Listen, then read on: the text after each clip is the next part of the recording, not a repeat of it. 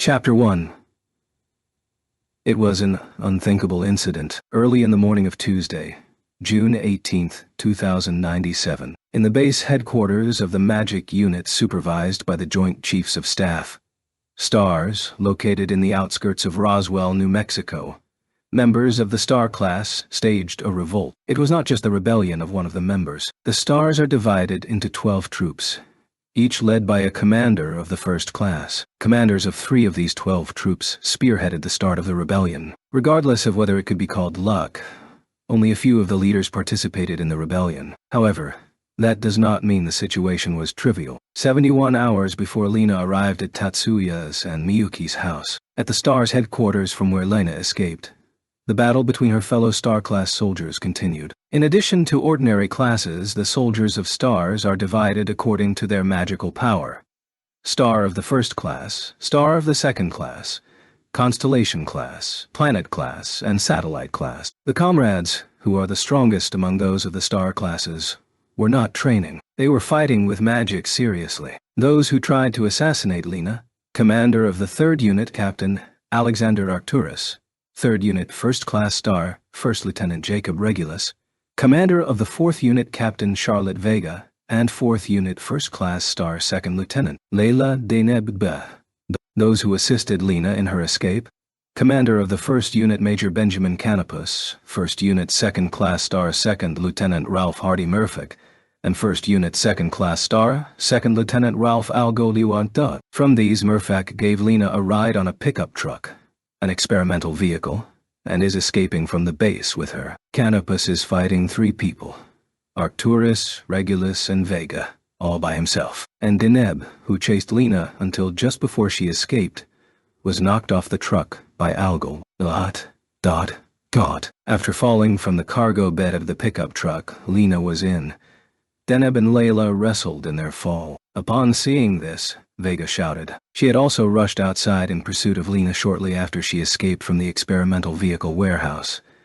But she could not ignore Canopus and stayed there. Major Canopus, are you not aware of Major Sirius' betrayal? Canopus didn't know whether Vega's words were excuses for rebellion or if she truly believed them. Probably the latter, but he knew that was nothing more than his conjecture. 11th Unit Second Lieutenant Ariana Lee Shola declared that the 3rd Unit, the 5th Unit, and the Star-class members of the 11th Unit, excluding Shola herself, were converted to parasites. She excels at protection against mental interference magic. A part of it comes from her abnormally high ability to sense push-in waves. As such, Canopus considers her guess to be reliable. If what Shola says is correct, Vega and Deneb of the 4th Unit are not affected by parasites. So, if the rebellion was caused by the initiative of parasites, it is very likely that Vega is being manipulated by fake information provided by those who were converted.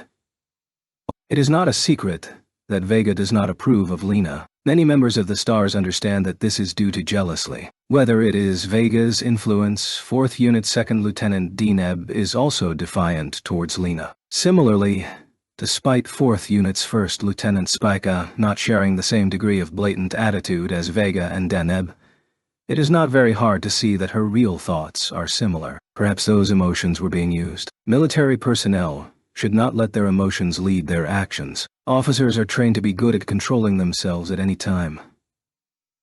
But people are weak when it comes to a cause. Given a good reason, it's easy to deceive oneself. Oneself is not moved by emotions, but by following the cause. One allows themselves such excuses. Canopus is not just understanding it in his mind. Up until now, he has seen many such examples. The head commander would not betray the STARS. Captain Vega, your actions are nothing but mutiny. So, while replying to Vega, he indicated that her words would not persuade him. Vega's response was weight-type magic.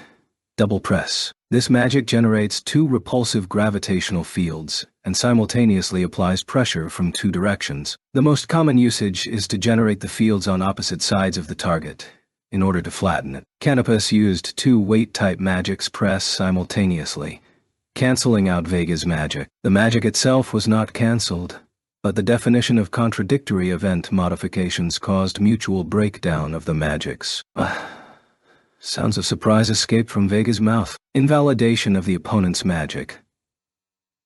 By definition, breakdown is a technique that is incorporated in the STARS training. Naturally, she should be aware of it, but to intentionally create a definition breakdown to gain an advantage over the opponent, you have to either read their magic and wait until they create their own magic to release your magic at the appropriate coordinates, or make an accurate coordinates prediction of magic the opponent will use. For the former, even if it's not the same as gram dispersion, it has the same kind of difficulty. The latter means the opponent's, that is, Vega's hand was being read. Vega's visible loss of composure was an opportunity for Canopus. Turning towards Vega, Canopus closed the distance. He did not slash using molecular divider, as his plan was to take her body's freedom by showering her with an electric shock from close range. But Canopus stopped his feet on the fourth step. Unwillingly looking behind, he deployed a slanted mirror shield to his right rear. His anti-high energy ray weapon shield repelled Regulus laser bullets. The laser bullet Regulus shot grazed on his own face. Cold sweat slowly spread on his back. In a rush,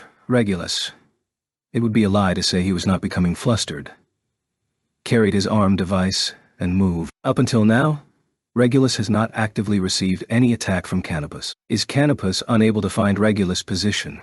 Or is he putting priority in Vega and Arcturus? It is Regulus who is attacking with a sniper, but Regulus was also being pressured. Due to the nature of Regulus' specialty, laser sniping, firing a shot will alert the opponent magician of his location. Immediately after the attack, there is a risk that the opposing magician will be able to discern his position if live ammunition is used.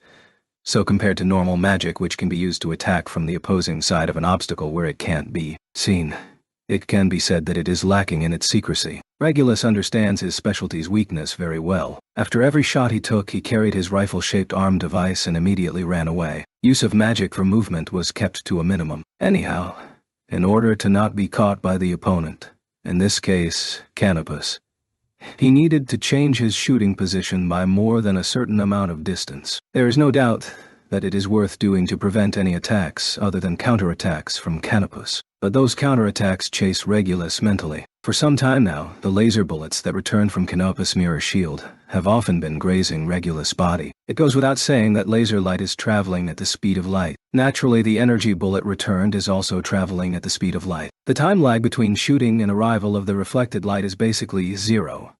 So there is no time to block it by creating a reflection shield. There are two main types of defensive shields against energy bullets. The first blocks energy above a certain amount. This is the normal kind of defensive shield. The other one reflects electromagnetic waves. Mirror shield belongs to this kind. The latter is more effective against laser bullets. Mirror shield only reflects light from the outside.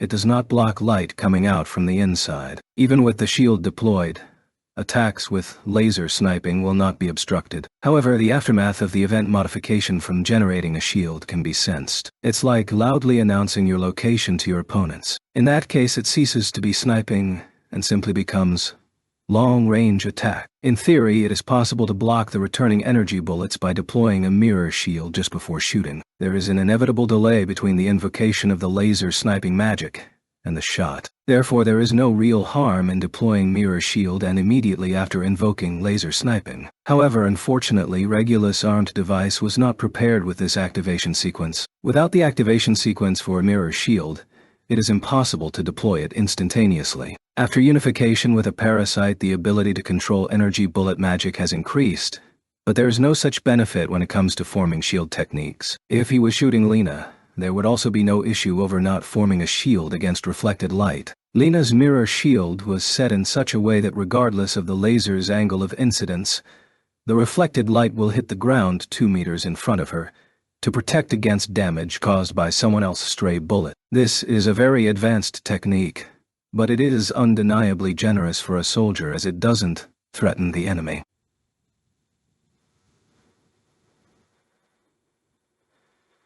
And it nullifies all threat from opposing soldiers. On the other hand, Canopus' mirror shield is set to reflect laser bullets by changing their direction by an angle of approximately 180 degrees. As it is not strictly 180 degrees, Regulus has avoided a direct hit so far, but there is no guarantee that his luck will last much longer. The angle of reflection is not strict because of vibration involved in the definition of magic.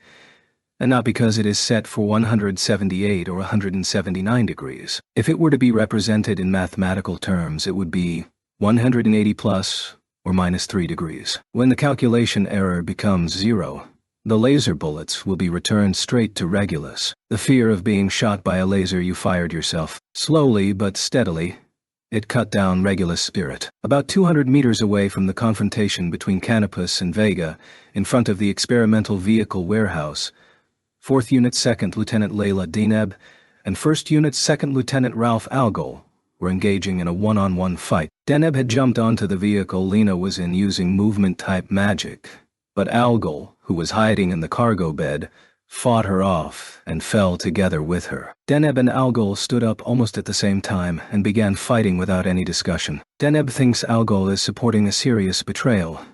Except for the betrayal part, Deneb's judgment is not incorrect, and started slashing Algol, who was willing to fight back regardless of the relationships involved. Deneb aimed a long barrel pistol in her right hand and pulled the trigger, but it was already too late.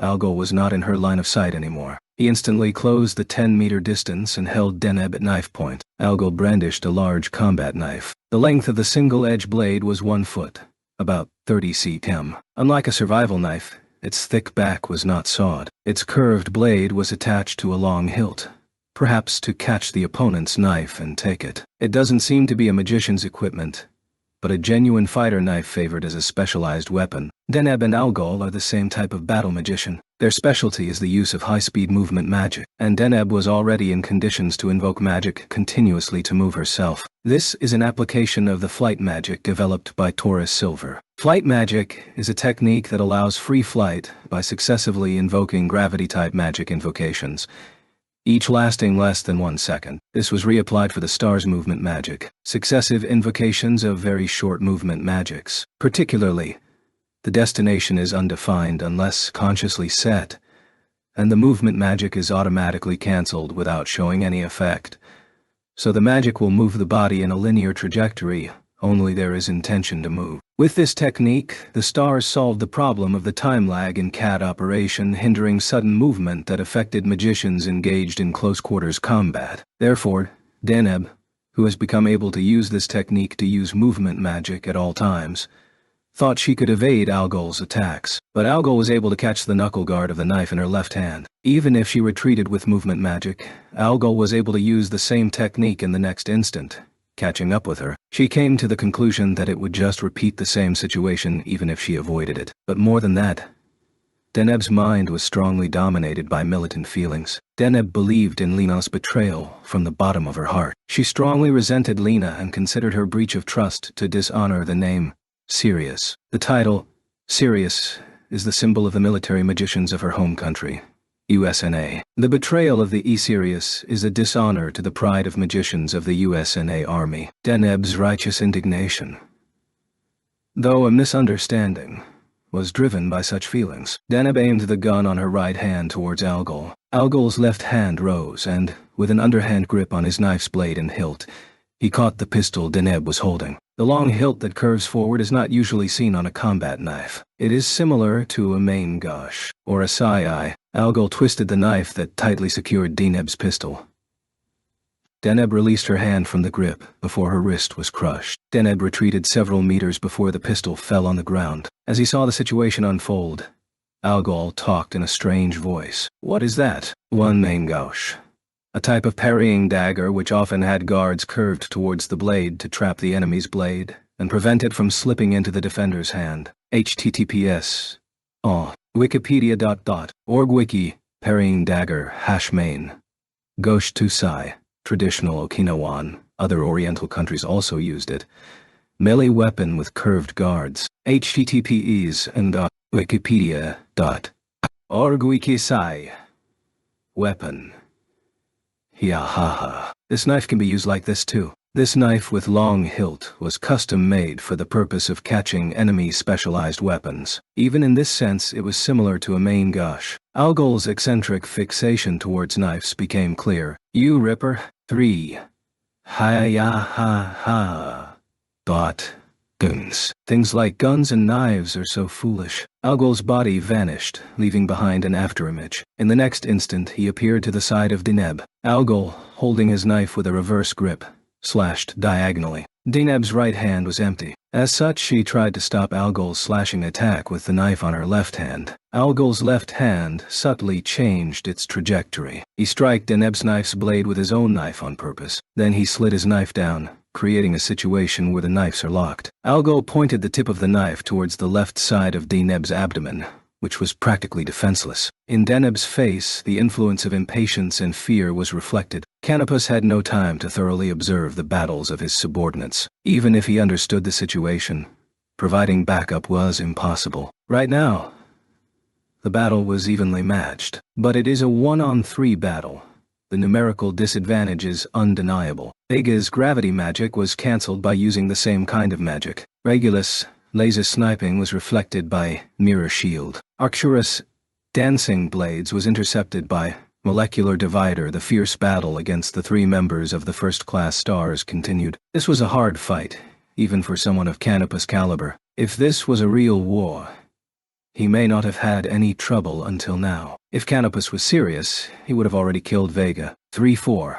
RX me, ripping demon, seems to be the Japanese equivalent for the word ripper, used to refer to serial killers who mutilate their victims with bladed weapons. Although commanders are equal in rank, Major Canopus outclasses Captain Vega in terms of ability. It is rumored that since the previous E-Sirius, there was nobody stronger than Canopus at close quarters land combat. As such, Vega had no chance in a direct confrontation where both parties could see each other. Indeed, while against Lena it could not be seen, Vega's face now occasionally displayed the color of impatience. Regulus too was an opponent that Canopus could not ignore, but he was not a substantial threat. Regulus' laser sniping has the structural disadvantage in that it requires about a second between invocation and the shot. This shouldn't be the only card on Regulus' hand, but for some reason he hasn't been using any magic other than laser sniping. As long as Regulus limits the range of magic he uses by himself,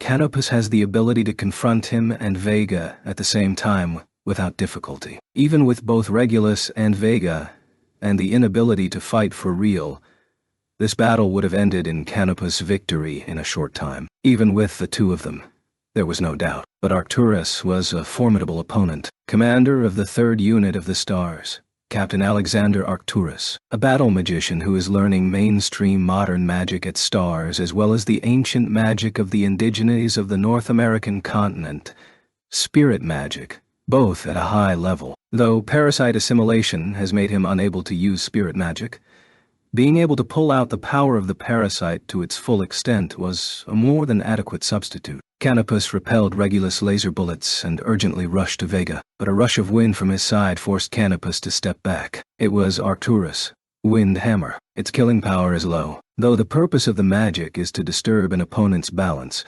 Canopus had to move back more than 5 meters in order to dodge the localized gust of wind traveling at 60 meters per second in a 2-meter-wide diameter. After Canopus' retreat, stone arrowheads flew towards him. Not arrows, just the arrowheads. Pointy, sharpened, and properly shaped obsidian arrowheads from dancing blades. Normally, dancing blades uses knife-shaped weapons integrated with the CAD. Reason is that there is certainty that it can be done in one action from magic invocation to launch. But that doesn't mean dancing blades must use special weapon devices. The entity that invokes the magic is the magician, not the CAD. This is a principle that doesn't change regardless of the magic. To begin with, dancing blades is a magic that manipulates the flight trajectory of a throwing weapon.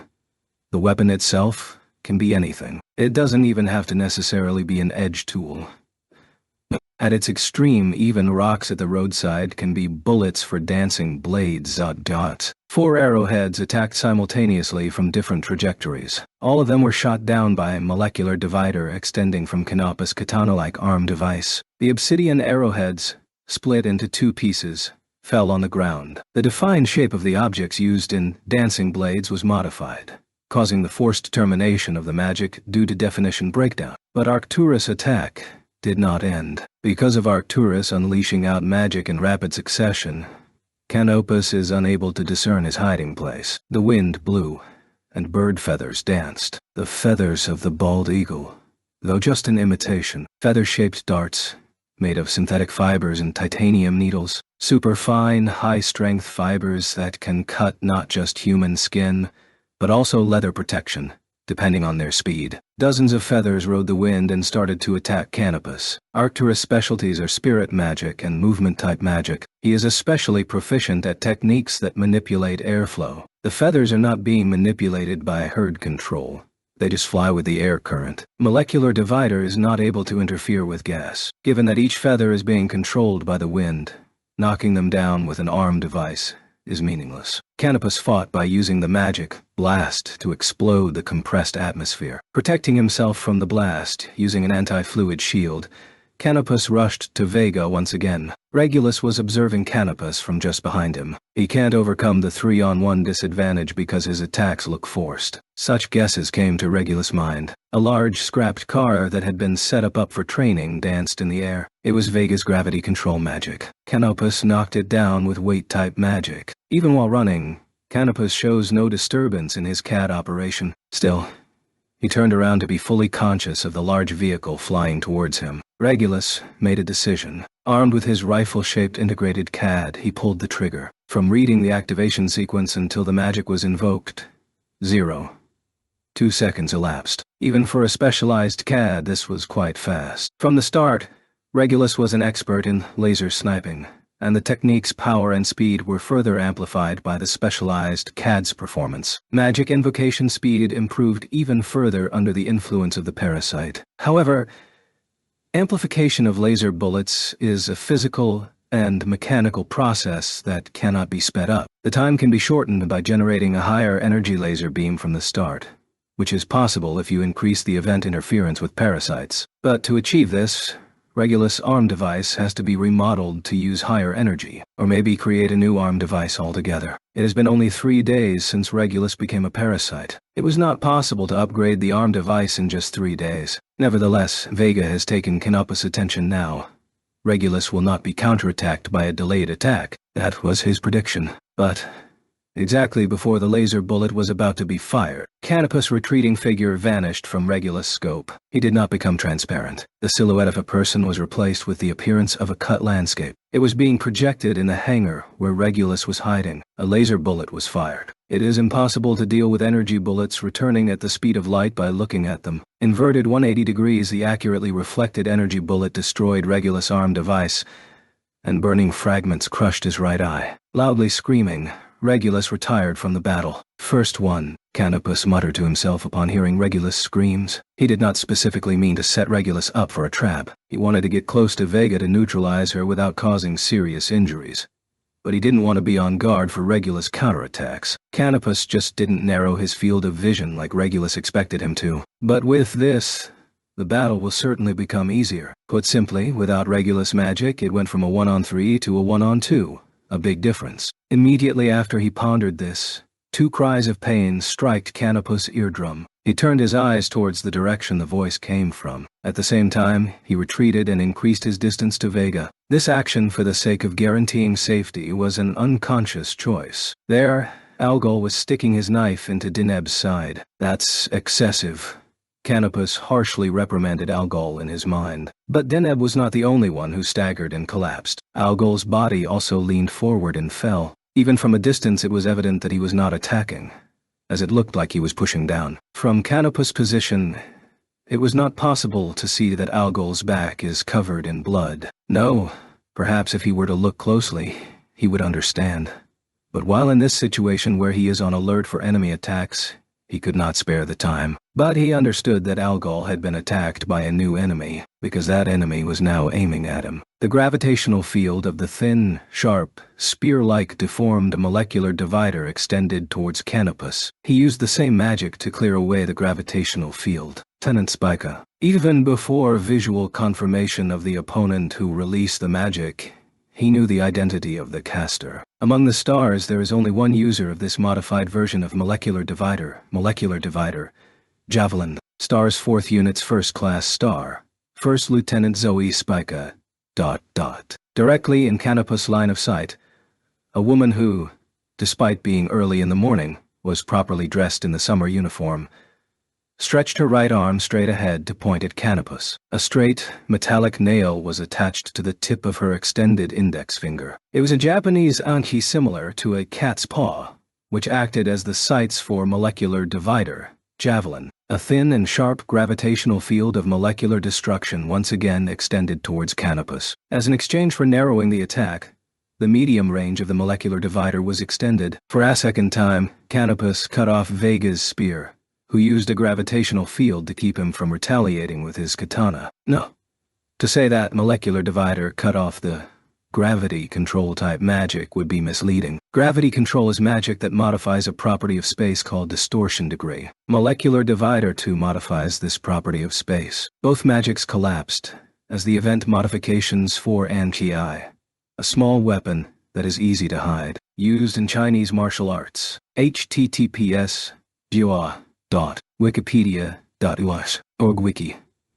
%E6%. 9%, 9%, EA5%, 99%, EA5 cat's paw. A type of Japanese anki, used mainly by ninjas in assassinations. Its name comes from its shape. https wikipedia.org-wiki %E7%, 8C %AB %89%, 8BB. Modify only the gravitational field of normal space, and modify only the electromagnetic properties of normal space collided. At that moment, Canopus' molecular divider was also in an interrupted state. Arcturus' tomahawk closed in. Canopus jumped sideways with all his strength, while reactivating molecular divider. Tomahawk cut apart Canopus' afterimage. The tomahawk started turning around in mid-air and attacked Canopus, who stood up after rolling on the dry ground of the practice field. This attack cannot possibly be Dancing Blades. Dancing Blades is a magic that pre-programs the flight trajectory of the thrown weapons.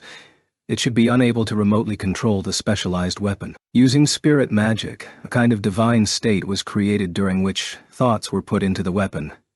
And through this new path, Dancing Blades was overwritten. This was an ability unique to Arcturus, who is both a modern magician and an ancient magician. This does not circumvent the requirement of higher interference power to overwrite the different magic definition. There is a limit of 5 times for the creation of new trajectories. However, the trajectories created are not straight lines nor parabolas.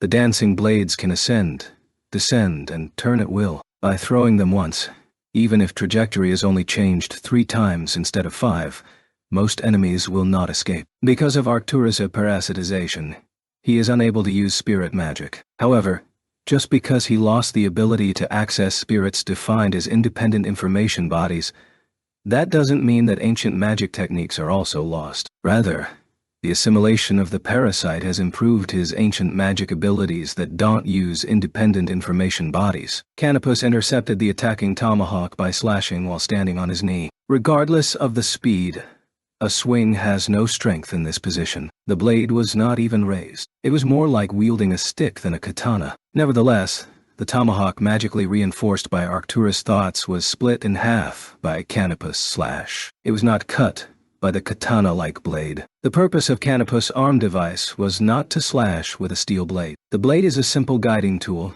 The magical sword is the one responsible for cutting. If the intermolecular binding inversion force field is formed correctly, there will be no harm even if the blade's inclination is slightly off. Split into 2, the tomahawk stopped flying and fell to the ground. Even if thought is put into the weapon with this divine state, it is the same as a normal arm device in that the magic will fail if the defined shape is lost. Arcturus' pursuit came to an end. Since Dancing Blades requires the use of tangible objects, the number of bullets that can be prepared in advance is limited. Arcturus was out of bullets. Canopus has not yet been able to find where Arcturus is hiding. But Arcturus' temporary ceasefire was an opportunity to erase the enemy's combat power. Currently, the opponent's canopuses are both Vega and Spica. Relentless slaughter is the nature of Spica's molecular divider, javelin, but is not difficult to deal with if you are aware of the technique's nature. since it shows no effect beyond the narrow line it is pointed at. Canopus decided to disable Vega first, as she is the more troublesome opponent. He released diversion magic towards Spica,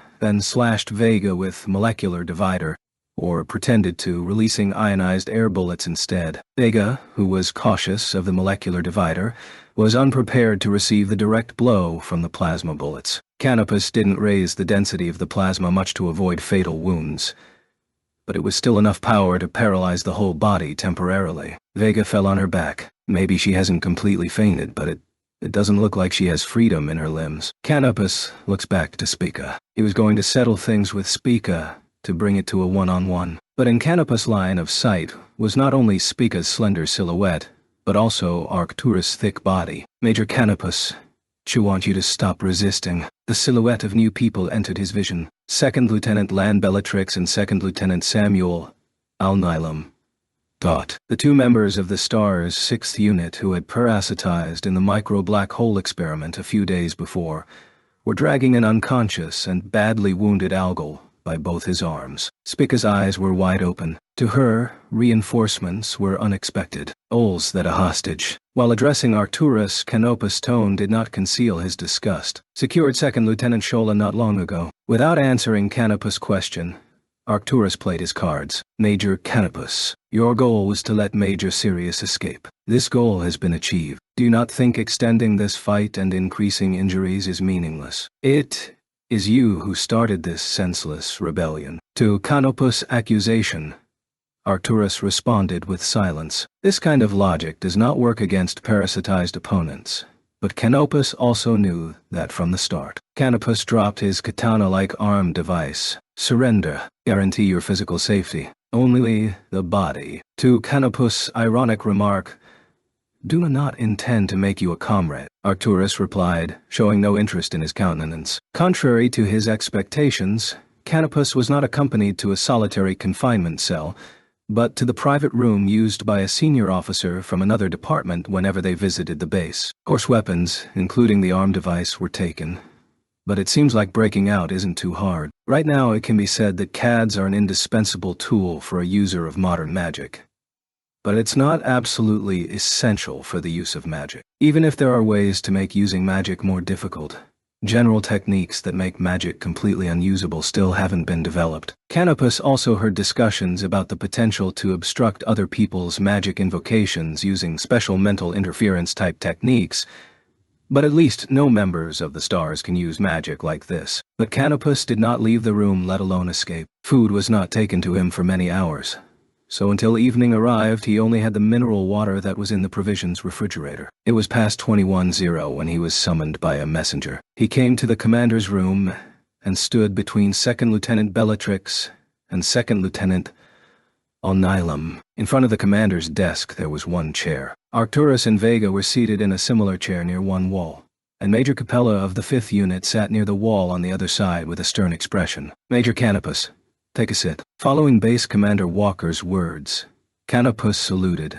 and sat on the chair in front of the desk. Now, Major Canopus, you assisted in Second Lieutenant Ralph Hardy Murphick's desertion and are suspected of inflicting injuries. Feelings of surprise were shown on Canopus' face. Walker expected this reaction. Concerning Major Sirius' trip, official military documents are being prepared. As expected, Colonel Balance really is great. In other words, it appears that there is no chance Lena will be blamed for the crime. Feelings of surprise disappeared from Canopus' face, returning to his poker face. Think you too are aware of the higher-up split opinion regarding Japan's strategic class magician, Shiba Tatsuya. Lam, aware of it. To eliminate Tatsuya as a threat, or to use this threat and incorporate it into USNA's global strategy. The higher-ups of the USNA Army held both of these opinions in equal numbers. The assassination faction roughly matches those who consider Japan as a competitor in the Western Pacific Ocean, and the US faction almost overlaps with those who consider the alliance with Japan and Japan's influence as a gateway to expand in the Pacific and obstruct the Great Union and the new Soviet Union. But you should be able to understand that the strategic class magic is excessively powerful, and that it is impossible to use. Canopus could only respond to Walker's speech with silence. Walker scowled lightly, and immediately returned to his original administrative expression. and continued the speech. Also think Shiba Tatsuya should be eliminated. Captain Arcturus and Captain Vega also share this opinion. Commander, there are serious concerns regarding their health. Arcturus himself responded to Canopus' indirect complaint. Major Canopus. It is correct that this body has been promoted to a parasite, but our loyalty towards our country has not changed. That spirit will always be my core. On the other side of Arcturus, Capella visibly displayed a grimace. Regarding the treatment of Captain Arcturus, it is currently under consideration. Walker did not listen to Canopus' warning. At this point, Canopus was convinced that Walker is under the parasite's mental interference, thought suggestion, and not mind interference that turns one into a puppet. By paralyzing his reasoning, the person is encouraged to embrace their original desires and sense of danger. Walker fell into a daze and was tricked into being controlled exactly as one wants without realizing he is being manipulated. Such was Canopus' guess. Major, thought, it seems you can't approve the assassination of Shiba Tatsuya. Even if hostility is inevitable, measures like assassination is something we shouldn't do. Such lip service is unacceptable in this world. So think you know that well. Must deny that this is a case of lip service. Canopus didn't deny the dirty means themselves. There are things that can't be resolved in accordance following official stances. To that extent, Canopus knew from experience without being told. But breaks are necessary. If you pamper yourself by limitlessly applying the excuse necessary, the army will immediately degenerate into a mere violent group. This was also Canopus's self-admonishment.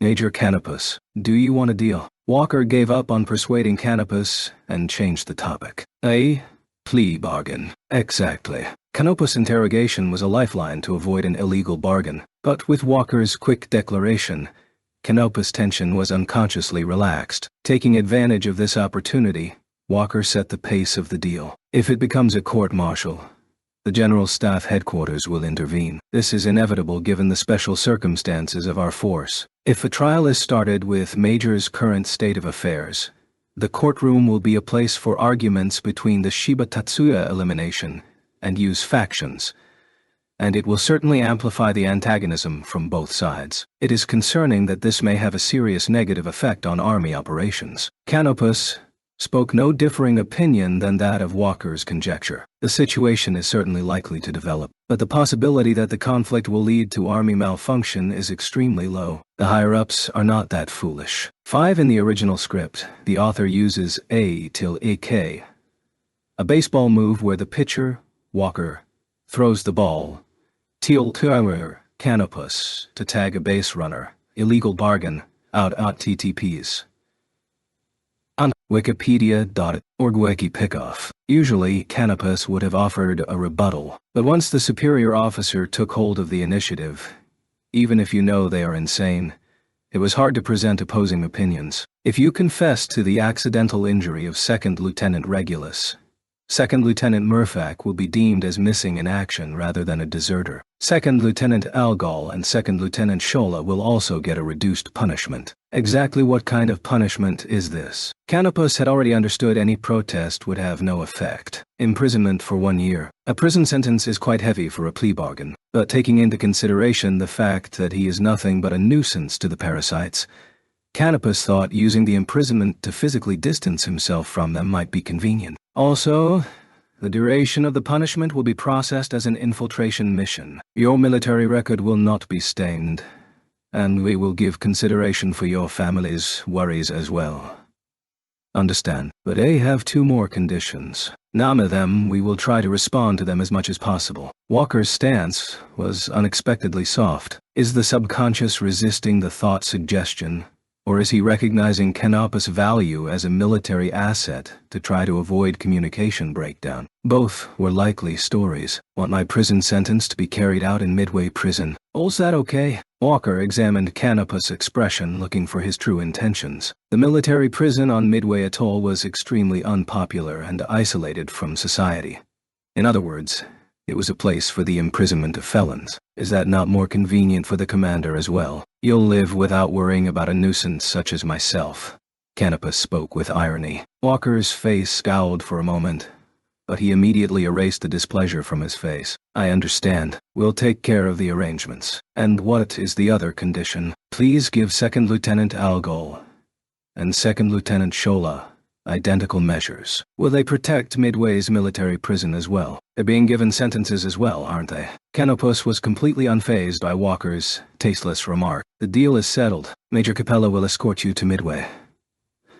Erasing his facial expression, Walker announced. Seating close to the wall, Captain Arcturus and Captain Vega displayed satisfied smiles. On the other side, Major Capella showed his displeasure from start to end. The imprisonment of Canopus, Algol, and Shola was officially decided the following day. Many people in the Pentagon expressed suspicion at the strangely quickly process, but people who contested the decision, including Colonel Balance, did not exist. The morning of Sunday, June 23, 2097, Angie Sirius, head commander of the Stars, the magician force under direct supervision of the General Staff Headquarters, whose real name was Angelina Kudu Shields, was inside a small-sized VTOL. Angelina, more commonly referred to as Lena, was accused of betrayal and dishonor by parasitized troops, and suffered an assassination attempt in the base headquarters. Having escaped to Japan with the help of General Staff Headquarters Captain Balance's secret connections with the Yotsuba family, she stayed in a house owned by the Kuroba, a branch family of the Yotsuba, until the day before yesterday, and stayed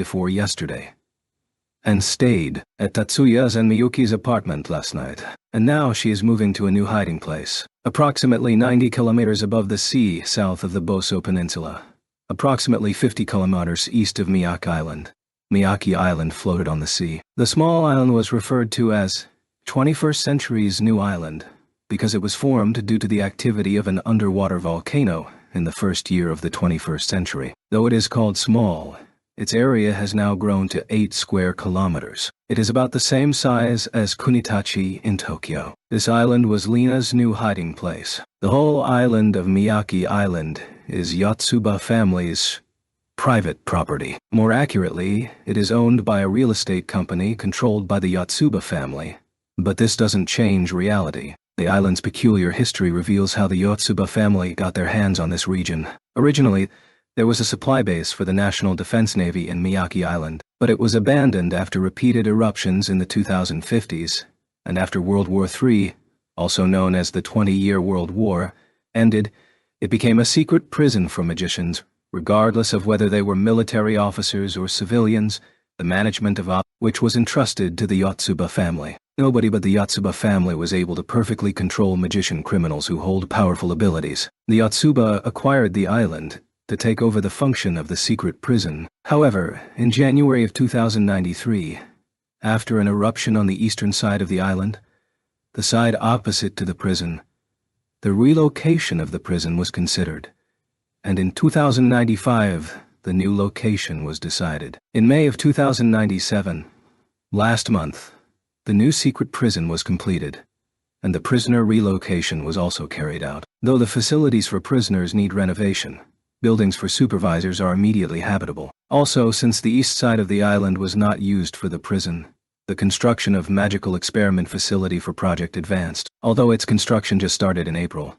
This is where the Magic Nuclear Fusion Reactor energy plant based on Tatsuya's Escapes project was decided to be built. Tatsuya and Miyuki were also riding together in the small VTOL, though their primary goal was to guide and guard Lena. Tatsuya also came with the intent of inspecting the planned construction site for the plant. It was decided at the end of last month that the implementation of the Escapes project will be done in Miyake Island. Tatsuya has visited Miyake Island several times and understands the topography and climate, but he has never examined it with the point of view of building something there. It was certainly indispensable to check once again if there were natural conditions that could harm his project. Tatsuya-sama, Miyuki-sama, Shield-sama, we will be landing soon. Hanabishi Hyogo, who was piloting the small VTOL, raised his voice towards Tatsuya's group. This VTOL has capacity for 6 people excluding the pilot, and there is no division between the pilot's seat and the passenger seats. Hyogo's voice directly reached Tatsuya's group, just like in a car. It looks pretty spacious. The infrastructure looks surprisingly prepared. Lena, who is seeing the island for the first time, expresses her impressions as she observes. Well, it has changed a lot. Miyuki came here once before but couldn't hide her surprise at the complete transformation from the dreary appearance at the time. Miyuki, have you been on this island? Yeah, a bit over 4 years ago. When she visited 4 years ago, there were only prison facilities in the coastal area on the west side, and the island was mostly dark rocks and sandy lava fields. But in the Miyaki Island that now reached their eyes, there was an airfield with a short runway in the north of the island, a desalination facility right next to it, a geothermal power plant on the foot of the mountain in its center, and no less the mountain in its center. 10 large buildings stood in a line on the eastern part. Tatsuya was also hit with feelings of surprise.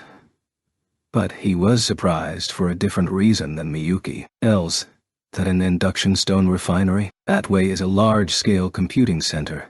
Within the group of buildings, Tatsuya found a building whose installations distinctly resembled FLS Research Laboratory, and then he suddenly understood. This island is being built to be Yotsuba family's new headquarters. Tatsuya had not been informed by Maya about that plan. The plant for the Escapes project will be built on Miyaki Island, but this plan doesn't exclude it as Yotsuba's second headquarters. While building an open experimental plant here, Maya and the Yotsuba family are building a closed research right beside it, and it is also likely that from among the researchers gathered for the Escapes project, the ones that are particularly great should to join the Yotsuba family. All this for the sake of advancing magic techniques to even higher heights. The small VTOL all landed in the helipad. The runway here is not long enough for large aircraft to take off and land, but even if it isn't a VTOL or STOVL, it is possible for a small 50-passenger jet to perfectly take off or land. The Yotsuba's seriousness can be seen on the development of Miyaki Island. Just as expected,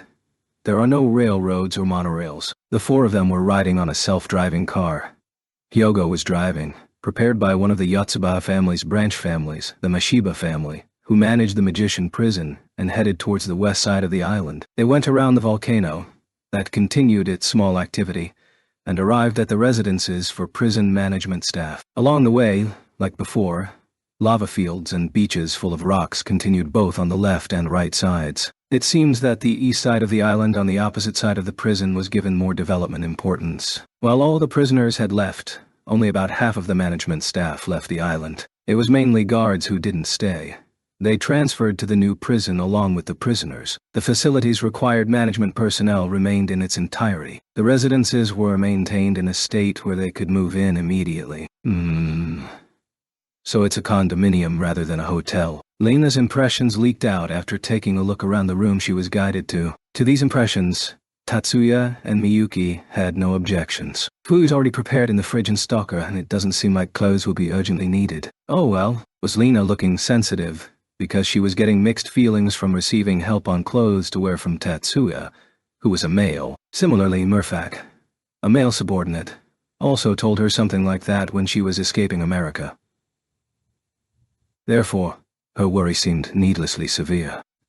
This management facility is equipped not just with residences, but also stores that sell household goods, practice rooms, and even recreation rooms. How about seeing them too? The recommendation was made by Hyogo, who snatched a prison staff member to serve as a guide before anyone noticed it. Tatsuya glanced at Lena to ask her about her intentions. Today's inspection was to make sure that Miyaki Island's prison's facility can be used as Lena's hiding spot. Lena was under the impression that she had no choice, but that was her misunderstanding. If Lena said, "You don't like it," the Yotsuba family would prepare the next hiding place. It's just that the degree of security would be strictly inferior than in here. Can you show me around?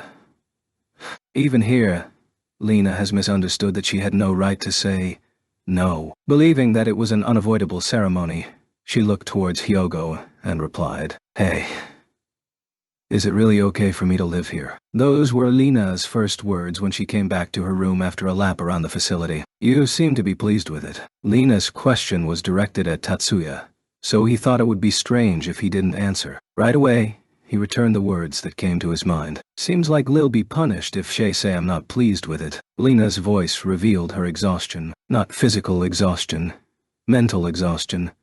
She was tired of surprises. The facilities she was shown were by no means extravagant. However, there was no shortage. In life, there is nothing that can perfectly predict inconvenience. Same for this room. Even if she could not get out, It might more pleasant than Star's lodging house. This was far from the uncomfortable life on the run Lena had imagined. Besides, was it fine to show me all those things?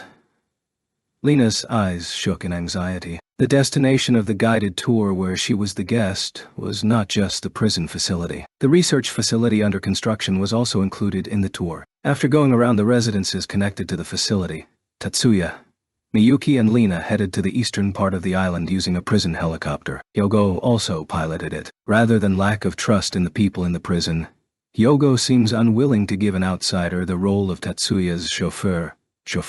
Only 2 months have passed since Hyogo started to serve Tatsuya, but he found something that was worth giving his loyalty to. The last place Hyogo, who had already settled into the role of Tatsuya's loyal subject, guided them to was the induction stone refinery Tatsuya had his eyes on from inside the aircraft just before landing. The induction stone is the heart of the CAD. Its standard manufacture process is well known. The CAD development techniques are military technology, not protected by patent, but also not open to the public. But since techniques were leaked to allied countries and due to spy battles, nowadays all the significance of keeping it a secret was lost. Regardless, it is standard technology nonetheless. Although the induction stone can be manufactured by techniques that are, as a matter of fact, open to the public, they are unable to purify the induction stone efficiently. The induction stone is the part that mutually converts Psion signal and electric signal. But just because they emit Psion signals from electric signals,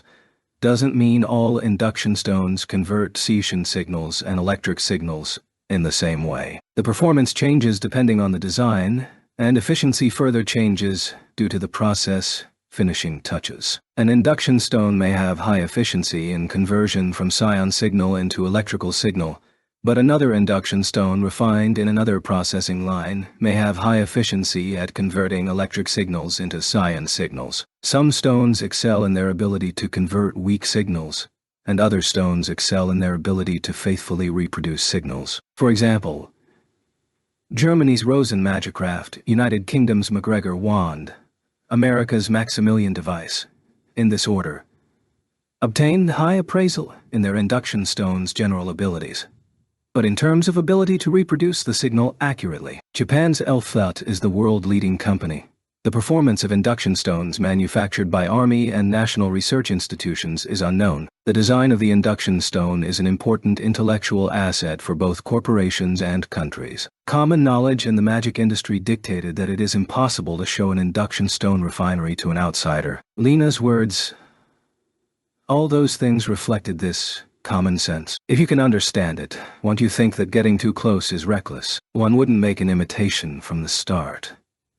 My conscience wouldn't allow me to. To Tatsuya's answer, Lena exposed her dissatisfaction, but her tone lacked strength. She doesn't know at this point how long she'll remain hidden on this island. If she needs to hide for an extended period of time, the tension and caution will surely fade away. If she didn't understand the importance of that area, she may end up walking in carelessly and needlessly troubling the guards. Lena could not deny the possibility. That's right. Regarding Lena's point as unimportant, Tatsuya turned towards Hyogo. Given the signal, Hyogo handed Tatsuya the stylish envelope he had been carrying on his hand. Lena, this is the key to your room. Thank you.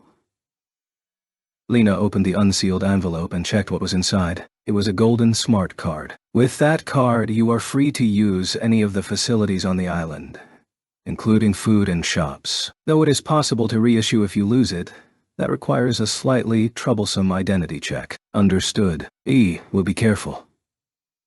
Knowing its importance, Lena grabbed the card with both hands. If anything happens, call us from the fixed terminal in the room. It's fine if you don't address it to me. It is also connected to Miyuki, Ayako, and the Yotsuba family. Okay.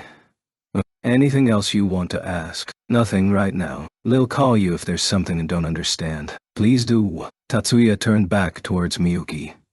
Miyuki, who was diagonally behind Tatsuya, came forth with a half-step. Well then, Lena, get some rest. We will come to see you again. Yeah. Really? Thank you for everything. Lena waved her tiny hand, looking a little embarrassed. Miyuki smiled and waved her hand lightly. Tatsuya-sama, there is something else I would like you to see, said Hyogo, who was following Tatsuya as he headed towards the parking lot. Today they didn't have plans other than the inspection of the island. Tatsuya replied with, all right, and asked Hyogo to guide him. The place where Hyogo took Tatsuya and Miyuki was a garage beside the runway. There was only one short car painted in light blue parked. It's an unusual design. Doesn't look like a mid-engine layout, as Tatsuya said. The central part of the car's body was the engine, but the engine was not installed there. In the case of hydrogen or ethanol engines, there is a mid-engine layout. But in the case of an electric car, current designs arranged motors for the front and back wheels separately, or included a motor inside each wheel, and this self-driving vehicle clearly had the electric motor drive characteristics. This car is an air car. You mean a flying-type magic vehicle? Tatsuya opened his eyes slightly. He was not hiding his surprise. It is indeed. Development itself started 2 years ago, at the same time as the bike with flight capabilities wingless, and it finally reached its completion this past month after receiving some ideas from Tatsuya-sama. Certainly, in April of this year, Tatsuya devised a new flying-type magic scheme for high-mass vehicles. However, he was so busy with various things that he handed in a rough plan as it was to the head house, and tucked it away in the corners of his consciousness. He did not expect it to bear fruit. Tatsuya was hit with unexpected feelings. This body has already been registered for use on public roads, so it can be used every day. Is it also able to drive from and to this island? Of course. We'll come immediately if you can, though Hyogo replied with a meek expression. Tatsuya didn't think he was being disrespectful from the start. Ani-sama, why don't you try it out? Standing to his side, Miyuki recommended a test drive. No. Let's stop for today. Tatsuya shook his head, showing little hesitation on his face. However, he didn't have zero interest in this air car. Let's test it tomorrow. Certainly. E will report this to the mechanic. Tatsuya disliked leaving Miyuki alone during a test drive. He decided to test the dual-use land and air vehicle called Air Car when Miyuki was at school. Around the time Tatsuya visited Miyaki Island, despite being Sunday, the Ministry of Foreign Affairs and Ministry of Defense were hit by quite a bit of disturbance. Japan received a confidential request from USNA through diplomatic routes, a request for cooperation in the search for Major Angie Sirius, who cut communications. The Japanese government protested against USA's lack of prior notice regarding the entrance of a high-rank officer in the country, but if offered the rebuttal that the visit to Japan was not for military purposes, even if it is nothing but a transparent lie, they could no longer object. The Japanese government promised USNA to search and protect Angie Sirius. While America's demands are shameless, at the same time they seem quite natural. But why is the 101st Brigade being requested to deal with this? Lieutenant Colonel Kazama. I'm tired of this. Can you stop pretending you don't understand? Apologize.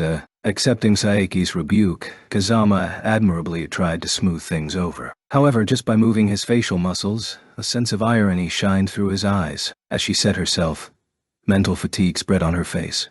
In other words, with a tired expression, Saeki glared at Kazama. But there were no further apologies from Kazama. Saeki was the one who was running out of patience. Know that Major Sirius is being protected by the Yotsuba family. Did you hear Yotsuba's report? That was a warning, rather than a report. Angie Sirius is under our protection. Keep the National Defense Force's hands out. So they said. It seems that's the case. Saeki nodded with a bitter expression. Is Special Officer Uguro involved? Is that what Your Excellency is thinking? Yes, Lieutenant Colonel. Same as you. Both Saeki and Kazama had a rough idea about what happened in the winter of last year regarding the interaction between Tatsuya as Special Officer Uguro and Lina as Angie Sirius Sirius. USNA's state-recognized strategic class magician, Angie Sirius. The only reason why the Yotsuba family would protect her is due to her relationship with Tatsuya. That was Kazama's and Saki's reasoning. Though their reasoning was incorrect, but it may be inevitable that they think so, since they do not know about the secret agreement between the Yotsuba family and Colonel Balance. Are you going to request Special Officer Uguro? No.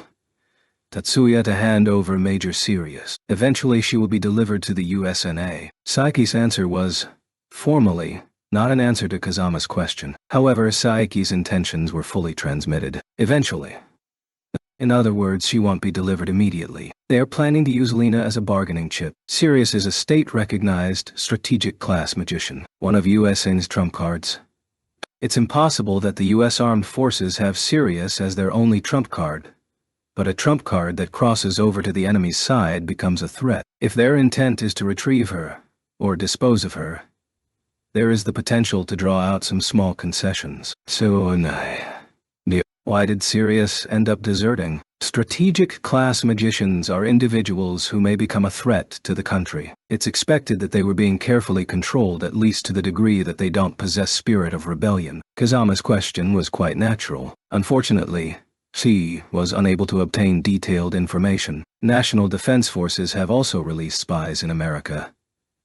They may be allies, but they are still targets of intelligence assessments. People who think that alliances are eternal absolute are not qualified to be involved in military or political affairs. But the counterintelligence side has that same awareness. As Japan is cautious of American spies, it is possible that America is even more cautious of Japan's spy activity. Information regarding the state-recognized strategic class magician's desertion must not be easy to get hold of. Isn't it dangerous to interfere without knowing the circumstances? That is why it's best to ask the person herself. It's best to secure a serious personage and ask her questions directly. Saeki seems to think so. Kazama felt his superior's idea was vague and dangerous, but he could not explain his foundations. Then, we'll ask Tatsuya if Cole can meet with Sirius. Why do you need to ask? Kazama was unable to understand what Saeki had just said. Saeki gave an order without caring about Kazama's confusion. Lieutenant Colonel Kazama Botta gives Special Officer Uguro the order to hand over Major Angie Sirius. How should we deal with Tatsuya's refusal? Tough measures are undesirable. Please just tell them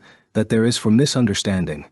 It is the will of the National Defense Forces that Sirius cannot be kept in the country. No room, that is to say, that even if governments or foreign forces try to take Sirius by force, the 101st Brigade will not lend Tatsuya help. Understood. Kazama didn't believe Tatsuya expected to rely on them from the start.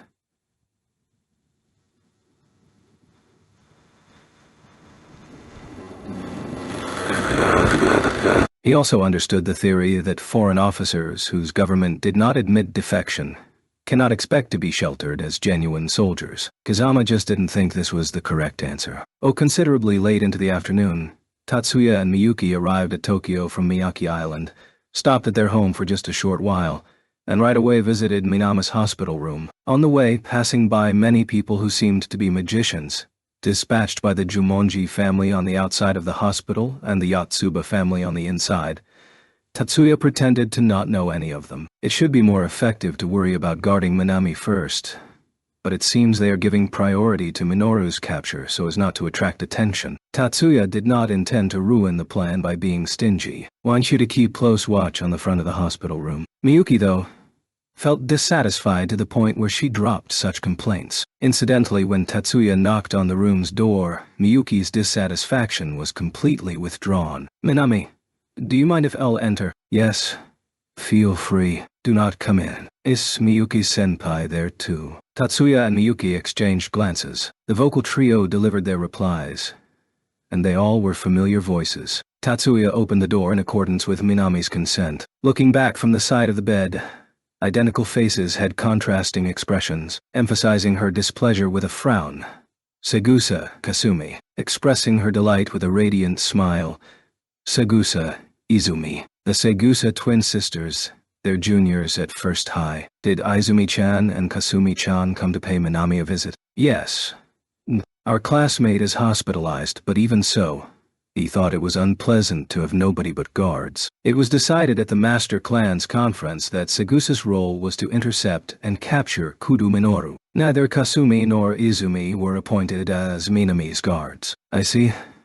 Thank you. But Miyuki responded to Izumi with a smile. It is not necessary to point it out in front of Minami. In addition to the roles assigned to the Segusa family, these two are visiting Minami as classmates. Thinking this, feelings of gratitude naturally gushed out from inside Miyuki's. Thank you. I am unworthy of such honorable words. Izumi anxiously pressed her chest down and let her voice be overcome with emotion. It looked like pain, rather than happiness. It was a dramatic act, but she was dead serious. Tatsuya and Miyuki did not make fun of Izuma's exaggerated gestures. They just looked at her charmingly. On the bed, Minami subtly turned her eyes away. It was only her older twin sister Kasumi who coldly stared at Izumi. Tatsuya approached Minami, and Kasumi moved away by the same distance. Miyuki followed Tatsuya, and Izumi gave her spot to Miyuki. As a result, Tatsuya's group and Kasumi's group changed places. "How are you, Minami?" Stopping at the edge of the bed, Tatsuya asked. A stool was placed at the side of the bed, but there was only one, so neither him nor Miyuki sat down. "I'm recovering, little by little." She did not say it clearly, because she couldn't be frank to Kasumi and Izumi about her medical condition. Minami's body is recovering its strength, as is obvious because she already doesn't need the assistance of the support exoskeleton, a mounted power assistance tool for medical use. But her sensory disorder can't be understood by just looking from the outside. That's good. Upon hearing about the condition improvement from Minami's mouth, Miyuki put her right hand on her chest and breathed in relief. "Really?" "Oh." Tatsuya also loosened his mouth a little. "It may not be necessary for me to tell you again, but don't try to cure it sooner." Yes, he couldn't know her true feelings, but at least on the surface Minami didn't look impatient. "What does the doctor say?" "Seems like Lil'll be able to leave the hospital in about 2 weeks. To Miyuki's question, Minami replied with a calm tone. "Does that also include rehabilitation?" "Haven't heard that far. After 2 weeks, so she will be hospitalized for about a month total." Hearing Miyuki's questions and Minami's answers, Tatsuya thought about if he should take Pixie to help with Minami's rehabilitation. "Is that so?" But if you need rehab at home, you don't have to worry. There is no need to be impatient." He quickly added a few words to temporize Miyuki. "We will help you as much as we can." "I'm sorry." Minami was now flustered. Maybe this wasn't the time for this, but just by hearing that Minami can be talked to like usual, Tatsuya felt her recovery here. "I don't want to decline, but..." But... Miyuki seemed a bit sad, increasing Minami's embarrassment. Then, an unexpected request came from Izumi. "Miyuki-senpai... You'd like to help with the rehabilitation after she is discharged, if you don't mind." "Izumi-chan... Yes, but only if Cha won't be a bother." Doubting Izumi's true intentions would be unjust. Tatsuya kept the straight man act to himself. Izumi is sympathizing with Minami as her classmate. She shouldn't be saying such things because of her desire to enter Miyuki's home. "Izumi, by no means are you thinking of using Sakurai-san as an excuse to get in the president's house, right?" However, Kasumi's unrestrained question was a load off his mind. That is unthinkable. He did not think about such insolent things. Regrettably, agitation emerged in Izumi's face and voice. Kasumi gazed at Izumi with her eyes half closed. Izumi did not look away from Kasumi's face, but her eyes moved so that they didn't meet the glance. "President... When Izumi intrudes in your house, Cho too will accompany her." To Kasumi's remarks, Miyuki expressed a vague smile and answered only with, "Thank you. Both of you." When the two of them left the hospital room, it looked like Izumi was being forcibly taken away by Kasumi. The 3 people in Tatsuya's group sent the twin sisters off, who expressed very similar smiles on their faces. It's shocking, but they didn't hate it. Those smiling faces. Among her classmates, they were neat and gentle, beautiful girls. However, as much of a lovable character as she may be, Tatsuya's group recognized that Izumi was a little out of sync. Tatsuya brought a stool from the corner of the room and sat down. Miyuki sat on the stool that was already placed on the side of the bed. "But still, I'm thankful that they came to visit like that," Miyuki muttered, speaking to herself. Tatsuya also completely agreed with that point. For the Segusa family, Minami is no more than a decoy for the sake of capturing Minoru. This is not something to be criticized. The Segusa family and the Jumonji family were handling it as a result of a decision made during the Master Clan's conference. Naturally, the Segusa have nothing to do with this matter. Segusa Koichi thrust his own head by his own free will, due to his own motives. Regardless, for the Segusa family, Minami is a simple decoy. That was correct perception of their point of view. Those two, they may not be fit for this. Tatsuya did not clearly say what he meant by this, But not only Miyuki but also Minami were able to understand the words he omitted. Neither Kasumi nor Izumi were suited for the 10 master clans. He is unsuited to speak of their older sister Mayumi, who also may not be cut out for it. But she still prioritizes her position and duties. But Kasumi and Izumi give priority to honesty rather than their position, and empathy rather than duty. In a single word, it can be called goodnesses. Don't think it's bad. I'm a bit jealous. These words expressed by Miyuki were proof that she and Tatsuya were thinking the same thing. By the way, Minami, Tatsuya suddenly changed the topic. Yes, what is it? Minami was not flustered when she was suddenly called by her name. Has anything strange happened since then? Do you mean if Minoru-sama got in touch? Not just Minoru. I haven't seen any suspicious visitors. After Minami's brief reply, she added, I don't see anything while asleep. It isn't likely that Minoru gave up. Maybe he's preparing something. For instance, things such as gathering subordinates.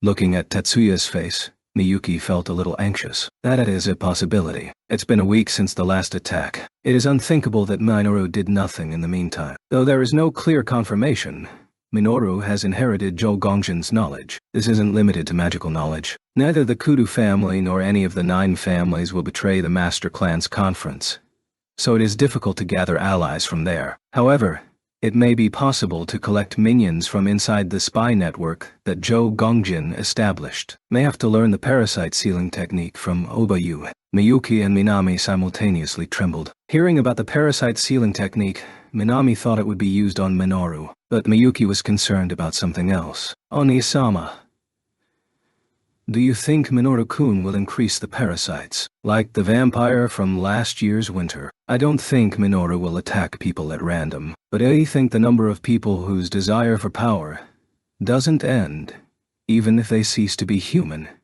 is not little. To that extent, it might not be difficult to locate them. Miyuki did not deny Tatsuya's guess. The reason why neither Miyuki nor Minami voiced any doubts wasn't because they were Tatsuya's words, but because the girls also had knowledge of such human weaknesses. Onisama, was just thinking, shouldn't we warn Erika and the guys too? You're right. He was thoughtless. Tatsuya bowed his head with a vacant expression. The 3 of them, Erika, Leo, and Mikiko, all met Minoru in last year's fall. Minoru can hide the parasite's presence. Mikiko might be able to recognize Minoru's true colors, but there is a high possibility for Erika and Leo to be deceived. To not assume the case where those 3 are used, it could certainly be said to be thoughtless. No, also didn't notice until just now. Should it tell them? No, Lil, tell them. Tomorrow morning you have plans to test the air car, so wait in Einabrise after school. Are you sure? Miyuki asked back to push her concern over whether there was a problem if the master heard their conversation. There is no problem. The risk of being eavesdropped is lower than talking inside the school, and maybe we'll be able to loan Master's power. Master's? Einabrise's master's father was a capable intelligence salesman, and Tatsuya doesn't clearly know if the master himself also meddles in intelligence trade. But Tatsuya was convinced that Master was honest. The scent Tatsuya picked up from Master was not the scent of the underworld, but Miyuki didn't know this. No, understand. Miyuki did not ask Tatsuya about Master's identity. If it is something you must know, Tatsuya will tell you. Tatsuya did not explain. Therefore it is unnecessary to know right now. Such were her thoughts. Erika and the guys will wait for you or Einabrise. On-sama. Is it okay if Ko bring Hanoka, Shizuku and Mizuki too? Don't want to increase the number of people involved, but not notifying them is also risky. Understand. Please tell everyone. Of course. Tatsuya and Miyuki nodded together. Then, the 2 of them turned their faces towards Minami. What is it? Tatsuya and Miyuki kept their mouths closed and turned their eyes towards themselves, and Minami, feeling anxious rather than irritated, asked a question. It may not be obvious at this point in time, but it was Miyuki who replied to Minami's question. Minami-chan, what do you think of Minoru-kun? What? Woo! Minami's face was stained with embarrassment. Her thoughts were temporarily paralyzed after the sudden question. Minoru-kun seems to kind of like Minami-chan, but like? Her ability to think isn't working normally, so Minami was unable to do anything but repeat things that were already said. Minami-chan, do you like Minoru-kun? Minami's voice sounded out of tune. Seems like the agitation reached such extremes that it called her consciousness back. MLA like Minoru-sama, I've never thought about that. That is, you just haven't thought about it. Using her words as they were, Tatsuya rectified Minami's misconception. Do you like, or do you dislike, or do you have no interest? Or is it simply that there is nothing to be aware of? By no means are we asking just out of curiosity. Minami was unable to understand what Tatsuya and Miyuki wanted her to say. She didn't even understand if asking what they wanted her to say was fine. You don't dislike him. But if you like Minoru-kun... Minami, if you don't make up your mind, you won't be prepared. Prepared to fight Minoru-sama... Minami herself was not conscious. But at that time she looked miserable. The fight is ours. In Tatsuya's denial too, his tone was quite strong. I would like to end this without killing Minoru if possible. But I am not the only one engaging Minoru. Minami nodded slightly in silence. Minami was not told that. Not counting the Atsuba family, the Jumonji and the Segusa families are on the watch for Minoru. However, Minami presumed that at least the Segusa family was participating in the strategy for the capture of Minoru. She had heard Izumi use the word guard, and she was not raised in an environment where it can be thought that the twins' visit was simply as classmates. Besides, Minoru is tough. Sweet ideas like capturing without killing may not be applicable. I think it can't be helped. You can understand in your head. You don't doubt it. But what about your heart? Minami could not reply to Tatsuya's question. This is what meant by prepared. Minami, Minoru abandoned his humanity for the sake of helping you, but this is something he did on his own accord. He didn't have your wishes in mind. However, it won't be easy to convince him. You know Minoru's feelings? Yes. Minami hid her face and looked downward, admitting Tatsuya's words. Minami-chan, it's normal for people to hesitate. There is no need to feel guilty. Miyuki grasped Minami's hands. Yes. Minami raised her head and turned towards Miyuki with a weak smile. But if Minami-chan has no special feelings for Minoru-kun, who want you to be prepared. Prepared to not intrude even if he is to be killed in front of you. Tatsuya took over the crucial word. Tatsuya did not let Miyuki say the word kill. In case, say that, oh, adore Minoru-sama. We will consider other ways to end this without killing Minoru. Tatsuya cut her words, showing little hesitation. In that case, there is an increased probability of victims. Minami's complexion changed. Apologize. Said something silly. Minami-chan, calm down. As Minami staggered her waist over the bed, Miyuki supported her from her side. Perhaps she should have sat on the bed to apologize. It seemed she had not recovered enough to endure sudden movements. Don't think your comment was silly. Also don't immediately understand feelings. Was not aware of before. Null from between Miyuki's arms. Minami looked up at Tatsuya with a strong will in her eyes. Do not have special feelings for Minoru-sama. It was obvious Minami did not think deeply, so she was saying it temporarily. However, if it were to be pointed out right now, Minami would not admit it. Understood. Therefore, at Minami's response, Tatsuya nodded. Chapter 3. Monday, the 24th of June. As scheduled the day before, Tatsuya was visiting Miyake Island today too. The main objective was to test the air car, but there was nothing worth mentioning about the test itself. That's because it showed its expected performance in all categories. Also, in this case, the air in air car does not refer to atmosphere. The air refers to sky, so it is not naming fraud even if it doesn't rise with compressed air. The rules are similar to airplane. Originally, the meaning of airplane was flying board that moves horizontally in the sky. Didn't think that diving would be possible. Engineers say that air tightness is at a level where there is no problem even if you go into outer space. From a structure standpoint, flight via interference on the effect of the Earth's gravity on the body of the car will cause the flight system to become unable to operate successfully at an altitude of 6,000 km/h. Don't plan on flying to space with the air car. When Hyogo exposed the excessive specification, Tatsuya could not do without a wry smile. The two-door style was also for the sake of increasing air tightness by reducing the number of openings. Right. The aircar's doors are not opened laterally. They are arranged to slide backwards. Also, the window panes are thick and fixed. These too were in the design to increase airtightness. It is exactly as you say. Naturally, since the aircar was conceptualized to be used on land, low altitude and sea, we would like you to take this into account on actual use, as long as there is no need to. Don't intend to go up to the stratosphere or dive under the sea with the aircar. I apologize. While CK can say I'm a bit concerned, it is good that you can use the water travel mode when traveling between Honshu and this island. It is set to automatically keep the altitude of dozens of centimeters, right? Yes. In that case, Tatsuya-sama possesses a license for small ships for open sea navigation, so we are sure that authorities won't find any problem. When Tatsuya became 18 years old, along with a license for four-wheeled self-driving cars, he also obtained a license for small-sized ships with no water surface restrictions. Needless to say, the license was not intended for flying ships like the aircar, but in water travel mode, the State 7 aircar. Liao. Air ZZ. Atmosphere A. ASCII 22. Compressed air.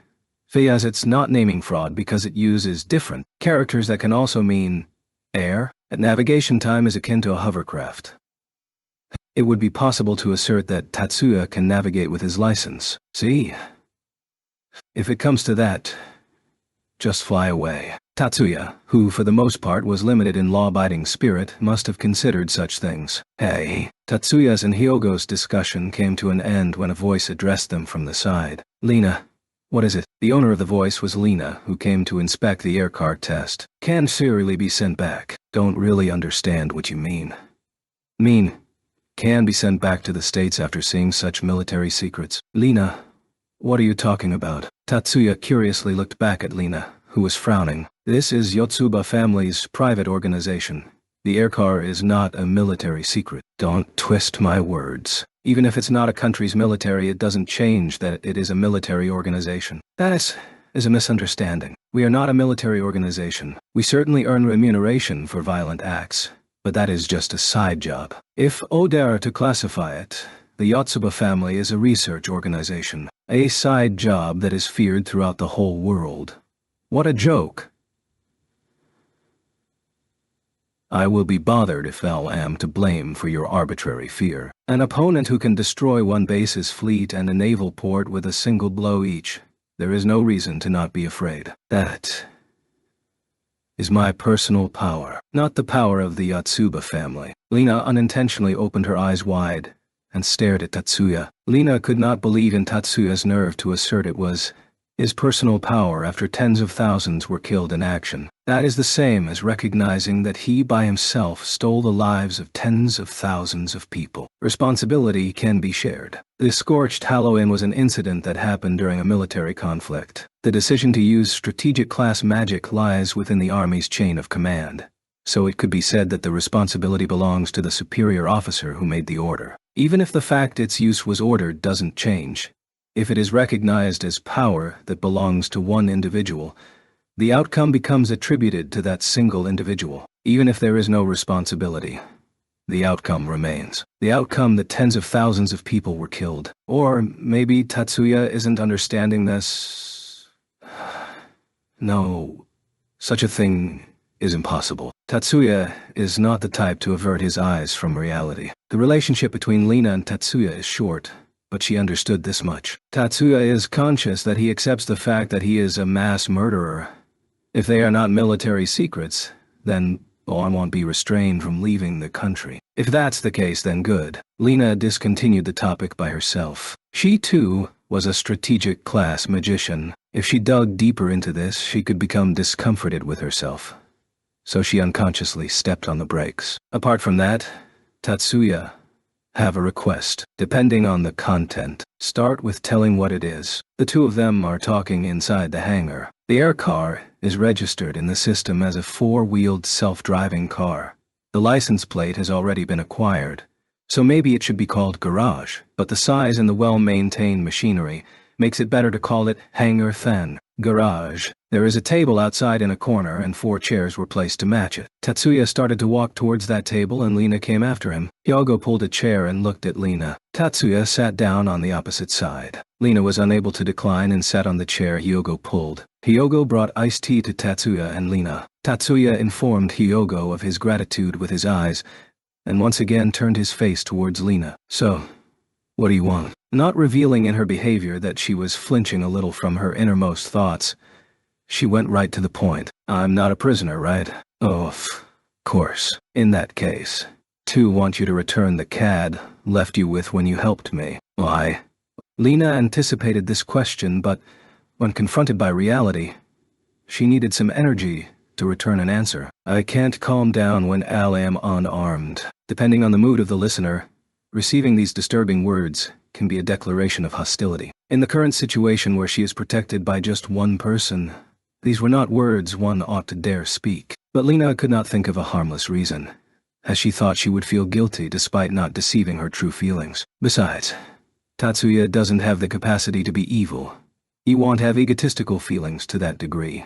Lena believed so in her heart, though if it was pointed out, her face would certainly turn red in denial. It shouldn't be an inconvenience. It's a matter of feeling. Lena's strong attitude came from Tatsuya's laugh. In short, although she does not intend to, Lena behaved like a spoiled child to Tatsuya. It may be said that she had not noticed. Feeling, huh?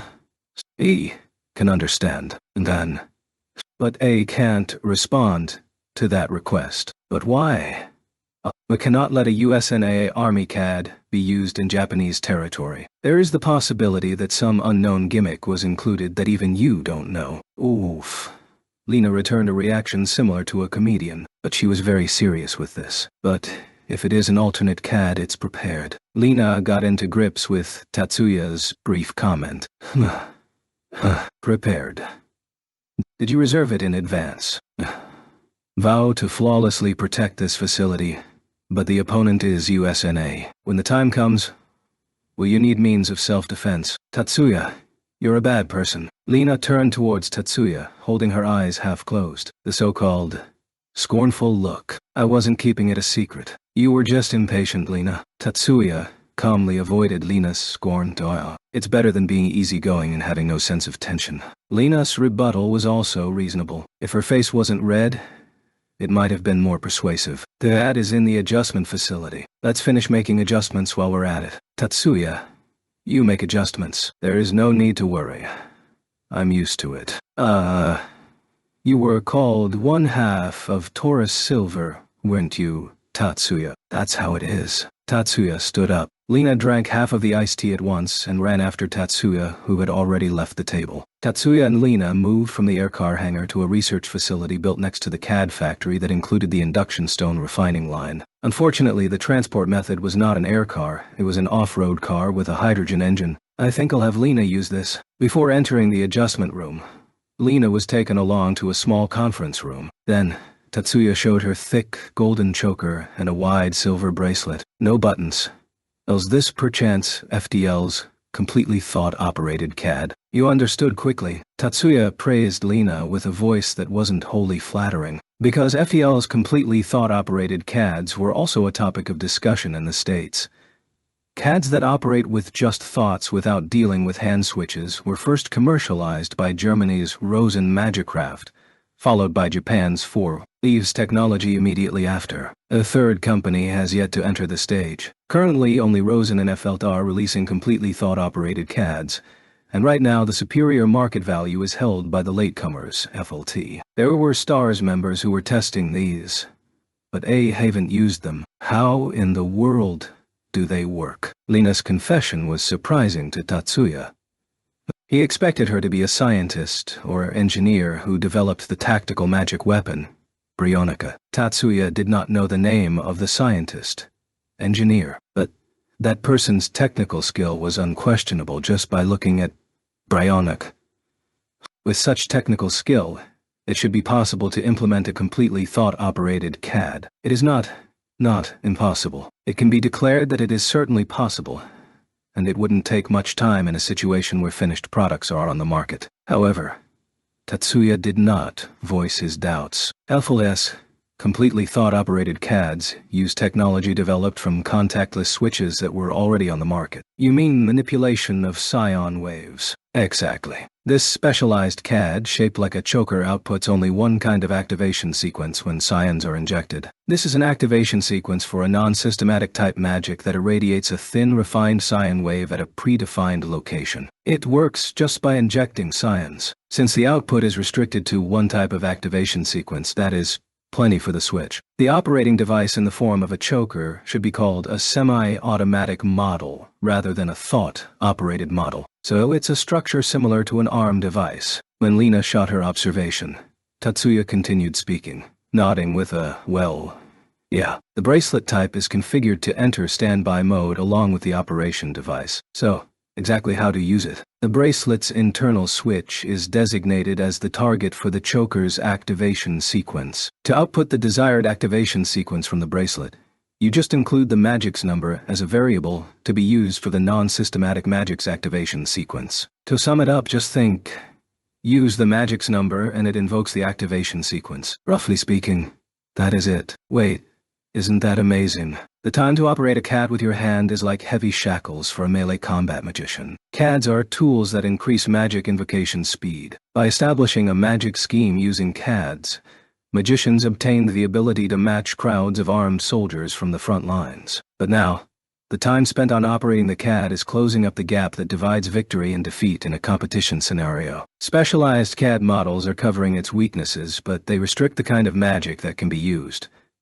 LFLT's completely thought-operated CAD was a tool to solve all of these problems. Unlike Rosen products that include thought-operated mechanisms in specialized CAD models, FLTOS products are split into an operation device and a device that essentially takes on the role of the original CAD. Although it has the drawback of needing to carry two devices, it also can be used by generalized models, and not just specialized models, so it fulfills the purpose of hand-free operation, and don't narrow the range of tactics. I'm glad you like it. Operating devices can be paired up with up to 4 CADs, but for now, one generalized model will be fine. That is, plenty. Perhaps the idea that it was possible to manipulate one specialized model and one generalized model on both sides with just one operation device was passed to Lena's mind.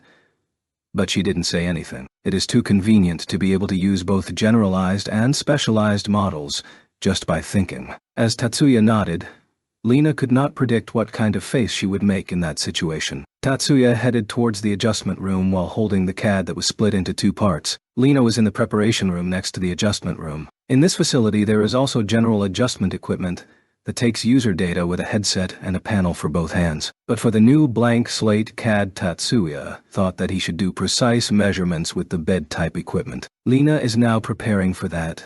That is, she is changing her clothes. Tatsuya, thanks for waiting. Lena came into the adjustment room, with half-hidden thighs, wearing a thin, long white shirt without any buttons. Is it easy to understand if we say it is a long t-shirt about 15 centimeters above the knee? She undid her hair, removing all accessories, and put it down her back. She only put on sandals, similar to those used in hospitals. Lena held her chest with both arms to hide it. Bashful, embarrassed behavior. Ols, this fine. What do I mean? Fine. My underwear, it's not fine, is it? The skin around Lena's eyes became red, and she faced the other side. She was feeling embarrassed of her own question. Of course, even with such innocent appearance, Tatsuya's attitude does not change. Lena, have you not used this type of measurement device? Precise measurements no less than once a month were mandatory. This means that in the Stars base, a similar machine exists. No less than one a month. For Tatsuya, this was too little. However, unlike Miyuki, who still has plenty of time until her magic growth period ends, there should be few minors among the Stars personnel. Not counting the people on their 20s, for the people on their 30s or 40s it becomes much less necessary to have such short intervals between updated measurement results. Tatsuya changed his mind. Would you prefer if you prepared a bathing suit? Not especially. It's not that a bikini would be better. Don't mind either way. Lena fidgeted while undecisive. If you think about it generally, you should feel less embarrassed when wearing a long t-shirt than a bathing suit with many separate types of exposure. You don't need to hesitate this much. Thinking this, Tatsuya struggled to arrive at a conjecture. Perhaps Lena is not wearing anything under her shirt? Tatsuya did not tell her take off your underwear when he told her to change clothes. Nobody in this facility would say such a thing. But if Lena knows that it is normal to be in her underwear when using bed-type measurement machines, given the long t-shirt type inspection outfit, it seems likely that she was convinced herself that, I cannot wear anything under this. Please do it as it is. But right now it is not possible to tell Lena, who has answered with a face filled with embarrassment, that it's fine for you to wear underwear. Informing her of this would be awkward for both of them. Lena would become too embarrassed. Maybe it's possible that the adjustment would no longer occur. Well then, lie down there. Tatsuya was more conscious than normal of his businesslike tone. While working, his suspicion that Shei's not wearing underwear deepened further. Over the thin cloth, Tatsuya's eyes caught bumps that could become proof of that, but he avoided staring at those parts. Therefore, Lena didn't realize that Hei realized. Without causing meaningless trouble,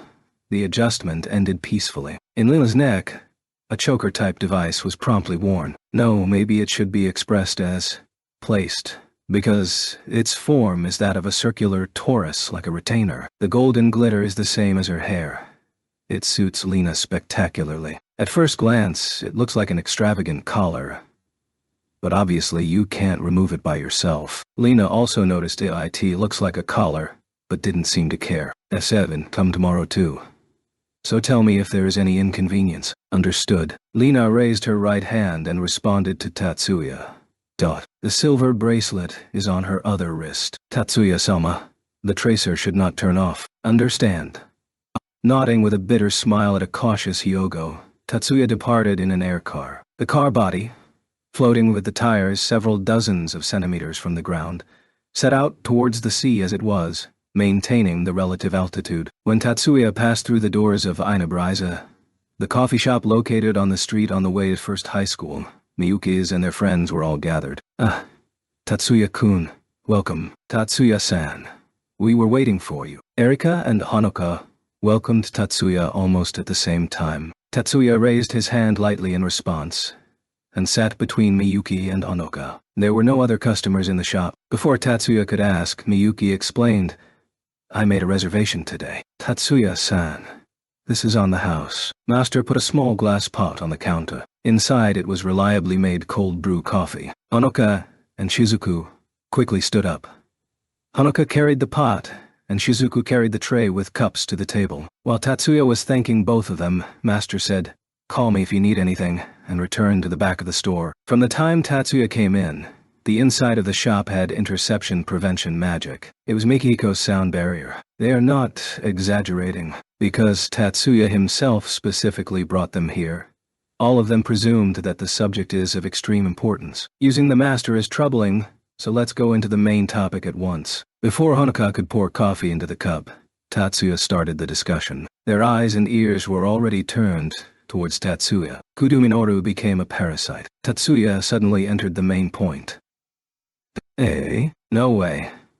Are you serious? Acquainted with Minoru, Mikihiko, Erika, and Leo raised their voices one after the other. By Kudo Minoru, you mean Kudo Minoru-kun, who was second high's representative at the thesis competition. Exactly. Tatsuya nodded without hesitation at Misuki's reserved question. How did this happen? Erika pointed her sharp eyes towards Tatsuya. There was no doubt Tatsuya did something on his own. Trying to stop her agitation, she just looked into his eyes unintentionally. How, Even don't know everything.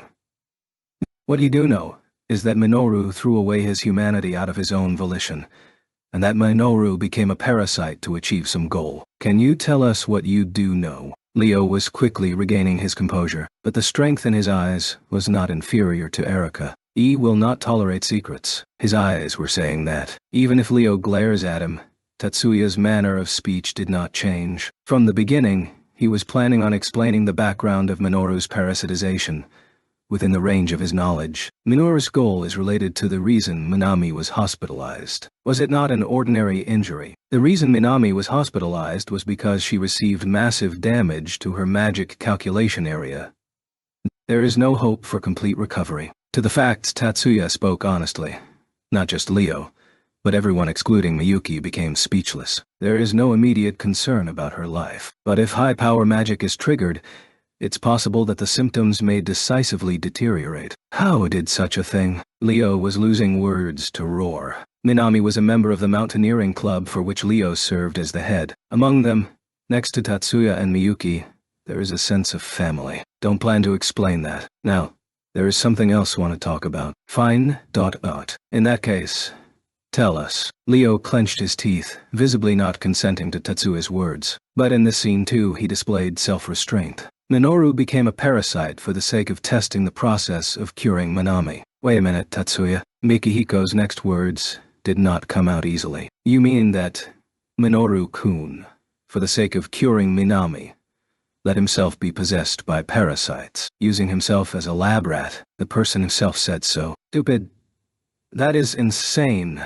Mikihiko fell into a daze. Minoru is serious. Tatsuya mercilessly stated the facts. So the point is, Minoru is going to kidnap Minami. It was Erika who anticipated what Tatsuya was going to say. Minoru came to kidnap Sakurai, and Tatsuya drove him back. Is that right? Yes.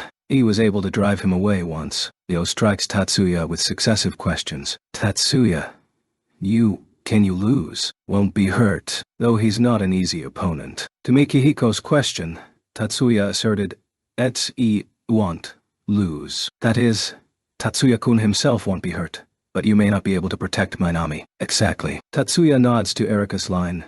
But there is something else I want you all to be careful of. He continued further. Erika, Leo, Mikihiko, I think there is a possibility that Minoru plans to contact you guys in order to take Minami away. You mean make us collaborators? Speaking of acquaintances of Minoru, excluding the Sagusa sisters, Kasumi and Izumi, it's just you guys. Certainly if L had not heard this just now, may have lent Minoru my power. The first one to recognize so was Leo. If he said it was to cure Minami, Erika reluctantly agreed. Are you sure Minoru-kun became a parasite? It is upsetting, but it's hard to distinguish between humans and parasites. But Mikiko voiced his dissatisfaction. Seems that being unable to make the distinction between humans and evil spirits is inexcusable for the pride of an ancient magician. Didn't know Minoru was a parasite until he revealed so himself. Is that so? It was not possible for Mikihiko to say that he is far better than Tatsuya in this department. Mikihiko, you have superior intuition than me when it comes to parasites, but the Kudu family has magic that can camouflage the information body.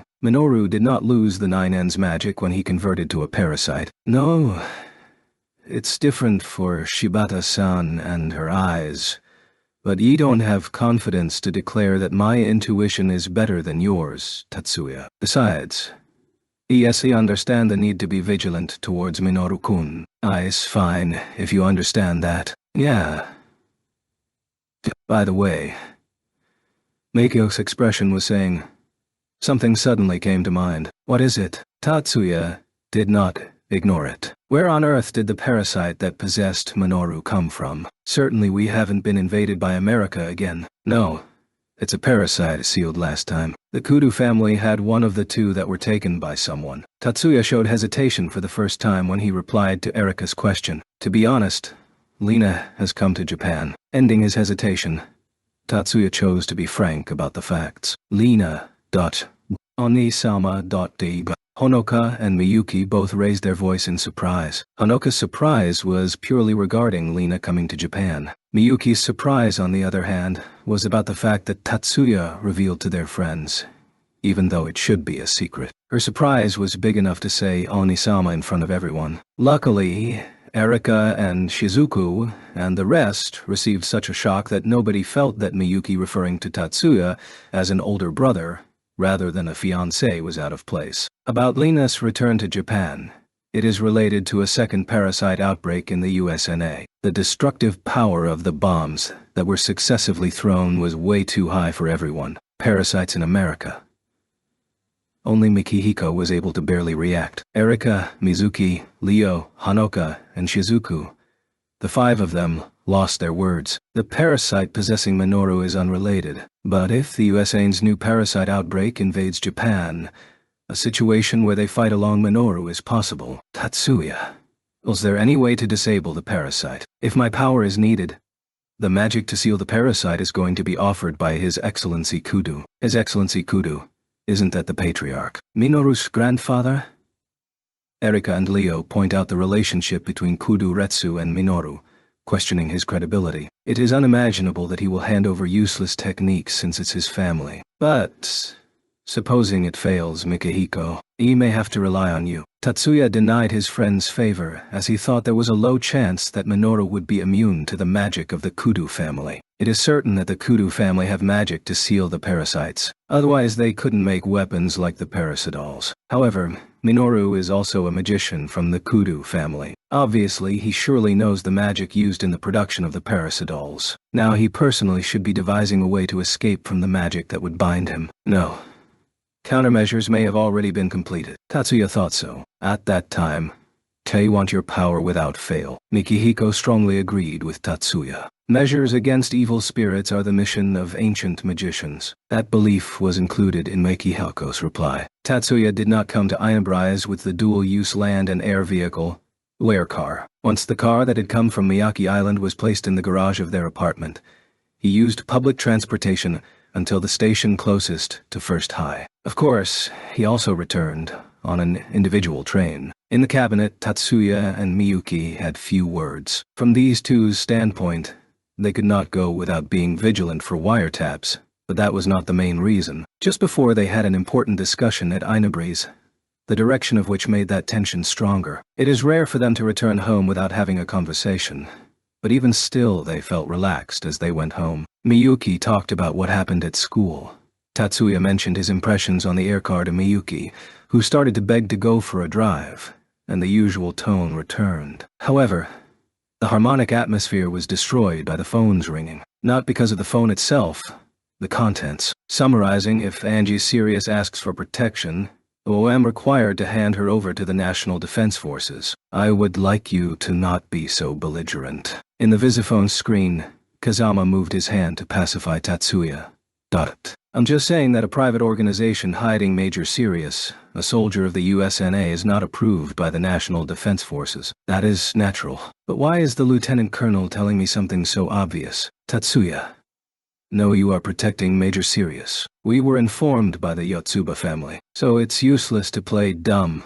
That's what Kazama's eyes were saying. Then please make the request at the head house. But Tatsuya wasn't perturbed. Without confirming nor denying Kazama's words, nor nodding to the request. At Tatsuya's non-cooperative attitude, Kazama's eyes became cold. Special Officer Uguro. From the words Kazama issued, the friendly tone had disappeared. Even if you rise in status inside the Yotsuba family, the contract between the Yotsuba family and the National Defense Forces concerning you is still valid. Tatsuya silently stared back at Kazama inside the display. Except for your role as Shiba Miyuki's guard, you must give priority to the orders of the National Defense Forces. Lieutenant Colonel Kazama Botadi. He would like to stop the distortion of the contract between the Yotsuba family and the National Defense Forces.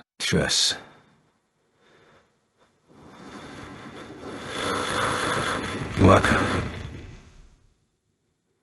What? After Tatsuya's voice, his expression disappeared. Except when it comes to guarding Miyuki, the Yotsuba family recognizes the National Defense Force's right to give priority orders to Shiba Tatsuya.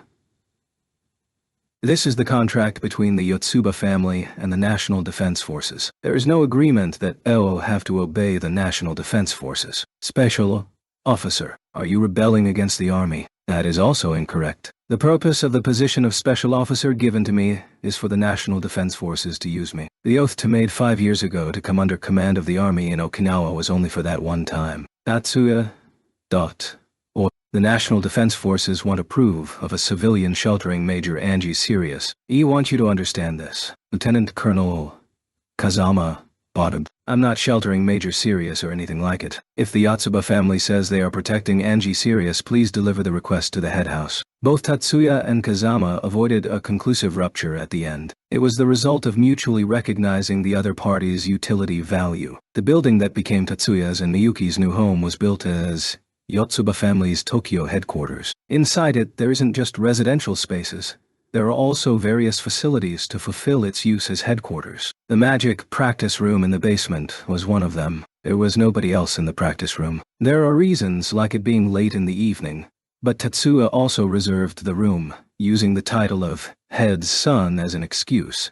It doesn't matter whether it is a fact or not. Tetsuya told Miyuki and Minami that he planned to learn the parasite sealing magic from Maya. But, despite intending to do so, he didn't think he could handle the technique, even if he was taught. Even if his position in the Yotsuba family rose, the fact remains that he can't handle magic other than decomposition and regrowth. But Tetsuya didn't abandon his possibilities. He definitely can't handle normal magic other than decomposition and regrowth. His artificial magic calculation area can only imitate low-power magic. But that is about the modern meaning of magic.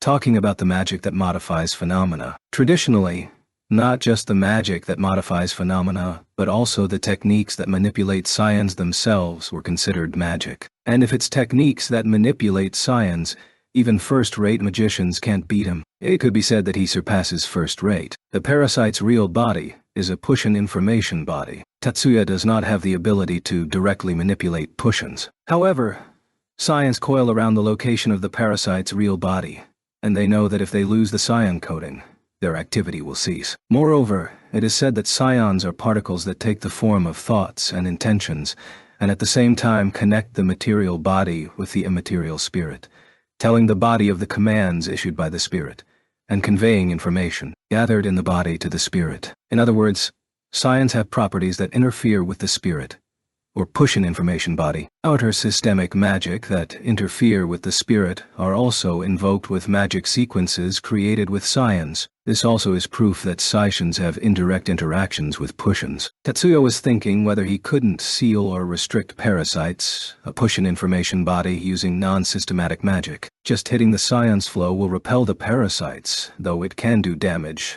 They won't die. This is a known result from using gram demolition on parasites that slipped away from their assimilated body. The armor-piercing scion bullet devised with the intent of dealing damage to a parasite assimilated by a human also could weaken the parasite, but it was not enough to make it cease activity.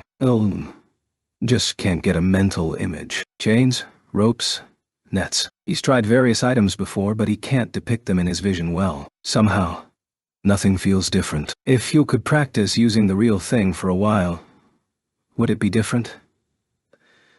As far as Tetsuya knows, the Yotsuba family and the Kudu family have genuine parasites. The Yotsuba family has an individual that was sealed in First High's practice forest, and the Kudu family used theirs to nurture parasidols. Although he can't borrow it, there's the possibility they will let him use it for practice if he goes there. But that too must be after he has some idea on how to manipulate the scions well. If he goes there without a sure method, he'll have visited for no reason. For the other people, it will also be a waste of time. I'll try asking Master. Though reluctant to be indebted to Yakumo, he was not in a situation to say so. Tetsuya decided to visit Kyuchuji. Early morning on Tuesday, June 25th, Tetsuya visited Yakumo's temple for the first time in a while. He didn't get in contact in advance, so Tetsuya had no intention to complain even if Yakumo was absent. However, an unexpected welcome awaited Tetsuya.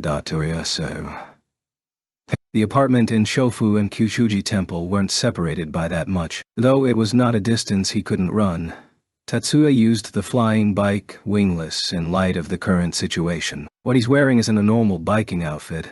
It's a Yotsuba-made flight uniform freed suit. After getting off his bike, he took off his helmet and carried it in his left hand. He didn't bring the specialized CAD he always does, but freed suit has a fully thought-operated CAD incorporated. Though he passed through the gate, the fight, a brawl, rather, with the disciples did not occur. There was no sign of people. Tetsuya thought no problem could cause this absence, and as if it was a flag, right after he considered this, he was getting attacked. The presence of things without entity. Clear hostility was transmitted. Before seeing through its identity, Tetsuya intercepted the scion flow. In a moment, a wild scion stream increased up to the density of a gram demolition and knocked down the information body holding a scion structure of about the same high density. Independent information body. A familiar, or a natural occurrence of evil gods. Rarely in this world, an independent information body whose structure is made of a large quantity of highly dense scions, can spontaneously generate. Tatsuya had heard so from an ancient practitioner who trained him at the Yotsuba house. A normal independent information body has no power to interfere with phenomena by just preserving information, but if the amount of information and scions it carries inside go past a certain amount, it will start to interfere with phenomena. Fearing calling them demons, the ancients called them gods, and based on them they devised magic that modifies phenomena using independent information bodies, calling it spirit magic, or summoning magic. The ancient magician who worked as Tatsuya's teacher taught him so. Tatsuya blew away the independent information body, but it turned around and attacked once again. At this moment, two things became clear. This spirit is a wind-independent information body, and this spirit is being controlled by human intention. Is this Master's doing? 8 Randori. Freestyle Martial Arts. https on wikipedia.org. Wiki Randori degree flags are triggers that leads to future events, more often used in video game terminology. But if that is the case, the hostility given to this information body is too serious. The offensive ability included in the independent information body is at a level that it leads to death if the attack is successful. Aiming to eliminate the threat in front of him, Tatsuya tried to erase the wind spirit with gram dispersion. However, in the next instant, he cancelled the magic dissolution. Gram dispersion without releasing it at the information body. He didn't stop, because he concluded Yakumo was the caster. Tatsuya replaced gram dispersion and used non-systematic magic to release compressed scions. The compressed shape is a net. Though called so, it wasn't reproduced into small meshes. Like a thin, extended scion membrane wrapping the target with pressure. Perhaps it is better to call it a wrapping cloth than a net. Of course, huge wrapping cloths with a diameter of 3 meters don't exist. He stopped the meddling wind spirit with a scion net, pushed the package, and put on pressure from the outside. But immediately the net was torn. The spirit escaped from its restraints and started to attack Tatsuya by transforming into a wind blade. Tatsuya dodged it by jumping sideways. Red blood dripped from Tatsuya's left arm as he rolled and stood up from the sandy ground. A part close to the shoulder was ripped wide open. His opponent is a transparent wind blade. Even though he tried to avoid it, he couldn't do so perfectly. At any rate, this was obviously not the influence of practice. If what he was wearing wasn't the bulletproof, impact-resistant, anti-cutting freed suit, most of his arm might have been cut off, but the suit was torn and stained in blood for just 1 second. Not just the wounds, the damage to the suit and the drops of blood soaking the ground. All of it disappeared like an illusion. The effects of Tatsuya's regrowth magic. If this opponent was a living magician, surprise may have created an opportunity. But the wind spirit did not falter and sent a new attack. Was it programmed to continue to attack beforehand? Or does the caster know Tatsuya's skills? The wind blade approaches once again. Tatsuya pushed out and opened his right hand towards the independent information body. A scion shield was formed in front of him. Blade of colliding with the high-density scion shield stopped the forward movement of the wind spirit. The high-pressure air maintained by the independent information body was decompressed as a blast that moved towards Tatsuya. Mere wind cannot cut the freed suit.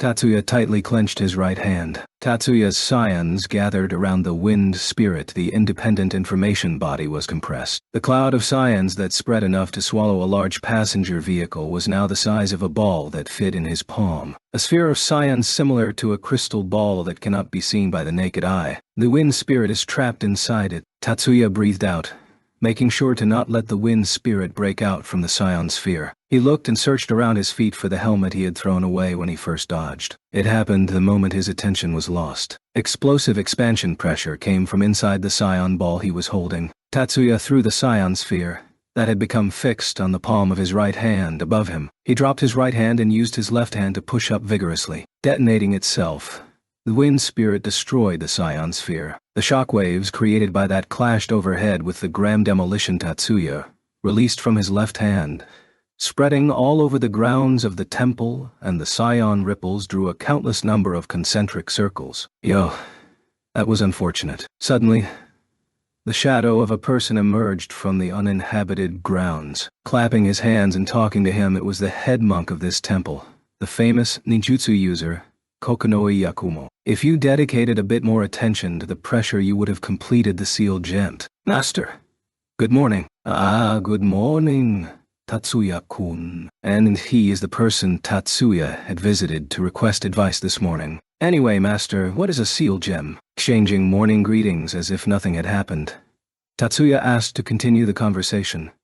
The thing you tried to make just now, and Yakumo responded with a bitter smile on his face. You came to ask about a parasite sealing technique. Did you know about Minoru already? I also know about the new outbreak in America. This time seems more troublesome than before. Impressive, as always. And because of that, can you teach me the sealing technique? Of course. On teach. From Yakumo's mouth came a kind of response that would make certain people explode in anger and respond, "Ooh, is that so?" But Tatsuya took it as a natural thing. Tatsuya calls Yakumo master, but he is not a disciple of ninjutsu user Kokonoi Yakumo. Tatsuya joins in training only because of Yakumo's goodwill. There's no right to be taught magic. Don't even need to teach. That sealed gem just now was well made. It doesn't look like it's your first time. And yet at the same time it wasn't that he never taught him anything. His sealed gem, that thing that trapped the independent information body inside and hardened as a sphere of scions like the armor-piercing scion bullet. See? You applied the armor-piercing scion bullet technique taught out. Can that seal parasites? $10 a F is seal. Can be sphere ball when read as dama, or gem precious stone when read as joku. In this case, the joku reading is explicitly used in the script, hence seal gem. It quarantined the wind sprite protector from my technique. It should also work well enough for parasites. Protector is an abbreviation of protector child. Its original meaning was divine spirit or fierce god. That served Mikyo, monks and practitioners of Shugendu. But more commonly, it is the word used for familiar in the Mikyu system of techniques. So to express what Yakumo said, in other words, you succeeded until the imprisonment step of the wind spirit that serves Yakumo. The condition that it depends on Yakumo's mood remains, but his suggestions are close to giving instructions for the technique. Considering Tatsuya is not fulfilling the role of disciple, this is abnormally hospitable. You said earlier, if you dedicated more attention. What was bad about it? It was fine as it was. If you dedicated 10 hours of attention, it would not have been broken by self-destruction. So it's good if more time is spent. No, don't mean it like that. Did say dedicated. Time is not required to prepare the sealed gem. Tatsuya did not ask further. The relationship between Tatsuya and Yakumo has reached its 5th year. Tatsuya understood Yakumo's personality to the point that he knew he wouldn't give more hints. Understand. I will try to dedicate myself. Try to practice with the second son of the Yoshida family. With this extra, this morning's harvest was enough. Rather, it was more than expected. 11 in Buddhism. Dharmapala. Z-hash. 3%. ##. Are gods that protect the Dharma. The term used here is #3%. Hence, protector. https. On wikipedia.e. Org-wiki Dharmapala. In Buddhist philosophy, Dharma is a term for phenomena 12. HETs. On wikipedia.gas. Org-wiki fierce. Deities. 13 ttps. On wikipedia. Org-wiki Mickey. Percent C5% 8D 14 ATTS. On in Wikipedia. Org-wiki Shugend percent C5% 8D 15.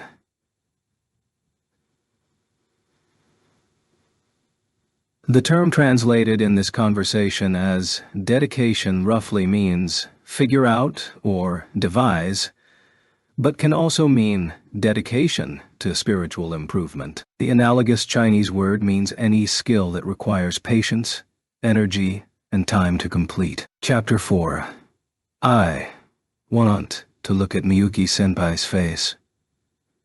What are you talking about? You just left the student council room earlier this evening, didn't you? But Kasumi-chan, if I'm not doing anything, don't you think going to have tea with Miyuki-senpai is much more constructive? The apartment where Tatsuya and Miyuki and the hospital where Minami is being treated are separated by the distance of, let's say, a neighborhood. It is a bit too far to go on foot, but by car it is only 5 minutes. Ever since hearing this from Minami during her visit, Izumi has been repeatedly spilling such complaints. I'm not going. That guy's in President's house. Also, it is already a pattern that Kasumi replies this way. These two are in a small restaurant near the Chofuoba clinic where Minami is hospitalized. The Segusa family has reserved this shop since the role assignment at the Master Clan's conference a few days ago. It was ideal to make it into a base, as this shop's business model is that only customers with prior reservation can enter. The job given to the Segusa family at the Master Clan's meeting was to ambush and capture Kudo Minoru, who has converted into a parasite. If capture is difficult, execution is unavoidable. The 10 Master Clans decided that bringing parasites into human society was a crime, for which death is inevitable. Both Kasumi and Izumi don't want to kill Minoru if possible, but they understand that if he is left like that, stealing his life is unavoidable. Tatsuya considered these two to not be suited for the 10 Master Clans. But there is no doubt that this mentality they have is a result of the 10 Master Clans' training. Anyway, will he really come? Their minds were not lingering on how to end it without killing Minoru. Both Izumi and Kasumi already told themselves that there is absolutely nothing they can do about it. Think he will come. Is that so? Isn't that idiotic even for Minoru? Think his head is better than yours though, Kasumi-chan. Sure, Minoru is smarter than me, but your grades aren't much different from mine, Izumi. That means don't have to help you with general studies homework anymore. Right. Hang on. That's unfair. We're not talking about that right now. Even if you say it is unfair. What I'm saying is that Minoru is on the lookout for an ambush. Izumi's sentence reached its conclusion when Kasumi hurriedly covered it with her own words. Izumi unintentionally smiled and stopped playing with her twin sister. So you are expecting that much. Maybe if we're seen through, he may hold back. Kasumi responded with a, yes, that's so, while she patted her chest when Izumi finished her inconvenient speech. But even so, I think Minoru-kun will come. Huh. Why? Why? Because he's been prone to illness since childhood. Minoru-kun was a boy that didn't get attached to things. 1C. Remember him impatiently saying several times that he wanted to be more selfish. Kasumi and Izumi didn't meet with Minoru often. Their personality was such that, from other children's perspective, they didn't get attached to things. Even so, from their perspective, Minoru was a child that didn't want anything. That Minoru-kun desired Sakurai-san to the point he threw away being human. Intense feelings to that extent. Unfortunately, can't understand, but Ayo can only imagine that he will never give up. So even you don't understand, Izumi. Yeah, as a maiden, it is truly regrettable. Maiden, well, this Izumi is a maiden, but such feelings, being a man or a woman, has nothing to do with it. Still, aside from feelings, isn't the real problem that Sakurai-san is being protected by the Yotsuba, Jumonji, and Segusa families? Will he plunge into the middle of the enemy alone, or is love blind? Kasumi-chan, that isn't what love is blind means. Really? Doesn't it mean that love makes reason and common sense disappear? Although that's what's written in Japanese dictionaries. Reason disappearing means that you become unable to realize your partner's faults. And common sense disappearing means that, when picking sides, you don't consider yours and your partner's, family's social status and point of view. Oh, so that is what it means. Besides, I think Minoru-kun will come regardless of an ambush. But I'm guessing it isn't because he lost his ability to judge with composure. Well then, what is it? Minoru-kun is most likely... Izumi lowered her voice. Not just her voice. Her facial expression is saying, I can't say it out loud. Not afraid of the Yotsuba, Jumonji, and our own Segusa families. That's what I think. Well, don't think Minoru is the overconfident type. Lured by Izumi, Kasumi also whispered, if Minoru-kun has the ability, the self-confidence is not excessive. That's... maybe he can bypass if it's the Segusa family, but...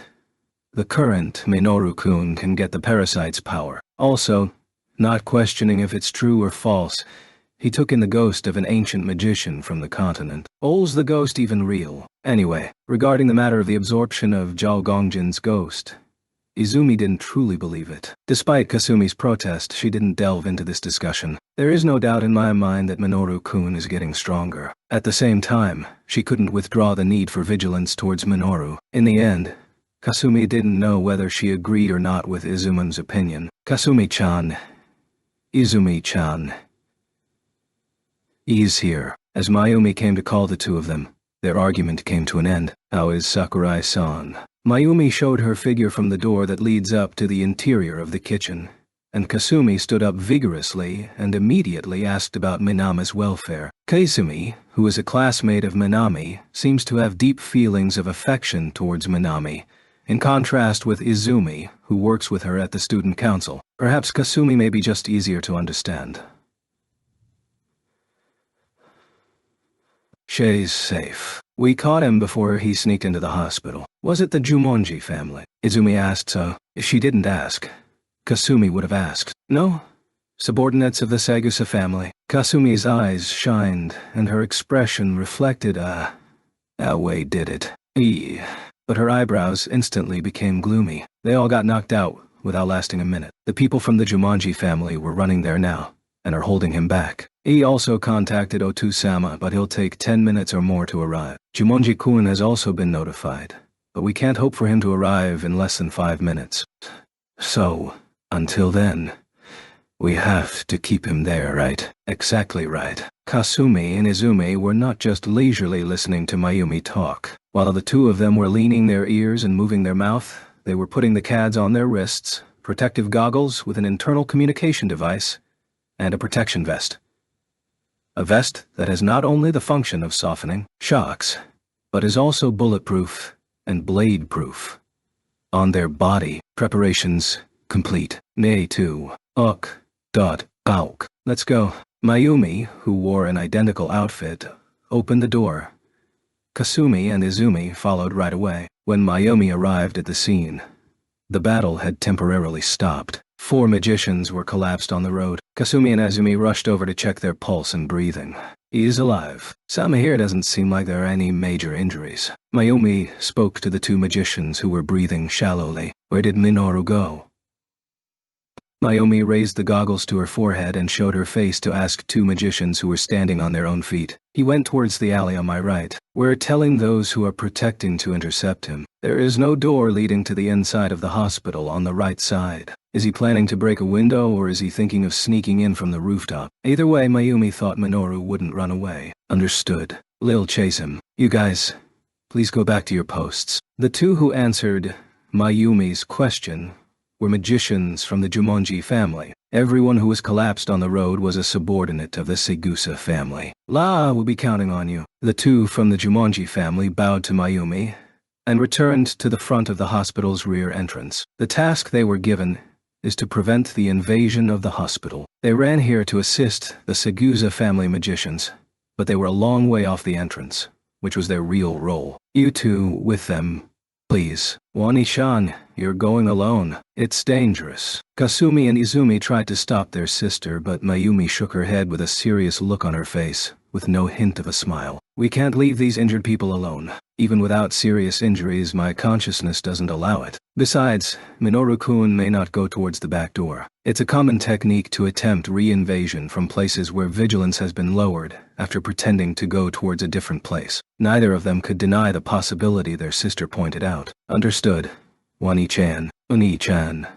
Be careful. Yeah, you 2 as well. Mayumi put the goggles on and went towards the right side of the hospital. Signs of magic suddenly increased. Mayumi chased them, rushing from the alley along the hospital to the road on the other side. Lightning flashed in the air, about 5 meters above the ground. The scenery of a night sky covered in thick clouds was empty.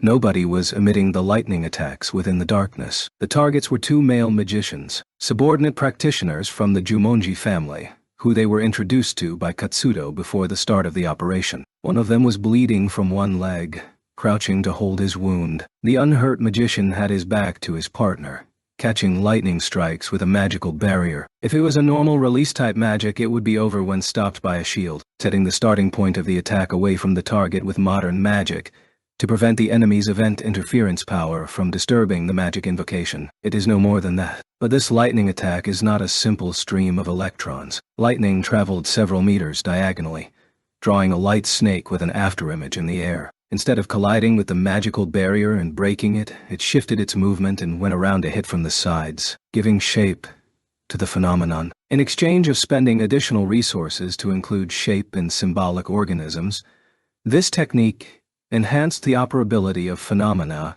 created by magic. This is an ancient magic technique that isn't in modern magic. This situation is it for sustained use of lightning strikes that diffuse in an instant. It certainly is an advanced technique.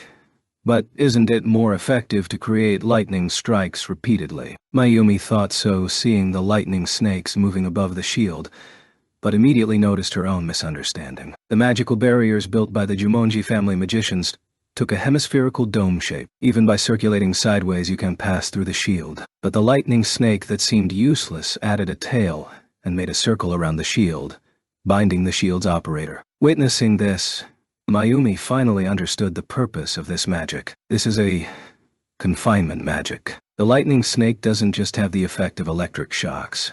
It also adds pressure to the shield, not to mention that it constricts the inside of the magician's barrier. And in the moment the shield is dissolved, a lightning strike will attack the people barricaded inside it. The lightning snake seems to be wrapping itself around the shield, but it's actually fixed in contact position with the magical barrier. If one were to move while holding the shield, it would be a strength contest with the magic that is affixing the lightning snake. Thunderbolts were emitted from the sky once again, not just one. 3 attacks, one after the other. The lightning strikes became lightning snakes and surrounded the shield of the 2 Jumonji magicians. 3 circles were tying the hemispherical dome magical barrier. Though the first lightning snake disappeared, the second stage of the lightning strike surrounded the shield and crossed each other at 6 points. Mayumi released a scion bullet, shooting at the lightning emission point. Mayumi's scion bullet doesn't have power similar to the gram demolition Tatsuya uses, but the technique to shoot accurately at a target point is not inferior to other people. She isn't called one of the best long-ranged precision shooting magic users in the world just for appearances. The scion bullet Mayumi released accurately hit the magic's battery, that was installed in the sky, a scion information body that remotely invokes the magic continuously. Mayumi's scion bullet destroyed the information structure that acted as a battery. Mayumi has ordinary magic, the modern magic's 4 systems and 8 types, except a non-systematic magic that shoots a scion bullet and an inborn special ability in the sensory system. Remote visual system sensory magic multi-scope, ... Though it is possible to use it as magic, Mayumi can use it freely as an inborn special ability, once referred to as each supernatural power. This was unprecedented. Magic and supernatural powers are essentially the same ability, but one person should not be able to have both supernatural powers and magic. Supernatural powers distort phenomena with mere thoughts. In exchange, they can only modify phenomena with a specific pattern. Modern magic, by adjusting the mental faculties used for supernatural powers, realized diverse phenomena modification. In exchange for that, various auxiliary measures other than thought are needed for magic execution. From the point of view that it can only deal with specific patterns, Tatsuya's decomposition and regrowth are close to supernatural powers. Tatsuya also has traits of supernatural power users, as he also can't support other phenomena modification patterns. As seen from this precedent, supernatural powers and their specialized modification of phenomena, and magic that can deal with a variety of phenomenon modifications, cannot coexist. But Mayumi can use both special perception abilities and diverse magic. She can be said to be an irregular magician in a different sense than Tatsuya. Now, Mayumi was using her unusual ability, multi-scope, at full power. Using her full power, multi-scope, to obtain visual information, seen from various angles, brings a big load to her mind. The consciousness starts dimming in just a few minutes, so it's rare to use it at full power. Mayumi looks for Minoru, who is surely hiding nearby, knowing that it is unreasonable. Even if it is said that magic ignores physical distance, it can't be used to reach far places beyond a person's line of sight with the same amount of power and technique finesse as the lightning strikes just now. He should be hiding in the vicinity. Found him, as Mayumi's persistence bore fruit. Or were her strong thoughts showing it? His back was reflected in the field of vision of her odd ability, multi-scope. Despite seen from the back, with his face not visible, he has a beautiful and mysterious figure that is not something from this world. Mayumi shifted her point of view and confirmed that person's face. 16 artillery battery.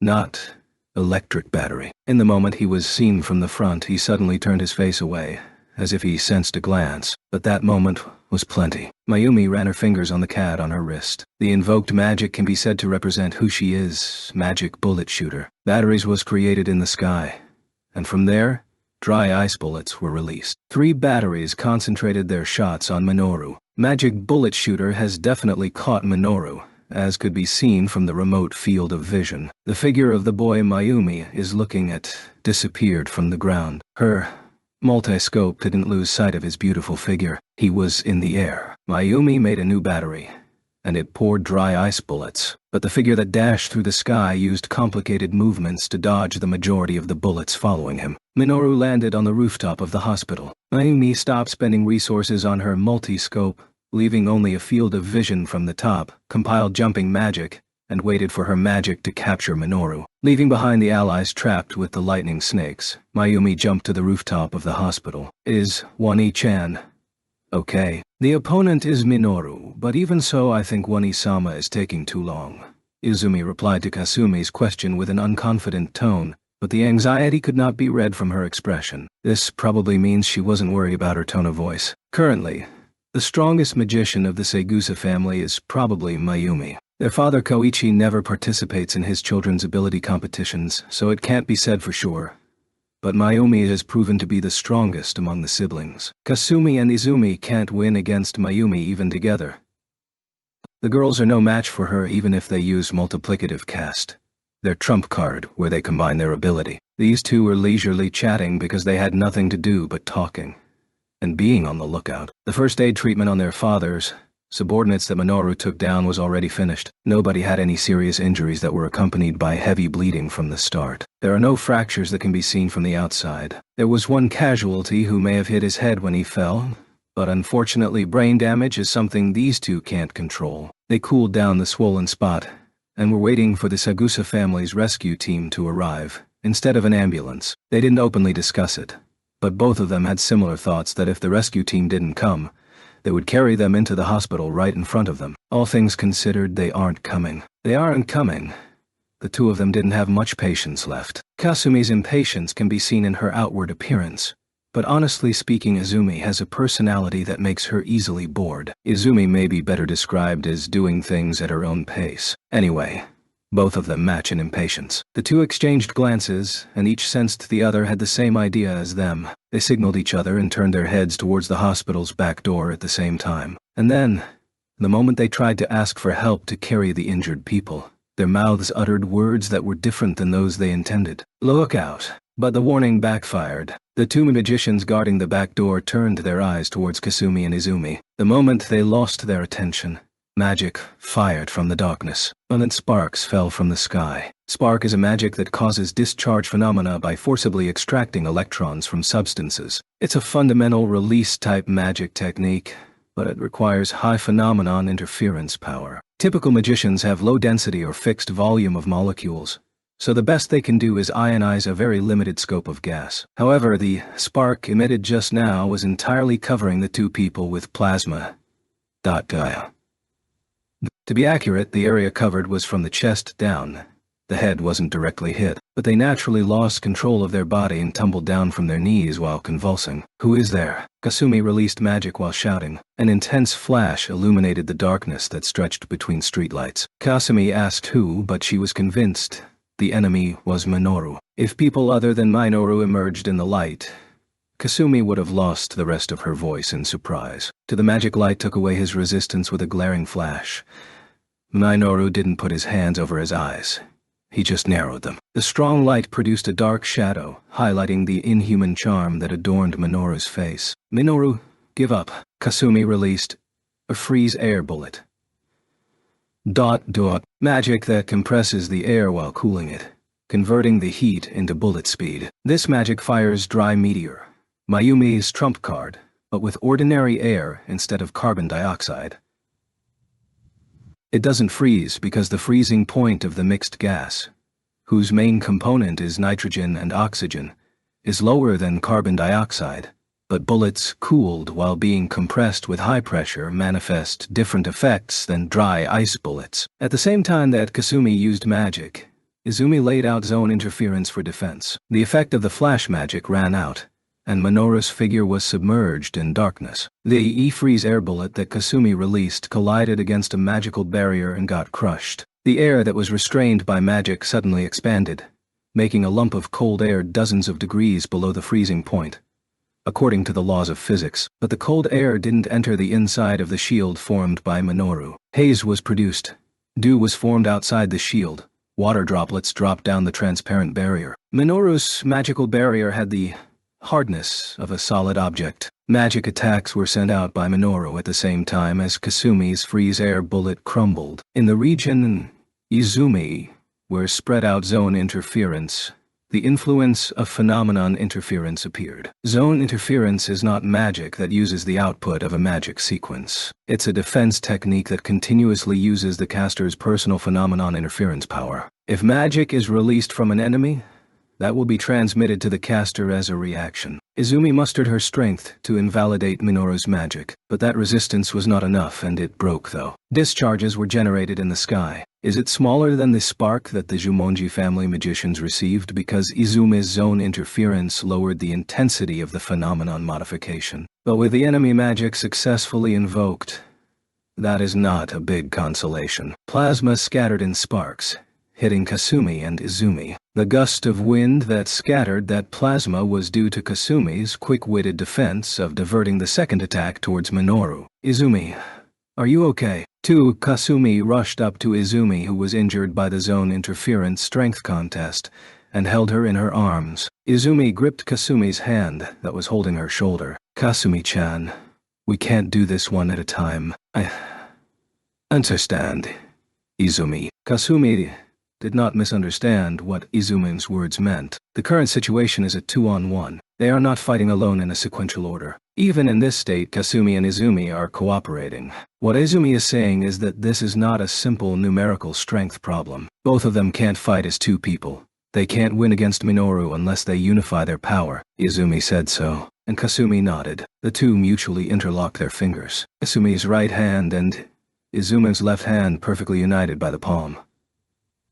The twin sisters faced one another and mutually attracted each other, connecting the other hands. From Kasumi's left hand to Izumi's right hand, scions flowed. From Izumi's left hand to Kasumi's right hand, scions flowed. Connected hand in hand, the pair's scions circulated through their bodies. Suddenly, Minoru released magic. The power of phenomenon modification is working just above the twins that face each other. But Minoru's magic finished before it could start. Zone interference with a strength incomparable to before protected the sisters' bodies. Let's go, Izumi whispered. Leave it to me. Kasumi responded to that. An activation sequence was output from Izumi's thought-operated CAD worn around her left wrist. There are no agreements on who is the chief and subordinate of the pair's multiplicative cast. There are surely numerous roles where Kasumi constructs the magic sequence and Izumi grants the phenomenon interference power. But in the opposite case, where Izumi constructs the magic sequence and Kasumi grants the phenomenon interference power,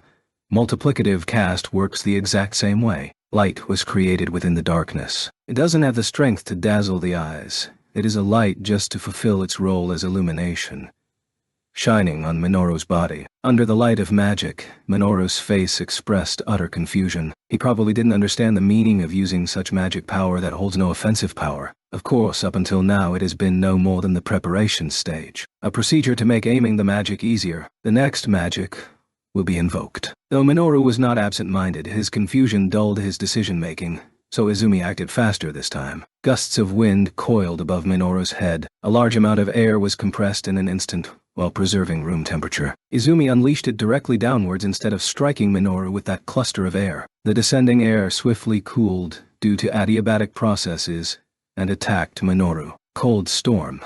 God. Izumi admires Miyuki. And this new magic came from the desire to make use of cooling magic similar to Miyuki's. "S so cold." Blowing in the icy fog wind, Kasumi screamed, "Sorry."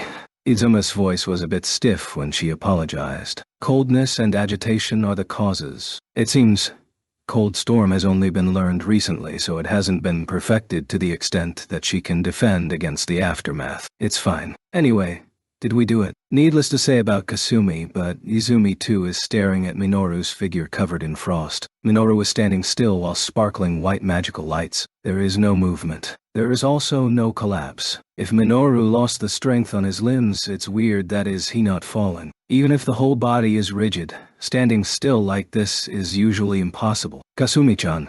One more time. Izumi's shout was synchronous with a change in Minoru. The frost on Minoru's hair, face and clothes disappeared in an instant. After that frost was gone, he wasn't even one bit wet. Minoru extended his right arm towards Izumi and Kasumi. "Go." Kasumi responded to Izumi with a hurried voice. However, instead of repeating what they just did, Kasumi took the initiative this time. Strong winds composed of 90% nitrogen blew towards Minoru. Nitrogen. Storm. Magic that causes oxygen deficiency with an air current whose oxygen concentration was extremely lowered. However, the nitrogen storm the twins released was blocked by Minoru's shield, and its effect was invalidated by the downward air current that kept coming from the skies. Izumi saw Minoru's lips move. Kasumi didn't notice, and Izumi couldn't catch what he said due to the raging winds, but Izumi somehow believed Minoru had said, "It's my turn now." Izumi instantly felt the signs of magic activation. At the same time, a gentle breeze blew.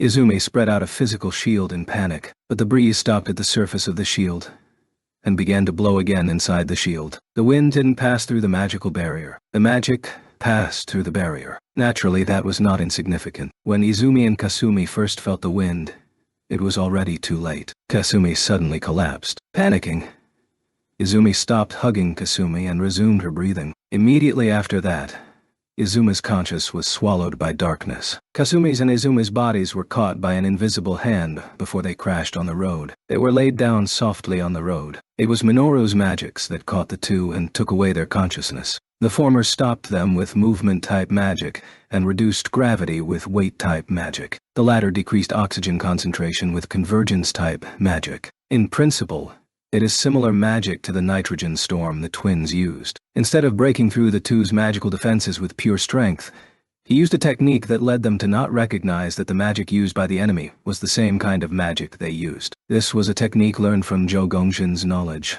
Minoru manipulated the airflow and blew air with raised oxygen concentration into their nostrils, forcibly sending in oxygen into the lungs. The two simultaneously restarted breathing and coughed violently. Minoru used his next magic. The two lost their resistance to magic in this half-awake state, so he used ancient magic jinjutsu to lead them to sleep. The two's eyelids closed, comfortable and breathing, proof that they are harmlessly sound asleep, different from just a few moments ago. Minoru breathed out in relief. Injuring these two was never his intention. Even just turning towards offensive magic was too much for him. Minoru understands why the 10 master clans are targeting him for capture or subjugation, but he didn't plan to be hostile towards the 10 master clans. He just wants to save Minami. To make sure of Minami's intentions, and if she accepts his idea, he will turn her into a parasite. Afterwards, the two of them would live quietly and hidden. If Minami so wished, he would return her to the Yotsuba family. He thought if it was the Yotsuba family,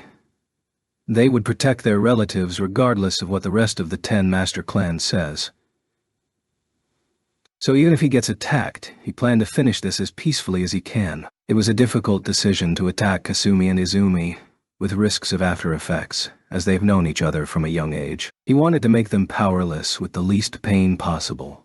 Finish the first aid as quickly as possible, and Minoru didn't plan to indulge in it. While experiencing the persistent foul aftertaste, Minoru headed towards the back door of the hospital. His goal is to kidnap Minami. He didn't dare to sugarcoat it. Today he was ignoring her intentions.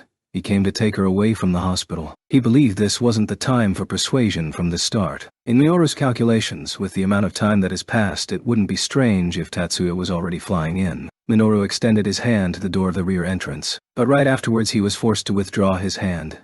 jumping back a great distance. Dry ice bullets shot at his afterimage. "Minoru-kun, surrender." Minoru looked overhead, towards where the voice came from. The genjutsu was exposed already, huh?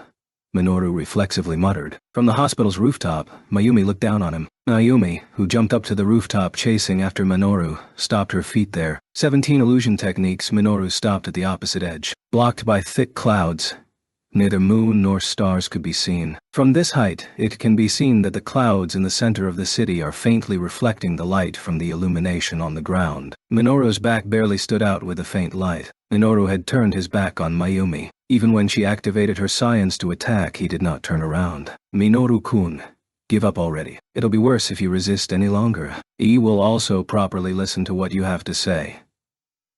No, even to Mayumi's appeal, Minoru didn't respond. Not to mention the lack of signs of attack, he also didn't show any hint of defense. Mayumi wavered. Even her would hesitate to attack an enemy that is showing no resistance. But she can't overlook this. Minoru converted into a parasite. She didn't confirm it with her own eyes, but Tatsuya wouldn't tell lies like this. Her junior was not the kind of person who tells such evil lies, and the existence of the parasite cannot be neglected. "Minoru-kun, put your cat under your feet and raise your hands." Mayumi presses herself to make a decision, calling out to Minoru to surrender. For the first time in the rooftop, Minoru showed a reaction. He turned only his face towards Mayumi. His face, seen from the side, looked suspicious, evil, and because of that, the smile on his face looked unworldly beautiful. No, rather than saying unworldly, it should be inhuman. Mayumi didn't doubt the story that Minoru became a parasite, but at this time, she was truly convinced that Minoru changed into something other than a human. Mayumi composed the activation sequence for Magic Bullet Shooter,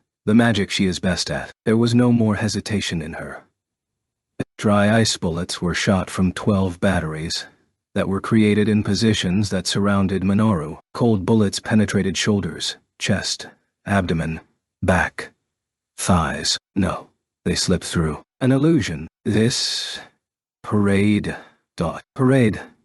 The magic of the Kudu family that disturbs other people's aim by creating illusions in the information dimension. When it was decided that in this operation they would pursue him, Mayumi's father taught her about the existence of this magic. As she heard beforehand, it feels completely indistinguishable from the real one. At the time Mayumi used Magic Bullet Shooter, she could see Minoru's figure from 6 different directions, but she couldn't feel anything wrong with the visual information obtained from any angle. I couldn't find the real body then. Mayumi's magic specialty is long-ranged precision shooting. If she can't discern the target's position, she can't make use of her special skill. But she is one of the best long-ranged precision shooting magic users in the world.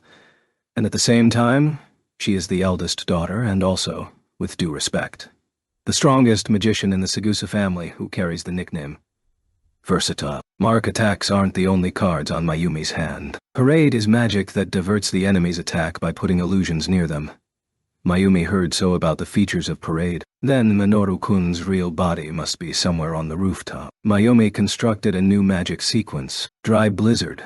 Magic that rains down dry ice bullets. An air cluster of carbon dioxide was formed 3 meters above the rooftop and 80 degrees Celsius stones violently fell. About 2/3 of the rooftop was within its range. However, there was no evidence showing that the attack had damaged Minoru. But still, Mayumi was not disturbed. The dry blizzard barrage is just preparation for her favorite.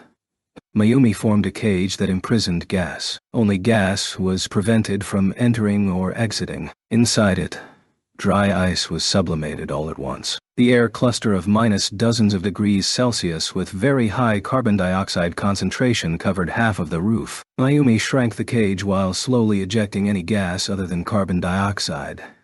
And at the same time she sharpened her senses towards its interior. If Minoru is inside, he must use some kind of defensive magic. Even if you can falsify your real position, the signs of continued magic use should not be falsified. So Mayumi thought. But contrary to her expectations, no matter how much time passed, there was no indication of new magic in the rooftop. Instead, Mayumi felt signs of a familiar, powerful magic being produced above the ground. The signs of the magic invoked near the back door of the hospital indicate that it's her sister's. It was the scion waves of Kasumi's and Izuma's multiplicative cast. I was tricked. Mayumi finally became aware of the trick. Minoru's goal has consistently been to invade the hospital from the rear entrance. Minoru's illusion was a dummy to keep her away. The illusion magic includes features such as perfect virtual image projection, remote battery magic, and probably interference in magic detection. It is a scion wave barrier that cannot be surpassed without the strong waves from multiplicative cast.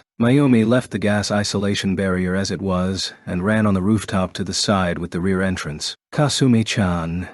Izumi-chan. She bit her eager screams to death. Kasumi and Izumi fell senseless. The worst-case scenario appeared to become reality, but right now Minoru's capture takes precedence. At the very least, her sisters can't receive medical treatment if Minoru is not driven back. Minoru aims to extend his hand to the door of the rear entrance. Mayumi used the large quantity of carbon dioxide she maintained on the rooftop and formed shot-dry ice bullets. Minoru pulled his hand back and jumped a big distance backwards. Mayumi's attack went through Minoru's afterimage. Minoru-kun.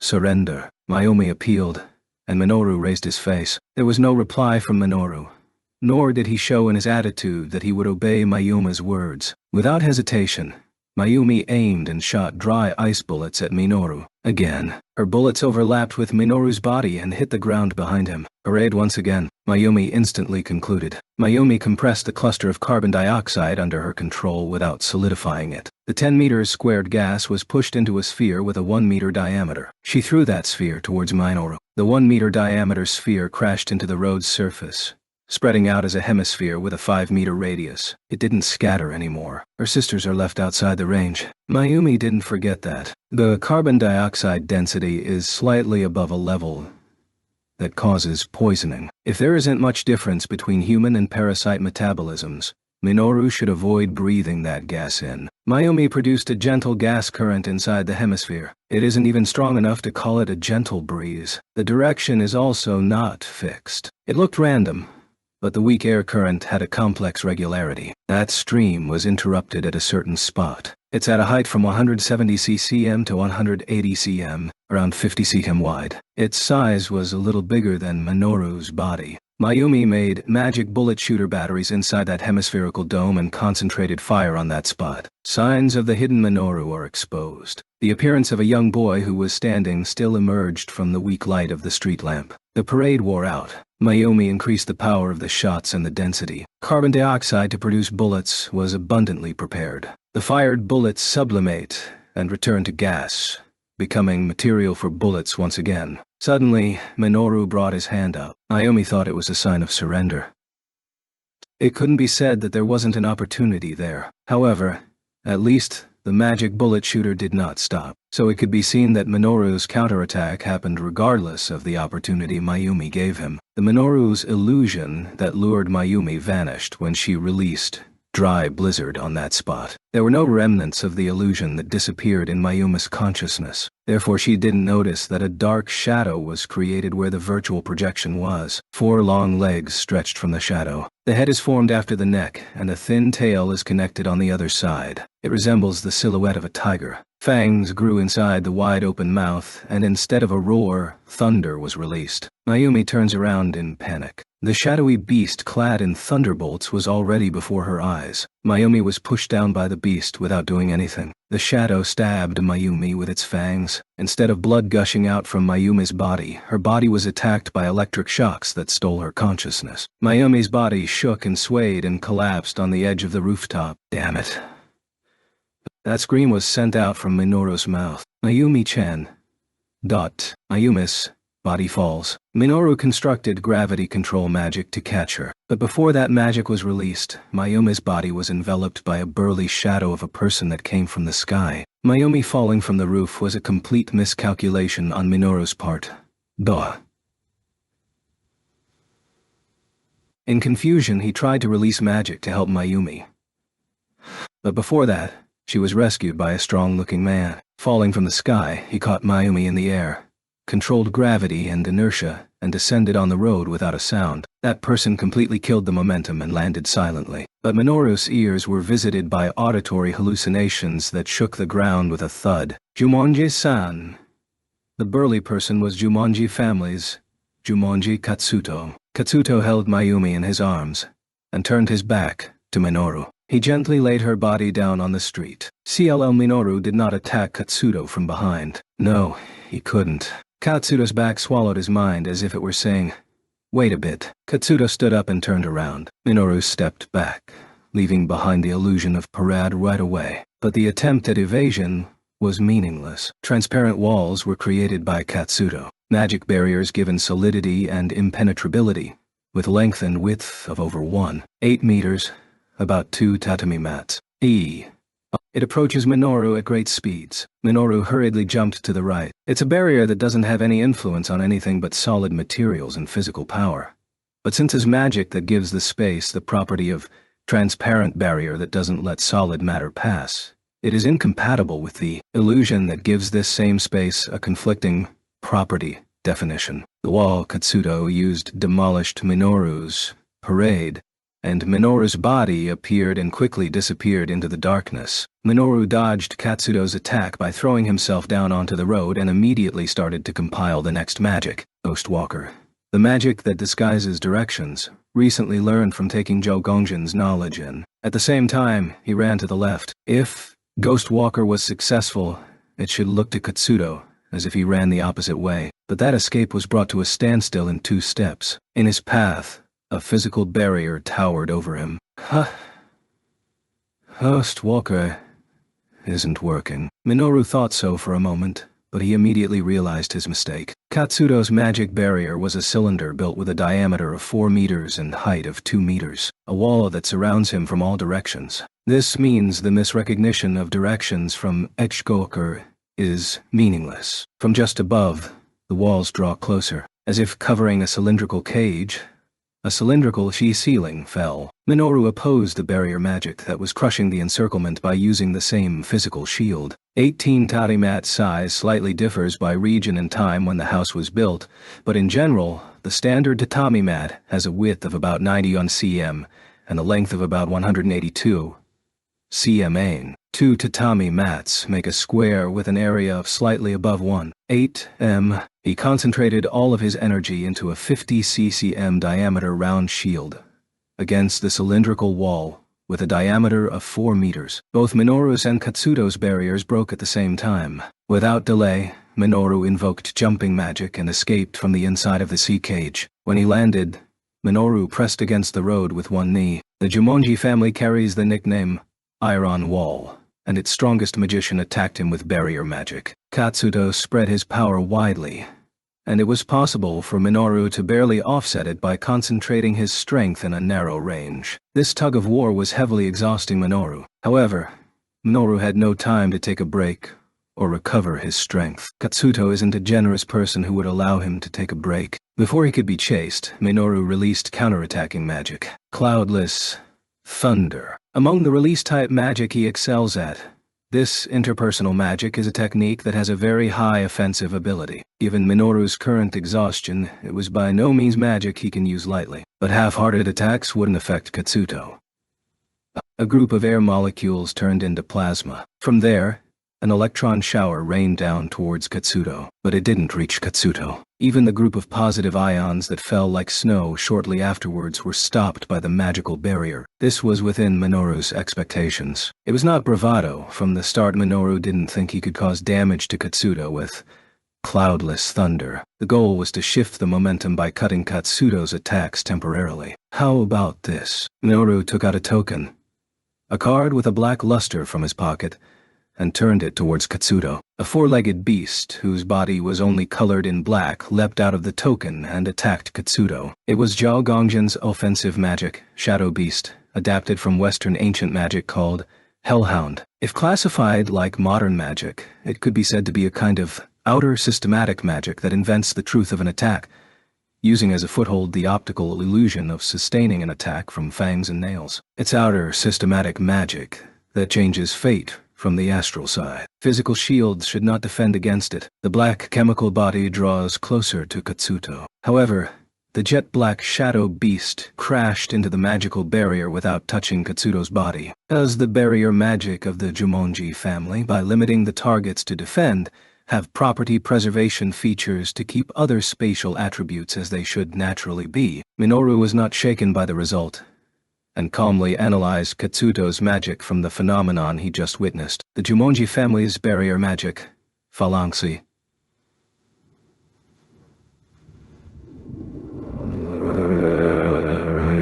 What is troublesome for Minoru is not the defense itself.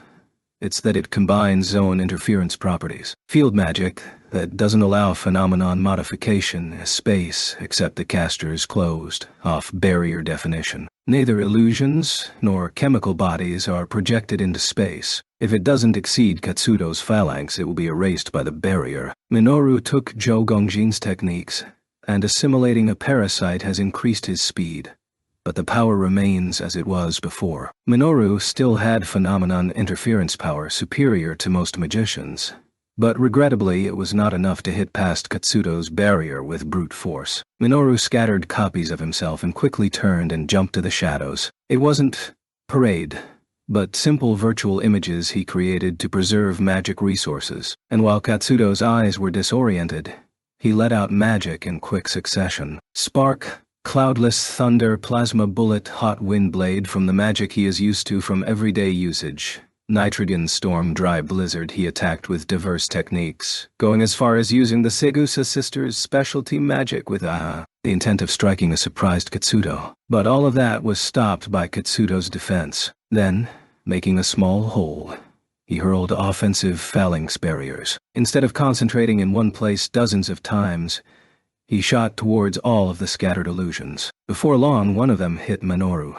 Offensive phalanx is a magic that crushes a body by destroying the opponent's defenses with repeated strikes on their solid impenetrable barriers. If it's only one barrier, it's not much different than normal weight-type magic. Minoru's physical shield and Katsuto's barrier counterbalanced each other. By counterbalancing, his whereabouts were exposed to Katsuto. The offensive phalanx advanced. Ghostwalker would not make it in time. Minoru cancelled his own shield and activated accelerating magic at the same time. Katsuto's barrier sent Minoru flying. With the utmost effort, Minoru kept his consciousness from being interrupted by the pain, and amplified his momentum to fly upward. While bearing deep wounds on his ribs and internal organs, he raised himself more and more with anti-gravity magic. In the darkness, Minoru's body ascended vigorously. With his body full of wounds, he flew through the lowest clouds and carried out his escape. Mayumi and her sisters were brought to the hospital where Minami was hospitalized. When Tatsuya and Miyuki rushed in, Kasumi and Izumi weren't awake yet.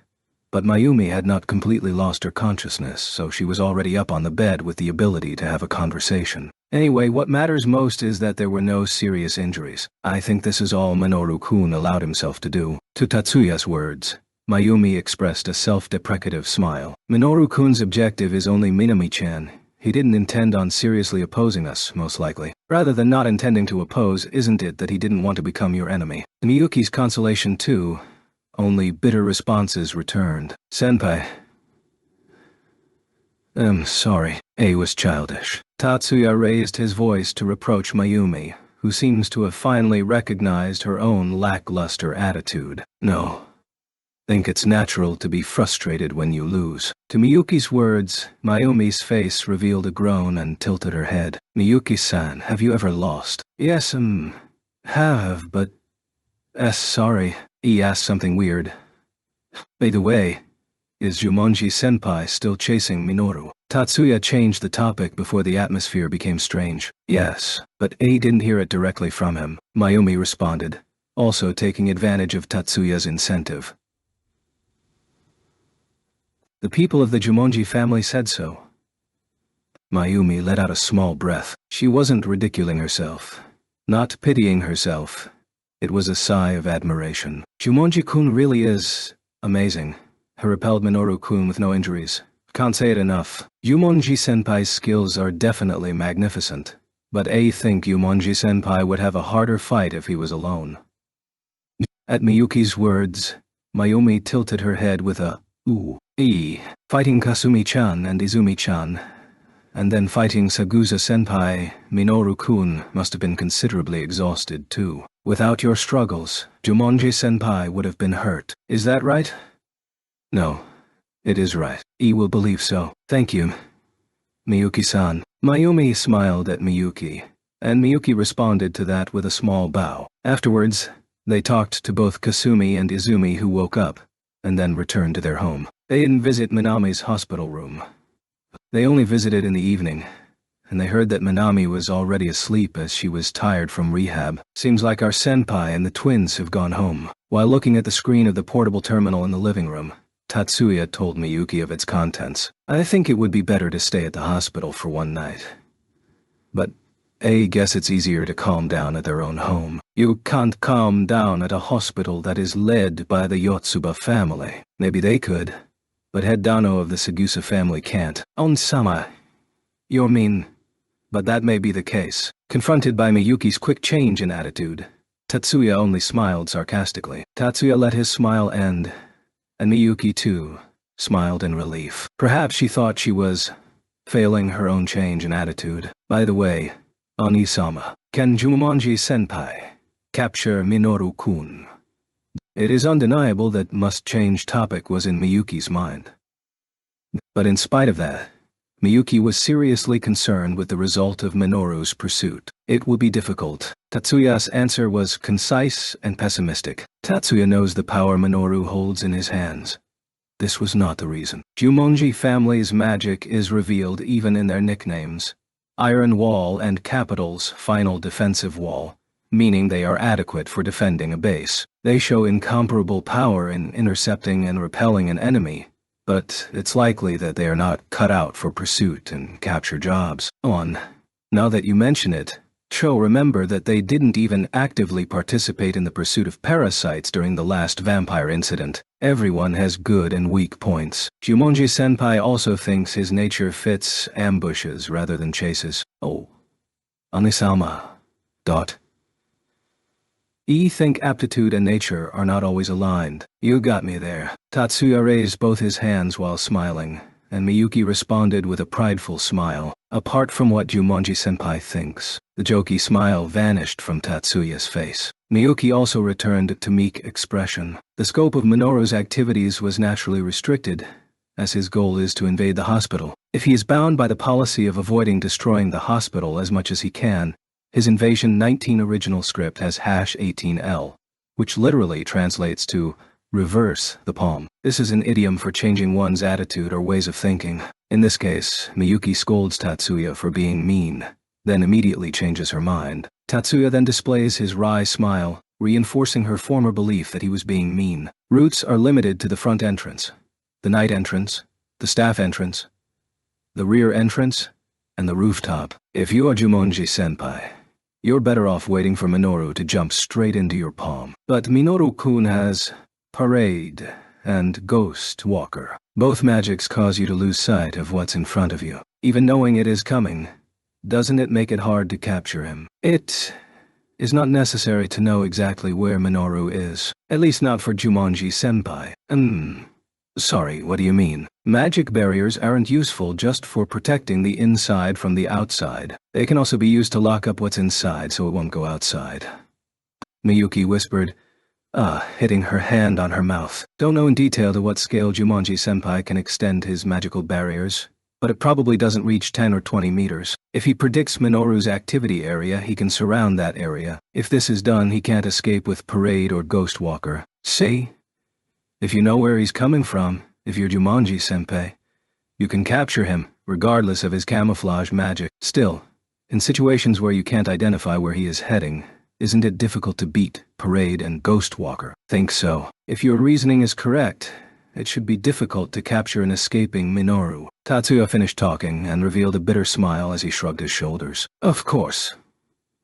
We're not talking about whether I can capture him. It would be hard for me to capture him even with elemental sight if he uses Parade and Ghost Walker. Is that so? Leaving the search to someone else may be the fastest way. Let's hope for the Sagusa families and the Kudu family's investigation network. That was a disaster. Minoru kept his back to the seat of the cabinet, spitting out words of regret to himself together with a sigh of relief. Just 10 minutes ago, he shook off the Jumonji family's pursuit unit commanded by Katsuto, and boarded a cabinet to go towards the Hokuriku region. With the assistance of the parasite's healing ability, he had already healed the injuries inflicted by Katsuto. Seating in the trailer of the cabinet, Minoru changed his face with Parade.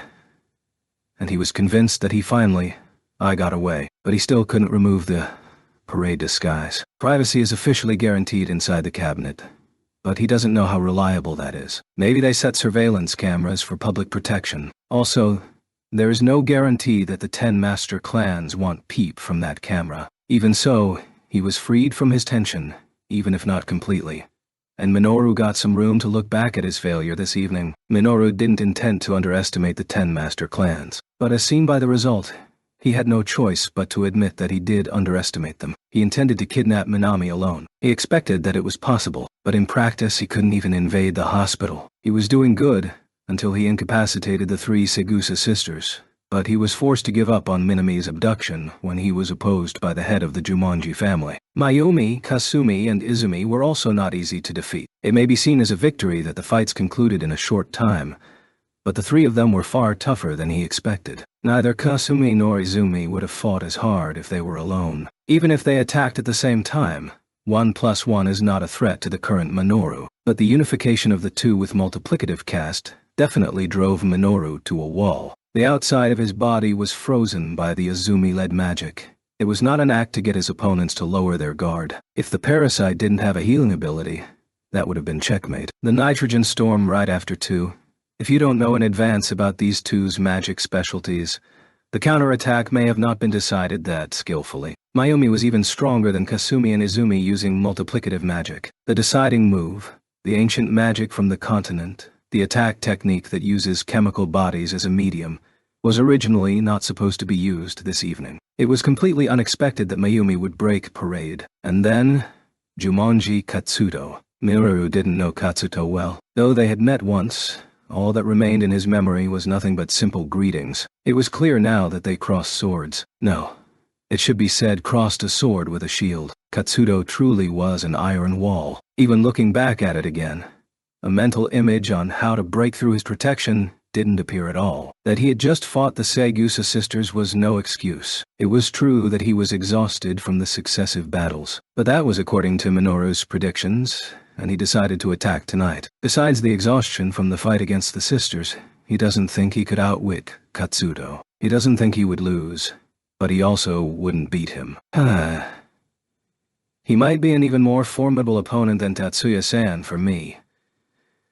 The intrinsic features of phalanx completely nullify illusions in chemical bodies. He has tactics to attack his masks by locking up the range of parade. He can't defeat him with just my own strength. In the seat of the cabinet, Minoru harshly scolded himself in chagrin. Chapter 5. The day after Minoru's attack, Tatsuya received a call from Maya. He boarded the VTOL piloted by Hyogo that welcomed him and then went towards the head house with the usual subterranean tunnel. They arrived at a time that could be considered morning, rather than just before noon. Really early. Being called by Maya isn't particularly strange. The question is, why would she summon him directly instead of using the telephone?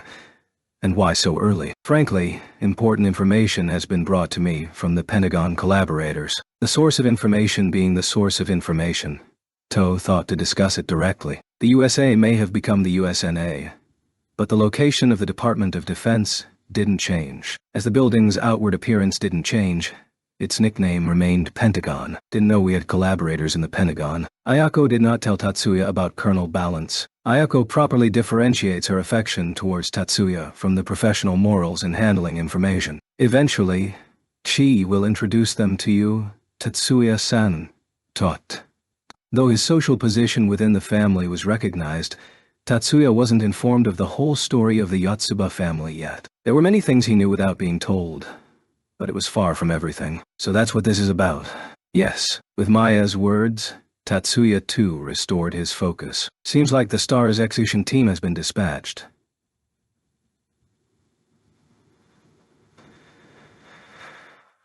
Execution instead of capture. That's a bit surprising. He thought the STARS would almost certainly send a pursuit unit for Lena. She escaped 1 week ago. It's rather late, but assassination was unexpected. Lena, Major Angie Sirius, is a state-recognized strategic-class magician. The USNA has a substantial amount of regular forces, so the priority is lower than other countries. But it should still be a valuable military asset. It was not the Pentagon's decision. It was the judgment of the stars. Seems like they are turning a blind eye. The USNA has some serious internal conflicts, don't they? Yes, that seems about right. Tatsuya doesn't know what kind of conflict it is, but one force thinks of Lena as a hindrance and the other is reluctant to act due to her war potential as a strategic class magician. So assassination is inevitable if she defects to another country. That was Tatsuya's guess. Maya knew Usana's internal affairs very well, but didn't explain it here. Do you know the specific invasion route? If you knew, could you handle it? Tatsuya's question turned into a question from Maya. With orders, we'll deal with it. There was no hesitation in Tatsuya's response. Maya smiled broadly, her lips showing she was having fun. From the facial expressions these two had, no feeling of repulsion towards murder could be seen. STARS members arriving in Japan to officially carry out a lawless assassination in another sovereign nation. Reversing the situation, they can't complain if they are killed. Perhaps this was what these two were really thinking. Unfortunately, haven't been told of any invasion routes, but I know the estimated time of arrival. When is it? Tonight? In that case, there's no time to investigate. That is so, isn't it? Tatsuya's bitter face seemed suspicious. After Maya spoke, she hid her mouth with a hand and dropped a refined laugh. Sorry, but it's not like I'm just sitting here doing nothing. Dispatched observers to the capital's airport and airbase. Though I haven't done anything for sea routes, I think it'll be fine to ignore them this time. Problem is, can't they just use an airport other than the capital's? Tatsuya instantly pointed out the issue. That is so, isn't it? To Maya, such thinking was not bad, though at the same time, she also wasn't impressed. She seems to believe that becoming aware of things to that extent is natural for him. Because we can't let this leak outside. If that happens, we have no choice but to go with the plan of dealing with it as soon as it is detected. Yes, Tatsuya had no objections to this plan. Then, in that case, Lil leave it in your care. Even if he had to restart the discussion, Tatsuya wasn't flustered, so it's fine for me to deal with it. Truth be told, that way there would be no future problems, but the gentlemen of the government will have a different opinion. Understood. Lil capture them as much as possible. Yes, please do that. With that said, Maya stood up from her seat. Seems that with this, she has finished saying all she wanted to say. Tatsuya also stood up and bowed towards Maya at a 45-degree angle. After escaping from the combination of the Jumonji and Segusa, led by Katsudo, Minoru got off the cabinet when he arrived in Toyama and entered an adequate private room in a cafe. The goal was confirming whether he completely got away from his pursuers. Instead of having to face other guests and employees, the private room in this cafe had a full robot service, so there is a risk of being observed over the network attached to the eye camera of the androids. Rather, a lot of female androids that work in place of a human. But given that Minoru changed his appearance with Parade now, there is no caution towards being seen over the camera. In the first place, if you avoid being observed by cameras, you can't walk in public spaces in this country nowadays. The cafe private room, other than offering drinks and light meals, also offers network services and limited video software. Minoru didn't use it for anything other than order drinks, though. He considered trying divination to kill some time. According to knowledge acquired from Zhou Gongjin, though he can't hope for a perfect prediction, he can get abstract information that can be used as a reference for his future actions. He took out a pan, made of cloth, from his waist pouch. It was made by embroidering threads with various colors: green, red, yellow, white, and blue, onto a black handkerchief-sized cloth. It's a tool for divination for legitimate Chi-Men Dunjia, not to be confused with Ghost Walker 2. Good fortune regarding himself, and the result of location prediction was southwest, island, sky, port.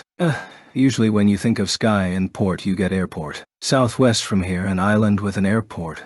No, an island that is an airport. Kansai International Airport and Kobe Airport were the candidates that came to Minoru's mind. From instinct rather than divination, Minoru determined Kansai Airport as his destination. Next, time was predicted. The result, today night. He still had time, but he didn't know what would happen there. It's better to arrive ahead of time.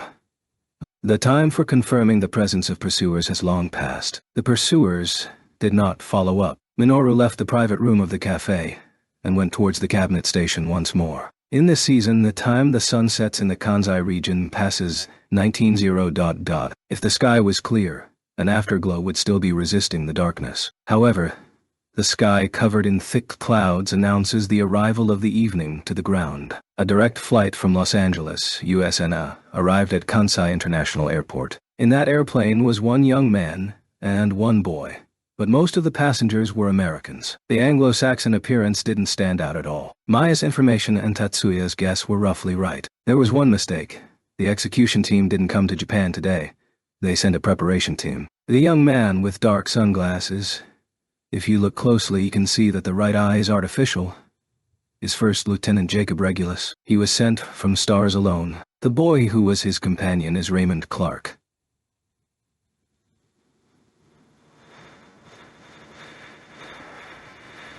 He didn't come to Japan a second time on the instructions of his father Edward.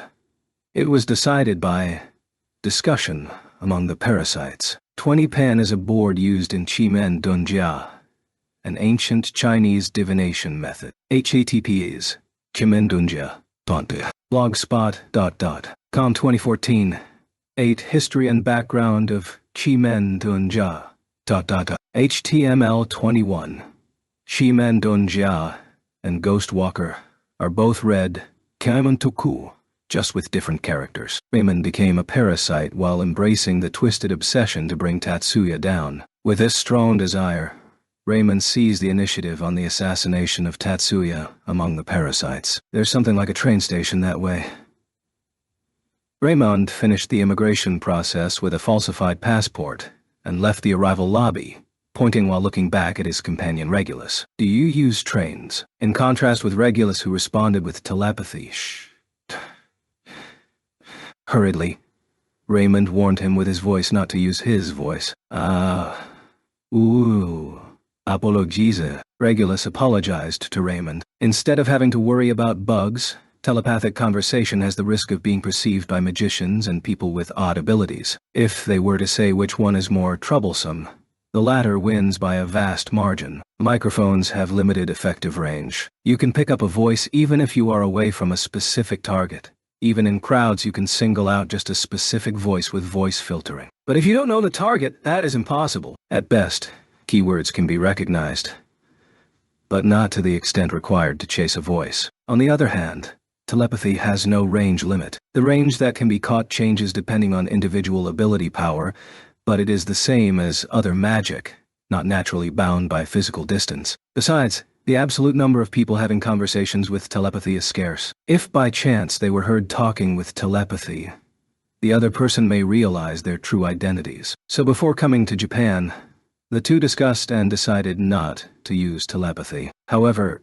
telepathy is the natural mean of communication between fellow parasites. Regulus thoughtlessly used telepathy when he wanted to speak normally. Thus he immediately apologized honestly when it was pointed out. And their caution was not needless worry. This is Officer Karasawa from the Kobe Coast Guard headquarters. We have received a telepathic transmission. It seems to be a passenger of the flight that arrived from Los Angeles just now, requesting a check on the country entry data. One magician policeman, who came to assist the airport security, sensed Regulus telepathy and immediately inquired the security center via radio. Affirmative.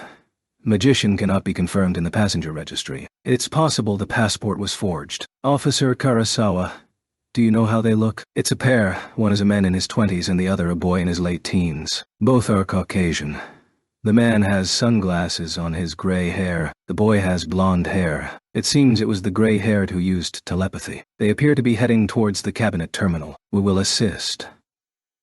Track and don't lose sight of them. Also, send a photo of those two. Roger.Raymond. The police are following us. Regulus was the first to notice the officer in uniform chasing them. It is noticeable if a cop in uniform follows them, but in this case it seems the policeman's skill exceeds Raymond's, who is a novice. Sorry. Think they perceive the telepathy from before. That said, Regulus is an elite magician soldier. Furthermore, at the time of the operation, he often can be trusted with the sniping jobs, which require good observation powers. Cops in uniform are easy to distinguish by their appearance, making it difficult to follow without being noticed. What do we do, Jack? We're not familiar with the territory. Hide and seek puts us at a disadvantage. Well then, throw away the luggage.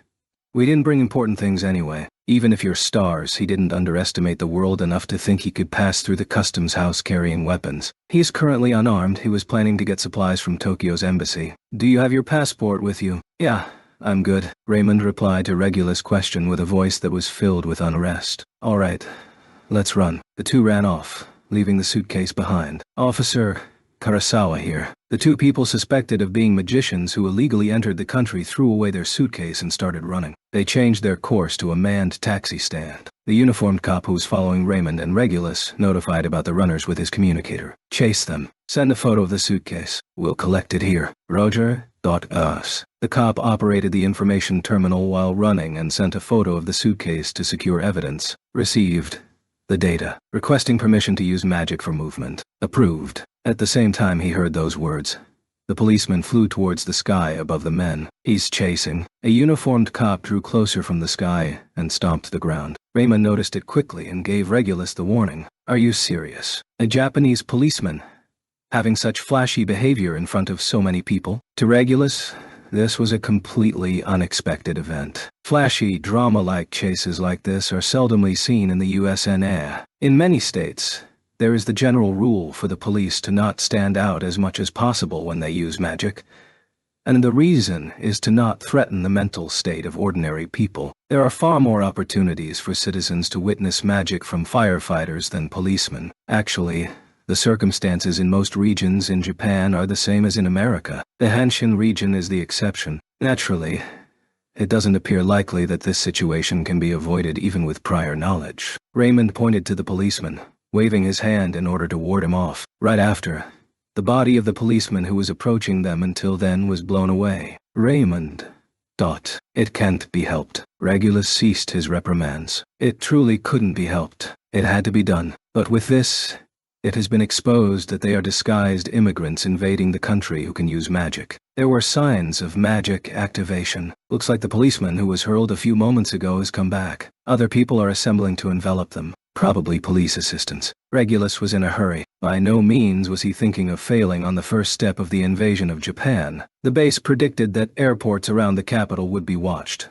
So Kansai International Airport was chosen. That concern has become truly useless. Though the cause is his own carelessness, to be chased this far for such a minor mistake was not within Regulus' expectations. Was it reckless to smuggle themselves in without mobilizing local collaborators?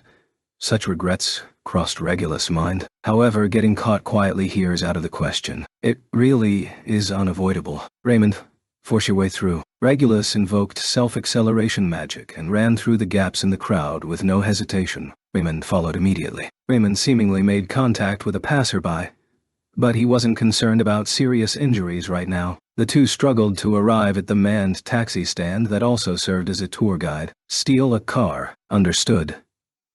Raymond responded lively to Regulus' instructions. Once prepared for a battle, Regulus is a first-class star member of the Stars, referred as the strongest magic-specialized unit in the world. He is not frightened by policemen. Raymond is an amateur who is neither a soldier nor a policeman, but because he is an amateur, not being afraid is being very effective in the current situation. They searched for a manned taxi that looked fast. It would be even better if the driver wasn't the type that thinks of making pointless resistance. However, both of them stopped their eyes.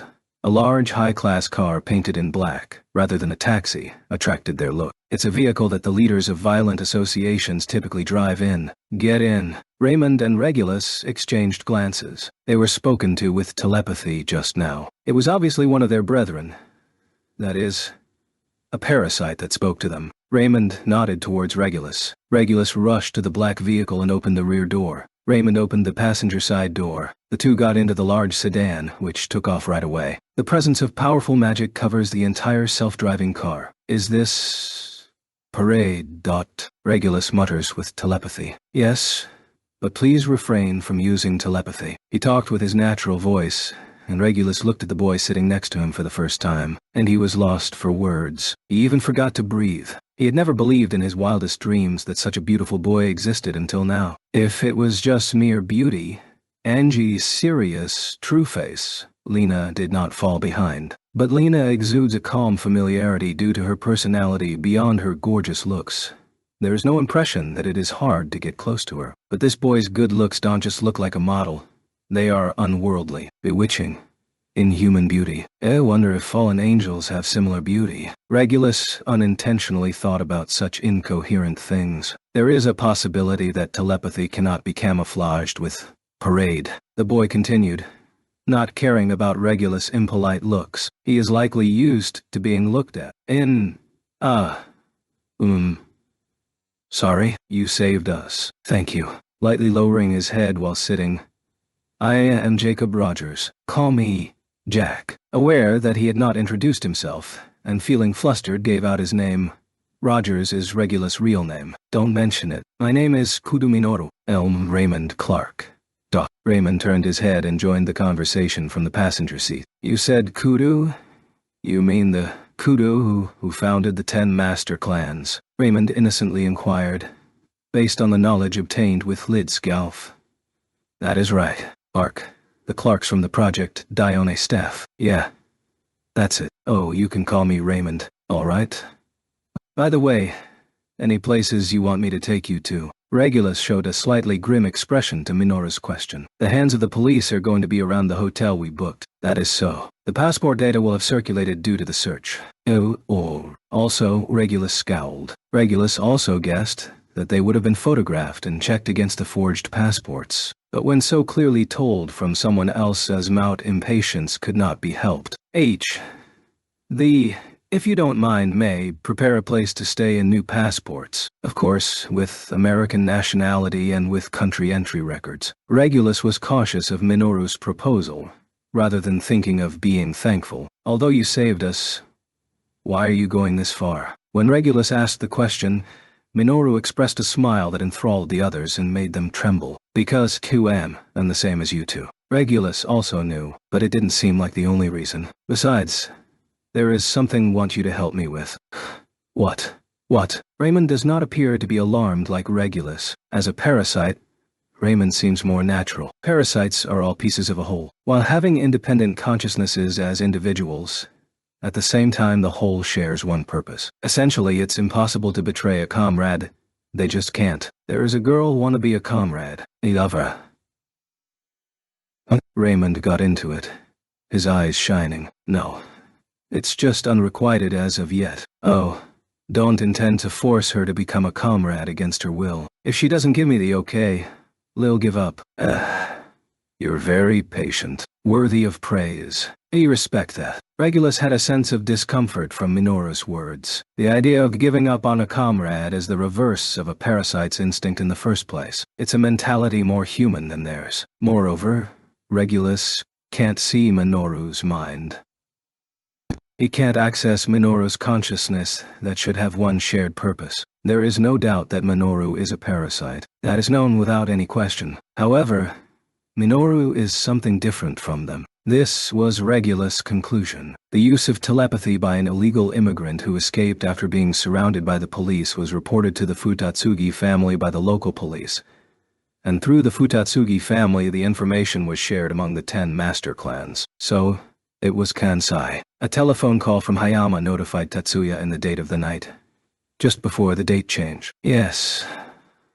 The Kuroba family has taken charge of the search. Like before, Tatsuya-sama should wait in Tokyo or Miyake Island to receive Madam's orders. If the illegal immigrants are from Stars, Lena is their goal. Understand. I will remain on alert. We will send you a photo of the illegal immigrants taken by the police. One of them is Raymond Clark. Tatsuya opened his eyes lightly. Raymond Clark. There is no definite proof yet, but it is presumed that Raymond Clark has parasitized, as seen from the Scion wave data observed at the same time. You have become able to distinguish parasites with Scion radars. The results of your research, right? All because of Tatsuya-sama's assistance in securing a parasite for experiments. It was revealed by Maya at the Special Master Clans conference the other day that the Yatsuba family took a parasite sealed at First High in February of last year. Tatsuya's remarks were irony based on that, but it didn't reach Hayama. Tatsuya also doesn't particularly intend to give Hayama a sour stomach by mentioning it. The fact that they became able to detect parasites with some device was what was important. Can we detect Minoru with those results? Kurabayashi is developing a radar tuned for Kudo Minoru. Please wait a little while longer. Kurabayashi is the third butler in the Yotsuba family hierarchy, and also the person in charge of the whole Yotsuba family technical department, and manages the former fourth laboratory. He was also an excellent magic engineer, and was the first teacher who taught magic engineering to Tatsuya. Got him. Understood. Lil be waiting. Tatsuya-sama's words will be transmitted to Kurabayashi. Incidentally, how is Major Sirius doing? She doesn't seem to be bored yet. So that's how it is. If there is any need for something, we'll prepare it instantly. Tell Lena. Much obliged. After that, a simple salutation was exchanged, and the Visiphone's terminal screen turned dark. Tatsuya was in his own room, not the living room. Miyuki wakes up early, so she was already in bed. Ending the phone call, Tatsuya didn't turn his thoughts to Miyuki, but Ayako. One of the parasitized illegal immigrants is most likely a STARS magician. The Kuroba family are in charge of tracking. In itself, it is natural to take into consideration the division of roles inside the Yotsuba family. The likelihood that Fumiya and Ayako will join is not small. Those two have schoolwork. Unlike Tatsuya, they are not exempt from attending 4th High. But if it is the Kuroba family, they'll prioritize their duty instead of high school. He doesn't worry too much with Fumiya. His direct pain is a mental interference type magic. It should work well against parasites. Rather, it can be said that the compatibility is good, but Ayako has no means of attack that are effective against parasites. She can give damage to the parasite's body like normal, but she won't reach its real body. Even so, if the opponent is STARS, she may do something. If the situation becomes unfavorable, she should at least be able to escape. However, if she is confronted with Minoru, overthinking. The Kuroba family were ordered to search for the illegal immigrant assumed to be from the STARS, not to find Minoru. Tatsuya did not even consider that the STARS preparation team and Minoru had already joined together. Minoru took Raymond and Regulus along to the Chinatown in Kobe. It is a small area called Nankin-machi. Before World War III, Chinatowns were successively established all over Japan, but only the ones in Yokohama and Kobe were left as towns when the war concluded. In Kobe's Chinatown, as well as Yokohama's, Jogonjin had a hideout. The people who work there, even though Minoru is their new master, obey without question. They are not concerned with their master's appearance. Just holding the key to the treasure warehouse that can only be opened by the master was enough to welcome him as their master. Since Minoru pulled the information about the mechanism of the key from Jogonjin's ghost, he could open the treasury with no problem. Without deliberately trying to know the contents, when Minoru opened the door of the treasury in anticipation, he was dejected to find it was mere junk. But that is another story. It was the next day, Thursday the 27th, when Minoru and his comrades had a discussion. In other words, Jack's goal is to find the current location of the deserter Major Sirius, right? Regulus nodded to Minoru's question. He didn't reply immediately because he was forcing himself to not use telepathy. We'll destroy Major Sirius with my own hands if I can. If it turns out to be difficult, let's wait for the arrival of my comrades to unite our forces. How soon will your comrades come to Japan? They are scheduled to arrive at Camp Zama in 4 days, on the evening of the 1st of July. However, severe surveillance is expected from the Japanese authorities because of the operation in February of this year. Even when they arrive, we probably won't be able to move much. We need to gather some information to fulfill our objective at once. The operation in February of this year was an assassination mission commanded by Canopus for the sake of not letting the Japanese authorities get their hands on Guji. After that incident, the National Defense Forces toughened their attitude towards the USNA, who crushed their honor. Understand. My subordinates will follow you in your search for Major Sirius location. Subordinates from the Kudo family. He thought the eldest son, Haruaki-san, would succeed in the Kudo family. Can you even move your troops freely? Raymond asked, inserting his mouth from the side. You're very informed, aren't you, Raymond? Did you search with the Thlidskyelf? However, it was Raymond who received a shock. You know about Thlidskyelf? Minoru ambiguously smiled. If you're an ordinary person, this is a deceptive smile. But when it's Minoru, it becomes a mysterious smile. Also have many information sources. Matter of cooperation in the search. Gio request your assistance. Raymond's face solidified in surprise, and Regulus restored the original discussion. Also, would it be fine if we help you? Would it be fine to bring someone to your girlfriend? If possible, I'd like to request your assistance, but... Minoru bitterly smiled. In contrast, Regulus' expression looked stuffy. He thought his ability was being doubted. Even seeing that, Minoru didn't appear impatient. She's a member of the Yotsuba family. Regulus opened his eyes wide when he was told the honest facts with a casual tone. Yotsuba? That Yotsuba? Yeah.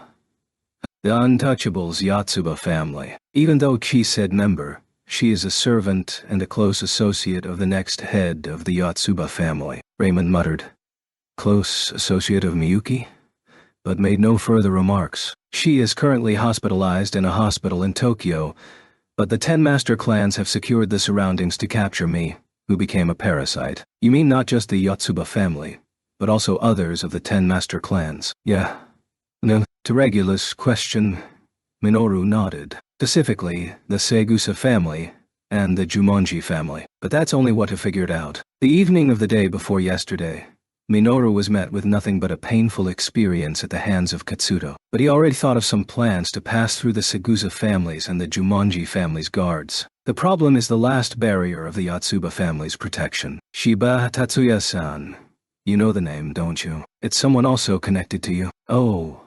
Know him, replied Regulus. Raymond was about to say something, but for now he was displaying a listening posture. No, the magicians of the Yotsuba family have skill that separates them from the other families. When Tatsuya-san joins there, Cho won't be able to reach her. The other day was a draw, but Tatsuya was not as serious as Minoru himself. Though they didn't surpass one another, they were not serious in the sense of killing the other party is inevitable. This time, Minoru does not intend to attract Tatsuya. As an opponent, he is different from Katsudo. Against Tatsuya, there is a conflict of policies over his existence. Tatsuya is stubborn. If he attracts Tatsuya many times more, he will have to accept he is wrong. Just because you fight seriously until the end, it doesn't mean it won't be a draw. In that case, it's meaningless. If he falls, he won't be able to save Minami. Minoru had fallen into such dilemma. Besides, he wasn't completely aware, but there was another thing worrying him. The last match was even, but during this time,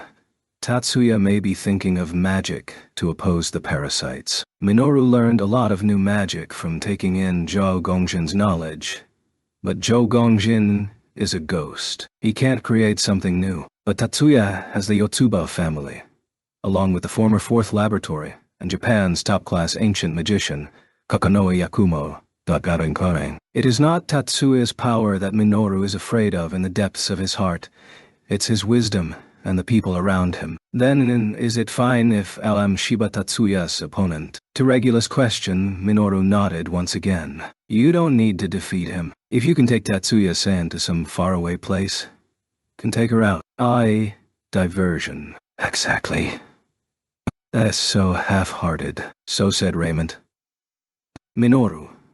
Isn't Tatsuya an obstacle to you? Then, he should die. Otherwise, even if you succeed in taking that girl out, Tatsuya will chase you. Minoru raised his eyebrows at Raymond's hysterical tone. That doesn't matter. If she gives a nod, the parasite transplant will end within that day. If she disagrees, intend to return her to the Yotsuba family at once. But the tone that explained this to Raymond was calm, weak.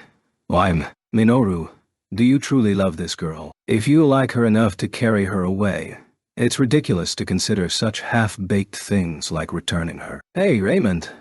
Regulus reproved Raymond, but his voice did not reach Raymond's ears. Tatsuya is an obstacle that should disappear from this world. Raymond, calm down. Regulus strongly held Raymond's shoulder, forcibly silencing him. Apologize, Minoru. No. Don't mind. As those words suggest, Minoru didn't care about Raymond's wave of excitement, at least on the surface. Also consider Shiba Tatsuya an opponent to be killed. But for now, let's give priority to Minoru's objective. It would be really helpful if you do so. But if we can kill him, there is no problem if we do it. Yeah, there is no problem. There was a small delay in Minoru's response regarding the words added by Regulus, but this could hardly be noticed. Today, Tatsuya spent the morning in Miyake Island, and in the afternoon he went to First High. He spent the school hours in the library, and after school he went not to the student council, but to the Public Morals Committee headquarters. Mikihiko, are you here? Tatsuya. Yeah. You came today. Good timing. Mikihiko was not patrolling. He was working at his desk. Since afternoon, Tatsuya replied to Mikihiko. Next to him, a small silhouette tried to pass him silently. Kasumi, is your body fine? Tatsuya called out to his junior. Kasumi reluctantly stopped her feet. I'm fine. Sorry for making you worry. I see. That's good. Kasumi lowered her head to Tatsuya with a sour look. Then she hurriedly left the headquarters. What happened? It's natural for Mikihiko to wonder what that scene was about. Kasumi's attitude didn't mean anything, but I'd like to ask you a favor related to that. Ask me? Oh. The other day, we talked about Minoru. Mikihiko's complexion changed. Tatsuya's favor involved sensing parasites, so he became nervous. Yeah. Remember, the day before yesterday, Minoru appeared near the hospital where Minami is. Then, Mikihiko shut his mouth and eyes in surprise. He quickly closed the Public Morals Committee headquarters doors and finally closed the room with a barrier from a charm he took out. Sorry to keep you waiting, Tatsuya. Let's sit down and talk. Yeah. Tatsuya and Mikihiko sat face to face with the long table between them. The day before yesterday, Segusa-san fought Minoru-kun, didn't she? Exactly. There were no physical injuries, but she was put to sleep with Jinjutsu magic. Even before that, there was concern of after effects from the damage she took from magic that caused oxygen deprivation. Still, it seems that there isn't any problem, which gives me some peace of mind. Is that so? While it was Tatsuya who said peace of mind, he looked indifferent, unlike Mikihiko, who was listening to the story while holding his chest in relief. And what is your request? If you need help catching Minoru-kun, well, we'll gladly lend you my assistance. Mikihiko leaned his body on the table. Like he said Monday, Mikihiko considers it his job as an ancient magician to deal with parasites. May ask you to lend a hand with that too eventually. But right now, Che wanted you to help with my training. With Mikihiko's incitement, Tatsuya explained the details of his training. Since only have time after school, Yov will have to take a short break from Public Morals Committee work.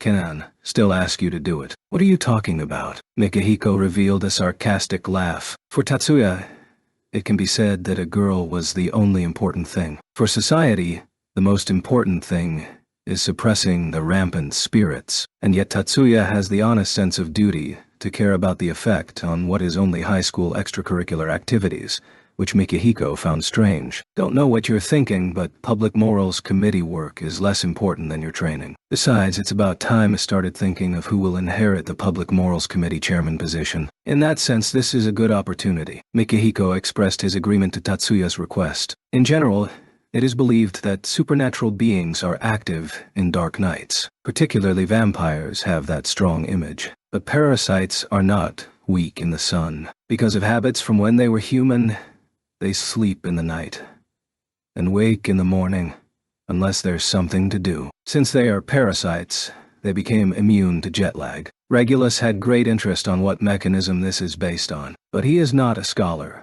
so even if he thinks about it, he won't know the truth. He kept his interests as they were and went into his bed. It was exactly at that time that the door to his room was knocked on. While he was hearing the knocking sound, he knew who it was. When Regulus opened the door, Raymond stood alone as he had inferred. Is it fine if I come in? Feel free. Honestly speaking, it was a bad time to bother him, but it must be an important matter if he visited so late. Regulus thought so when he opened the door. So, what is it? It's about Minoru. What about him? Ada don't think there was anything he did that was particularly suspicious. You don't think so? Seems that Raymond didn't agree with Regulus' words. Minoru is strange. What's strange about him? Raymond shut his mouth for a little while. It was not hesitation. It was time to rethink how he should say it. Our telepathy, for some reason, can't communicate across national borders. But if we use telepathy, we share the same purpose. Even if our original parasite is different, the rule should still apply. Raymond and Regulus became parasites in the micro-black hole experiment held this month. On the other hand, Minoru changed the host of a parasite who lost its way into this world with the experiment done in November of 2095. However, even if the details of how they became parasites differ, they are still the same kind of living thing. That is both Minorus and their intuition. No, they understand it with their true feelings. Besides, the origin of the parasite that Minoru assimilated is also USNA. It has its roots in the same experiment facility in Dallas. Even if Raymond pointed out the difference in their origins, strictly speaking, it was not correct. Raymond, what do you want to say? Why doesn't Minoru agree with us? Raymond responded to Regulus' question with a question of his own. The Shiba Tatsuya thing. That's right. Our purpose should be uniform about eliminating Tatsuya. And yet, why did Minoru disagree with Tatsuya's death? He didn't seem to oppose to Shiba Tatsuya's elimination. But for Minoru, there is something else that should be prioritized. That is strange. We decided that burying Tatsuya was our current top priority. Didn't we have that discussion in the States? Our telepathy can't cross borders, you said it just now, Raymond. Raymond kept silent when stabbed by his contradictory words. We are pure intention, strong desires, and we are drawn to unification with humans. Our strong will invites parasites. These words from Regulus denote the duality of parasites. The point of view of the parasite before unifying with a human, and the point of view of the human before being eroded by the parasite, coexisting within the original parasitized human. The strongest will inside Minoru was the desire to save the woman he loves. If that's the case, it would be strange not to give it top priority. Regulus and Raymond discussed in the morning, and heard why Minoru wanted to make Minami a parasite. While revealing that much, Minoru had yet to tell them Minami's name. That's unacceptable. Our top priority target must be Tatsuya. You shouldn't say that. Regulus, like Raymond, is being drawn to erase Tatsuya. However, that is because Regulus intends to neutralize strategic class magic, which has become a threat to his country. Raymond's original feelings were also to bring Tatsuya down, not to erase Tatsuya. This was the effect of the intentions of STARS members who recognized that a threat like material burst should be eliminated. Like this, the intentions of the parasites were mixed together. It's certain that the individuals who hold the strongest desires take the initiative of the parasite's collective consciousness, but the intentions of one individual don't dominate other individuals. For example, by associating with Minoru, even if he takes the initiative, Regulus and Raymond's intentions won't be ignored. Understood. Then, we will discuss it with Minoru tonight. If you want to do it, then fine. They already made sure last night that Minoru communicates with the same line. Since Regulus, Raymond, and Minoru are connected, if Raymond and Minoru talk, Regulus will be included. Someone taking the initiative is characteristic of them. Regulus had no reason to stop Raymond. Minoru suddenly woke up in the middle of the night. It was not caused by physiological desires. He was awakened by a noisy voice he heard in the depths of his heart. Wake up, Minoru. Us. To this call, Minoru had a wry smile. Raymond, what is it at this hour? Minoru didn't recognize Raymond. No surprise, Thought this is your first time talking within our collective consciousness. First time talking, but it's not the first time hearing voices. That shouldn't be the case. Sensing confusion from Raymond's telepathy, Minoru couldn't hold back a laugh. In telepathy, not reach across national borders. Minoru didn't intend to mock him. But unlike a conversation using their real voices, along with the fact he didn't use polite language, Raymond mistakenly thought he was being looked down on. Misunderstanding others' intentions is something that can't naturally happen with parasites that share intention. That thinking is wrong. Telepathy can reach across borders. As evidence, becoming one intention also interfered with me. But across borders, the consciousness just can't understand the meaning the words from telepathy have. In human telepathy, this phenomenon doesn't happen, though. There are many inexplicable restrictions to the abilities we have as parasites. That is strange. Maybe the process of transmitting from the parasite's real form to the consciousness of the original human is failing in translation. Raymond was not the only one in silence. Regulus, who was in the mixed consciousness, was speechless as well. That doesn't really matter right now. You've contacted me in the deep consciousness like this. Is there some intention you want to unite? How do you know things like that? Isn't Minoru us the only active comrade in this country? There is one more. He is completely sealed now, but he was screaming sometimes when used for experiments. I want to go help, but there's a strong barrier so it can't interfere. Minoru is talking about the parasite sealed by the Yotsuba family. The seal from Yotsuba family's mental interference-type magic doesn't break with the power of the parasitized Minoru. The very opposite. He can't even understand where he's being held captive. The signs of others becoming speechless are once again transmitted. It seems that he really despises him, Minoru thought. No, Minoru, we weren't making fun of you. We don't want you to misunderstand that. Because that thought wasn't concealed, the explanation was transmitted in a hurry. They were Regulus words, but Raymond's voice was mixed within. Understood. And Minoru once again asked what their business was. In fact, though Raymond's thinking was transmitted to Minoru, he tried to make him say it from his own mouth to advance this messy conversation. We are a single body. All of us, a single living being. Our intentions must be one. Minoru did not agree with, nor deny it. That Raymond and Regulus are such a living being, Minoru understood, but Minoru denied that he became so. If O don't stay as how am, to can't make her into a parasite. If I can't use it to cure her, becoming a parasite has no meaning for me. Minoru didn't intend to deny how Raymond and Regulus are. But, when Thoi was said, he wasn't planning on being included. We intend to destroy Shiba Tatsuya.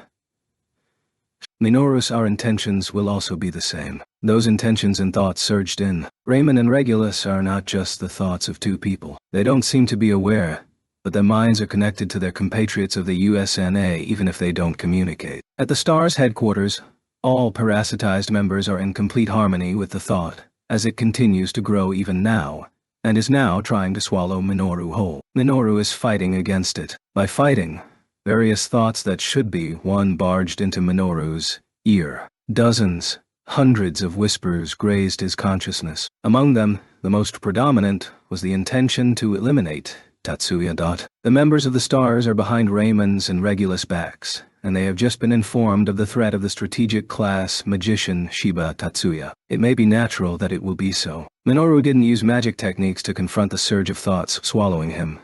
Instead, he fought back by facing it and embracing his strongest desire. He doesn't want Minami. In Minoru, there is no desire to make her his. He just abandoned his humanity for his desire to save that girl from the same situation he was in. Because it was for someone other than himself, he could win against the encroaching temptation. Individuality acquires form, impulses and desires in the core of the spirit, how to make use of the law, what to forbid and what to allow, the connections within society, each person's associations. It takes its form with resistance. As such, the frame confining the self is thrown away, and the self exists as a person with its own desires different from other living beings. If greed was the core, he would certainly not be able to withstand the temptation, because it was for the sake of someone other than myself, and not for my own sake. Minoru could preserve his self. It was a long battle. It was an instant battle. In the spiritual world, time has no length. Time is not a continuous line. It is made of points. The only information is long time and instant time. At the end of that instantaneous eternal battle, the one standing was Minoru. Raymond, will you cooperate with me? First, we bring her along. After that, Tatsuya-san. We follow Minoru's intention. Until the end, Minoru was himself. But whether he changed or not, something was different. Even humans change when they are exposed to the same things dozens, hundreds of times. Even if denied at first, empathy will slowly grow. Even Minoru was not indifferent to such human weaknesses. Even if he isn't a human being, he is still concerned about himself, and has similar strong points and weak points as he originally did. Continuously being exposed to whispers to eliminate Tatsuya dozens, hundreds of times. Let's deal with Tatsuya-san later. Minoru's consciousness was also led into changing without him realizing. Chapter 6. Even though there was a smuggling incident at Kansai International Airport, Japan was generally peaceful. The fierce battle that unfolded between Minoru and Raymond occurred in the spiritual dimension. So the general public doesn't know about it. The aggression by the anti-magic ideologists is in a lull. Even if there are no strict demands for the delivery of major serious, the Great Asian Union won't mess with the Nansei Islands. Particularly in the current calm diplomatic situation, both the Ministry of Foreign Affairs and the National Defense Forces had an ominous feeling. Regarding the Great Asian Union, the reasons were revealed on Friday, 28th of June, along with the news that shook the world. We have a special news report. Tatsuya and Miyuki, who were at the table just before going to school in the morning, turned to the tense voice of the newscaster. Tatsuya held the chopsticks and Miyuki put hers down with good manners and turned her face towards the television. Earlier today, the Great Asian Union and the new Soviet Union broke into war. Miyuki opened her eyes wide. If she still had her chopsticks on her hand, she might have dropped them on the table. As expected of Tatsuya, he set the chopsticks down normally and prepared to listen to the news. Late at night from yesterday to today, the Great Asian Union broke through the border to the west of Lake Kanka. Then they went south and started advancing towards Ushirisk. In response, the new Soviet Union immediately mobilized the Far Eastern forces stationed in Vladivostok, and the two armies confronted each other 30 kilometers north of Ushirisk. The intense battle still continues. Miyuki switched her eyes to Tatsuya with an awkward movement. "Oni-sama, this is serious." Tatsuya looked away from the television and linked his eyes with Miyuki's. "This is a military conflict in an area close to Japan. It is likely that effects on our country are unavoidable." Tatsuya's voice was also revealing a tension different from normal. In the television studio, a commentator appeared before the camera. The goal of the Great Asian Union should be to take the southern part of Primorsky Krai. For the Great Asian Union, who brought the Goryeo Autonomous Region under their control, this area, particularly Vladivostok, has the geostrategic meaning of a knife being thrust at their throat. It wouldn't be a mistake to assume the Great Asian Union has been waiting for an opportunity to remove this threat since then. A map was projected on the television. Seeing that, the words of agreement, "I see," came from the newscaster's mouth. However, if Vladivostok is the goal, why specifically taking a route going south from Lake Kanza? It seems that invasion from the Goryeo Autonomous Region would be closer. The Great Asian Union's navy has suffered great losses in the battle against our country during the Yokohama incident and has yet to recover from the damage. If they were to attack Vladivostok from the south, they would have to cooperate with the navy.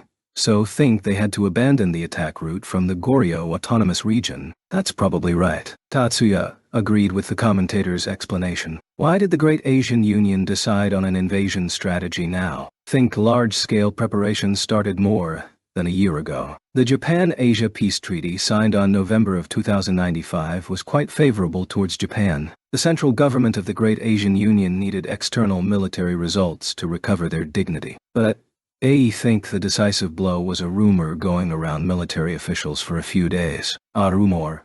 The newscaster tried to steer the conversation towards the rumor, and the commentator, though reluctant to, revealed its contents. There is a rumor that the new Soviet Union's state-recognized strategic-class magician Dr. Bezobrazov has died or fallen unconscious. Didn't know that. Regardless of whether the timing of Tatsuya's interjection was funny or not, Miyuki's serious face let out a quiet laugh. Taking into account the quality of the military force of both countries, the new Soviet Union is winning.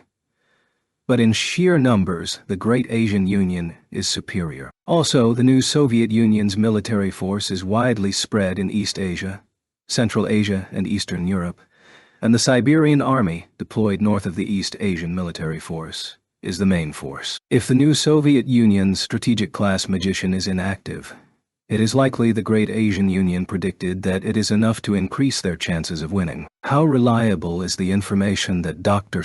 Bezobrazov is unable to help in the war? I think I'd say it's baseless. Just 1 week ago, the signs of magic, assumed to be new Soviet Union's strategic-class magic, were observed over the skies of Hachioji in Tokyo. But news from Dr.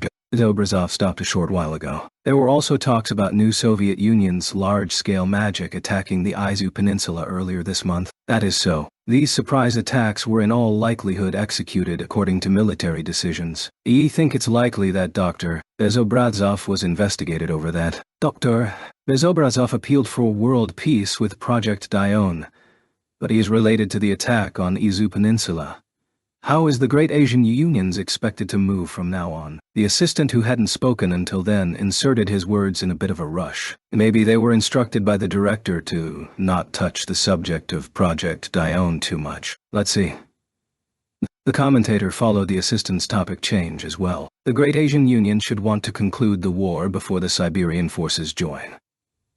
In other words, Tsi think they want a decisive battle that lasts a short time. Then, New Soviet Union side want to bring it to a war of attrition until the reinforcements are prepared. The newscaster came back to the conversation here. He wasn't bring up the Bezobrazov topic again. That's what I think. Will the Great Asian Union side use strategic class magic? The introduction.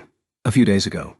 Well, made the existence of Second Lieutenant Liu Lei obvious. After that the discussion continued, but if they didn't leave the house soon, they would be late for school. Even if they are late, they were only worried about Miyuki. Tatsuya escorts Miyuki to school, and afterwards becomes free to do what he wants. Anani-sama, what will you do today? Miyuki asked Tatsuya, the question inside the cabinet. Unless there is a call from Lieutenant Colonel Kazama, will go to FLT. You're not going to Lena's place. Could do that. It surely has something to do with the military conflict between the Great Asian Union and the new Soviet Union. Miyuki thought so but didn't ask for more details. Tatsuya's predictions came true. Special Officer Uguro, I think it is regrettable that the current situation that damages our relationship with you continues. But as you know, an emergency has occurred. Could you come to the base right away? Roger.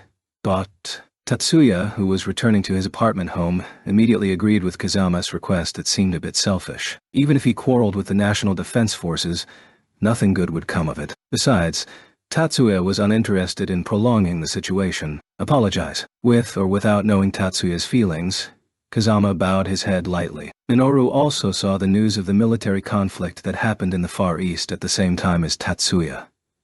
Though just last night, Minoru won a violent battle, he wasn't indulging in laziness. Both Raymond and Regulus have yet to wake up. Due to the nature of parasites, it obviously not jet lag. Probably shouldn't think about these things, but this may lead to some opportunities. Minoru thought so. If this military conflict drags on, the 10 master clans will also have to focus their attention on the Sea of Japan. Even if it ends in a short time, if the victorious faction keeps their momentum and goes south to the Sea of Japan, the 10 master clans have to deal with it, and won't have to care about it. If the commentator on the television is correct, this war was triggered by the large damage dealt by Tatsuya's counterattack to Bezobrazov. Tatsuya-san will feel this is ironic, but it may be karma. Minami was injured due to Bezobrazov's attack, and if the influence of Bezobrazov's fall circulates, Tatsuya will lose ways to protect Minami. Just as Minoru thought, this surely is ironic karma for Tatsuya. Tatsuya cancelled his plans to visit Miyake Island and work at FLT and headed to the independent magic-equipped battalion headquarters base in Lake Kasumigawara. Of course, this matter has been reported to Maya, though it would be fine to go talk to them directly.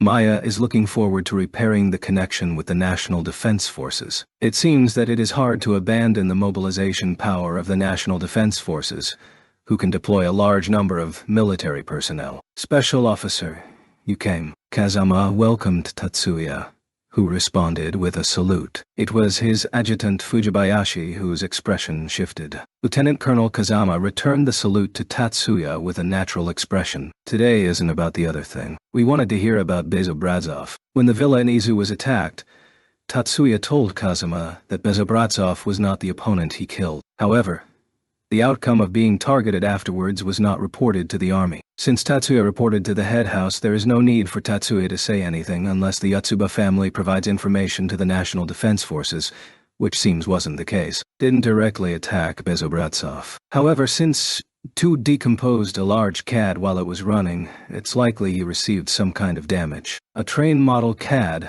was informed a few days ago. Exactly. Destroying the connection to that CAD while it is running will cause great mental damage through magic calculation area. When you destroyed the CAD, was Bezobrazov connected? Since then we haven't been attacked by Tumen Bomba, so it seems that is very likely. Kazuma pondered, chewing the information he was given. How likely do you think it is that Bezobrazov died? Not even 1%. So, 0%. It doesn't matter if... Say it in other words. After replying, Tatsuya added the words that didn't need to be said. The likelihood of accidental death unrelated to this matter is not 0, so he'll return soon. Do you think Bezobrazov will make it in time for the current Great Asian Union invasion? If the new Soviet Union executives don't consider it a problem to crush Bezobrazov, he could be deployed right now. However, if they want a satisfactory victory, it's unreasonable to do so immediately. Specifically, how long do you think it'll take? If past examples are anything to go by, the time needed to recover from the damage of forced CAD disconnection is from 10 to 20 days. Today is Friday. He was attacked by Tumen Bomba at First High on the Thursday of the week before. In short, as little as 2 days or as long as 2 weeks. That is the case. Understood. While Kazama nodded, Tatsuya talked to him this time. Lieutenant Colonel, ... There is something we want to talk about. Say it. You may already know this, but this country is once again exposed to the parasite menace. Know about the Kudu family matter. There was a new parasite outbreak in the USNA. What? 2. It appears that the National Defense Forces were not told about it yet, or maybe information has not reached Kazama yet. Either way, Tatsuya didn't feel reluctant to give this information. Last week, a revolt by parasitized members occurred at the STARS headquarters base. Currently, STARS headquarters is actually occupied by parasites. Did you get this information from Major Sirius? No. Duh. We were told the facts by a relative of His Excellency Kudu, Miss Angelina Kudu Shields. Tatsuya once again insisted that he was not hiding. Major Sirius. Oh, I see. Kazama also didn't intend to bring up this discussion again, and it seems at least 2 parasites have infiltrated Japan. What? Kazuma's expression didn't just look surprised. It was mixed with impatience. The police guarding Kansai International Airport detected illegal immigrants using telepathy. Because the passengers arrived in Japan in a direct flight from Los Angeles, it appears that it is highly likely that a STARS member parasitized another person, if we think in terms of time. Let's ask Her Excellency Saiki. I think you better do so. The police of the Hanshin police should not keep the information on their own hands. Without reporting to the center, it would be unlikely that the information would reach the 10 master clans. It is doubtful that the police gives the army information. It might not be good for the police to demonstrate their territoriality by borrowing the power of the National Defense Forces. But even so, the probability that Saeki procured detailed information from private routes is not low. Also, what did you mean by another person? One of the 2 is Raymond Clark. God. Is that a fact? Confirmed the photo the police took. There is almost no room for mistake. Special Officer Fujibayashi, who was up until then taking notes diagonally behind Kazama, inserted her words unintentionally. Raymond Clark from that Edward Clark. Yes, the son of Edward Clark, who proposed Project Dione. Tatsuya cut his words momentarily, then suddenly added something else. And one of the 7 sages who made use of the information gathering system, Lidskjalf, a backdoor in the Echelon 3rd, and also the person responsible for the disclosure of Taurus Silver's identity. Wait, Special Officer. That's too much information for my head. From here forth is the real issue. Fujibayashi's complaint, "AA need a short break," was ruthlessly refused by Tatsuya. Go for it. Then, as Shiba Tatsuya of the Yotsuba family, Yoi request the cooperation of the National Defense Forces, independent magic-equipped battalion. Kazuma's eyes emitted a strong light, correcting Fujibayashi's posture, which had become out of shape. I think it's very likely that the smuggled parasite will collude with the parasitized Kudu Minoru. Upon hearing Minoru's full name, blood rushed to Fujibayashi's face. However, Fujibayashi should already know about the parasitized Minoru through the Kudu family. Tatsuya didn't feel the need to care about Fujibayashi's emotions at this time. Also, as STARS performs illegal activity in Japan, Cho think they won't send in just one person. Tatsuya excluded Raymond from the group here. See, he doesn't mean that Raymond is unimportant. Since he was parasitized, He predicted that his body has gained new powers that can't be ignored. But with the stars, he guessed that the number of people can't be counted. Certainly they should have reinforcements, before long too. You were probably right. Tatsuya's guess was logical, so Kazama had no counter-arguments. Kudo Minoru's goal is our family's servant, Sakurai Minami. At this point, Tatsuya switched the focus of the discussion from stars to Minoru. If Kudo Minoru and stars join forces, there is a possibility that it'll be too much to protect Sakurai Minami, even with the power of the Yotsuba family. You mean you want us to borrow soldiers as guards? No. If Stars tries to invade using shared bases like Yokosuka or Azama, could you prevent them? The Yotsuba family is monitoring the private airport and Air Force base in the capital area, but the National Defense Forces base can only be monitored from outside. Though they can sneak inside, it would take way too much time and effort in the current situation. Instead of that, it would be more reasonable and take less time and effort for the National Defense Forces to observe the base of the National Defense Forces. Preventing the invasion of troops whose goal is illegal activity should be the job of the National Defense Forces in the first place, even if it is the troops of an ally. Understood. Let's talk with the Naval General Staff through Her Excellency Brigade Chief. Kazama didn't give Tatsuya any alternate conditions, as he also understood that this was the job of the National Defense Forces. By the way, Special Officer, what do you think of the current conflict? You mean who think will win or lose? Yes, the new Soviet Union will win, Tatsuya replied immediately without any thought. Please tell me on what grounds. The invasion of the Great Asian Union is based on unreliable information about the absence of Bezobradzov. Since this precondition is incorrect, the moment that Bezobradzov joins the war, the morale of the Great Asian Union's troops will fall. Specifically, the moment Tumenbamba is used. Even without these words, they were transmitted to Kazama.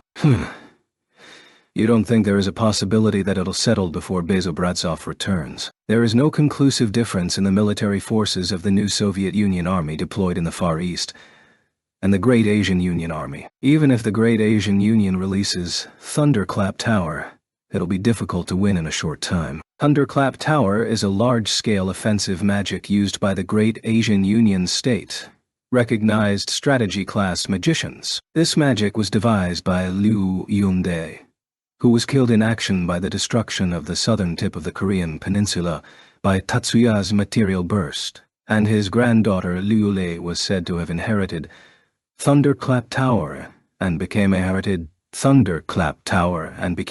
the new state-recognized strategic-class magician. If the new Soviet Union wins and plans to invade Japan, Kazama said, looking straight into Tatsuya's eyes, can the National Defense Forces rely on your power? There is no problem if you rely on me. Even now, Tatsuya didn't hesitate in his answer. The compensation for borrowing the power of Tudu Aoba was to be a deterrent for the military of other countries. Tatsuya planned to take the necessary measures even if Kazama, the 101 Brigade, didn't request it. But being honest was unneeded. It was a good plan to make Kazama believe that he was borrowing him. It was the day after the start of the invasion of the new Soviet Union by the Great Asian Union. In the Far East, in the new Soviet Union's Primorsky Krai, the opposing sides were alternating between attack and defense. Throughout the world, the attention was on this conflict.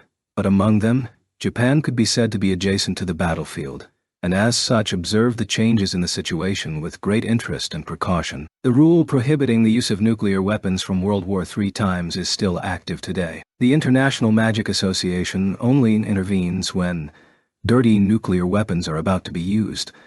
But, depending on the circumstances, biological weapons and chemical weapons that pollute the environment, large bombs that leave behind harmful residues, and thermobaric explosives of the kind that spread toxic substances in the atmosphere are also self-regulated. Because of this, modern war is fought with traditional bullets, bombs that injure or kill with shrapnel, and expensive, environment-friendly high-powered bombs. A RIC army may include weapons that use electromagnetic waves or high-energy lasers. In other words, old kinds of weapons are still mainstream, and there is a tendency for war to drag on if decent troops clash. In this case, decent means with reliable military logistics. To defeat the enemy in a short period of time, it is necessary to have weapons they don't have. The chances of victory of the Great Asian Union lie with Thunderclap Tower. It's strategic class magic. The Great Asian Union started this battle expecting that the new Soviet Union's strategic class magician can't be dispatched. However, it won't be settled in a few days. The Great Asian Union used strategy class magician Lu Lilei from the start, and she is dominating the battle in the battlefield she joined. But Thunderclap Tower is not a magic that can cover all of the battlefield. Even if such magic existed, it would be difficult to use it in land war where the enemy is drawing closer. Strategic class magic is not as useful as the world thinks it is. Today is Saturday. Different from when this was a period of time that mixed leisure time and creativity. Only some junior high schools and high schools for technical training in art enjoyed 2 days off school weekly. Naturally, magic high schools have lessons. Tatsuya also escorted Miyuki until school this morning. Minami's in the hospital, and at present there are no estimates for when her replacement will be sent from the Yotsuba family. Tatsuya already isn't her guardian, but he accompanies Miyuki to school as if he was her bodyguard. However, Tatsuya didn't feel the need to be near Miyuki inside First High. If it's just protecting Miyuki, he doesn't need to be within a short physical distance. The other day, while being on the lookout for Bezobradzov's attack, he could counterattack successfully from the sidelines. Escorting her every morning is just something he, with his competent disposition, likes to do. Once they wore uniforms and he escorted Miyuki inside the school building, Tatsuya went back to his home immediately, changed into some rougher clothes, and went straight to Miyaki Island by aircar. The primary objective was for magic research, but he was also anxious of taking his eyes off Lena. Sure enough, Lena was already bored. Tatsuya. What are you doing? Making magic, Doctor. Even though it was no use to both Tatsuya and Lena, she was intruding on Tatsuya's space while he studied. That's just a computer, too. Is that such a surprising thing? Isn't your engineer who made Bryonica able to do something similar? Bryonak is a magic weapon that makes use of Fey theory as a technique, enabling the use of the strategic class magic heavy metal burst in local battles and interpersonal fights. Fey theory, free after execution theory, also called the theory of controlling phenomenon after its creation in Japanese, is the theory that since phenomena that occurred as a result of magical modifications is phenomena that should not exist in omina. This world, naturally, the very short time right after the modification is loosely bound by the laws of physics. Thus subsequent modifications become easier. Tatsuya's Baryon Lance also uses this theory, but Baryon Lance was made using Bryonak as a reference. The developer of Z Bryonak was someone Tatsuya strongly felt he wanted to meet someday with a white flag raised on his mind. Sure. Hey, had Abby do things like remodeling magic only on my desk. The engineer who developed Bryonak is called Abi. Tatsuya secretly wrote down that name on his mental notebook. But when you make new magic, don't you experiment it often during the process? That engineer seems to be developing new magic even now. Tatsuya added a PS to the mental notebook. This magic is not being made from scratch. Tatsuya answered Lena's doubts without revealing his interest in this engineer, Abby. The other day had the opportunity to see Tumen Bamba, so he thought about whether could apply it in another magic we can use. Tumen Bamba is way too complex to use easily. What Tatsuya meant is, it requires large-scale equipment so it can't be used easily. Lena interpreted it as, its magical power requirements are too high to be used easily. That is also not incorrect. Wait a moment. By any chance, is the magic you're making strategic class magic? In one beat off, it could be said. Lena revealed a disharmonic voice. The classification is so. As Tatsuya had gotten used to it, he didn't reveal any laughter. I'm shocked. While Lena pronounced shocked, she showed an unnatural shrug. Great bomb.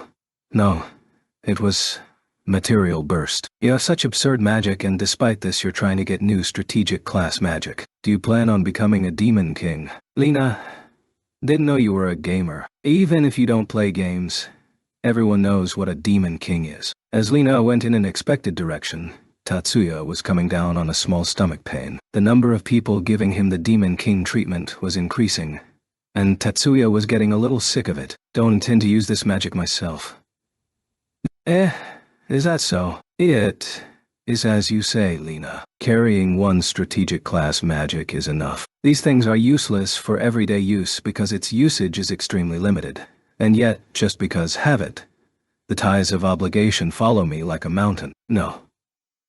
Lena strongly agreed, ignoring the context. Once this is completed, some other magician will use it. Tatsuya concealed a wry smile with a seemingly natural expression, and continued. Happen to know a person who could use it. If that person introduces himself as a new apostle, these depressing obligations may more or less decrease.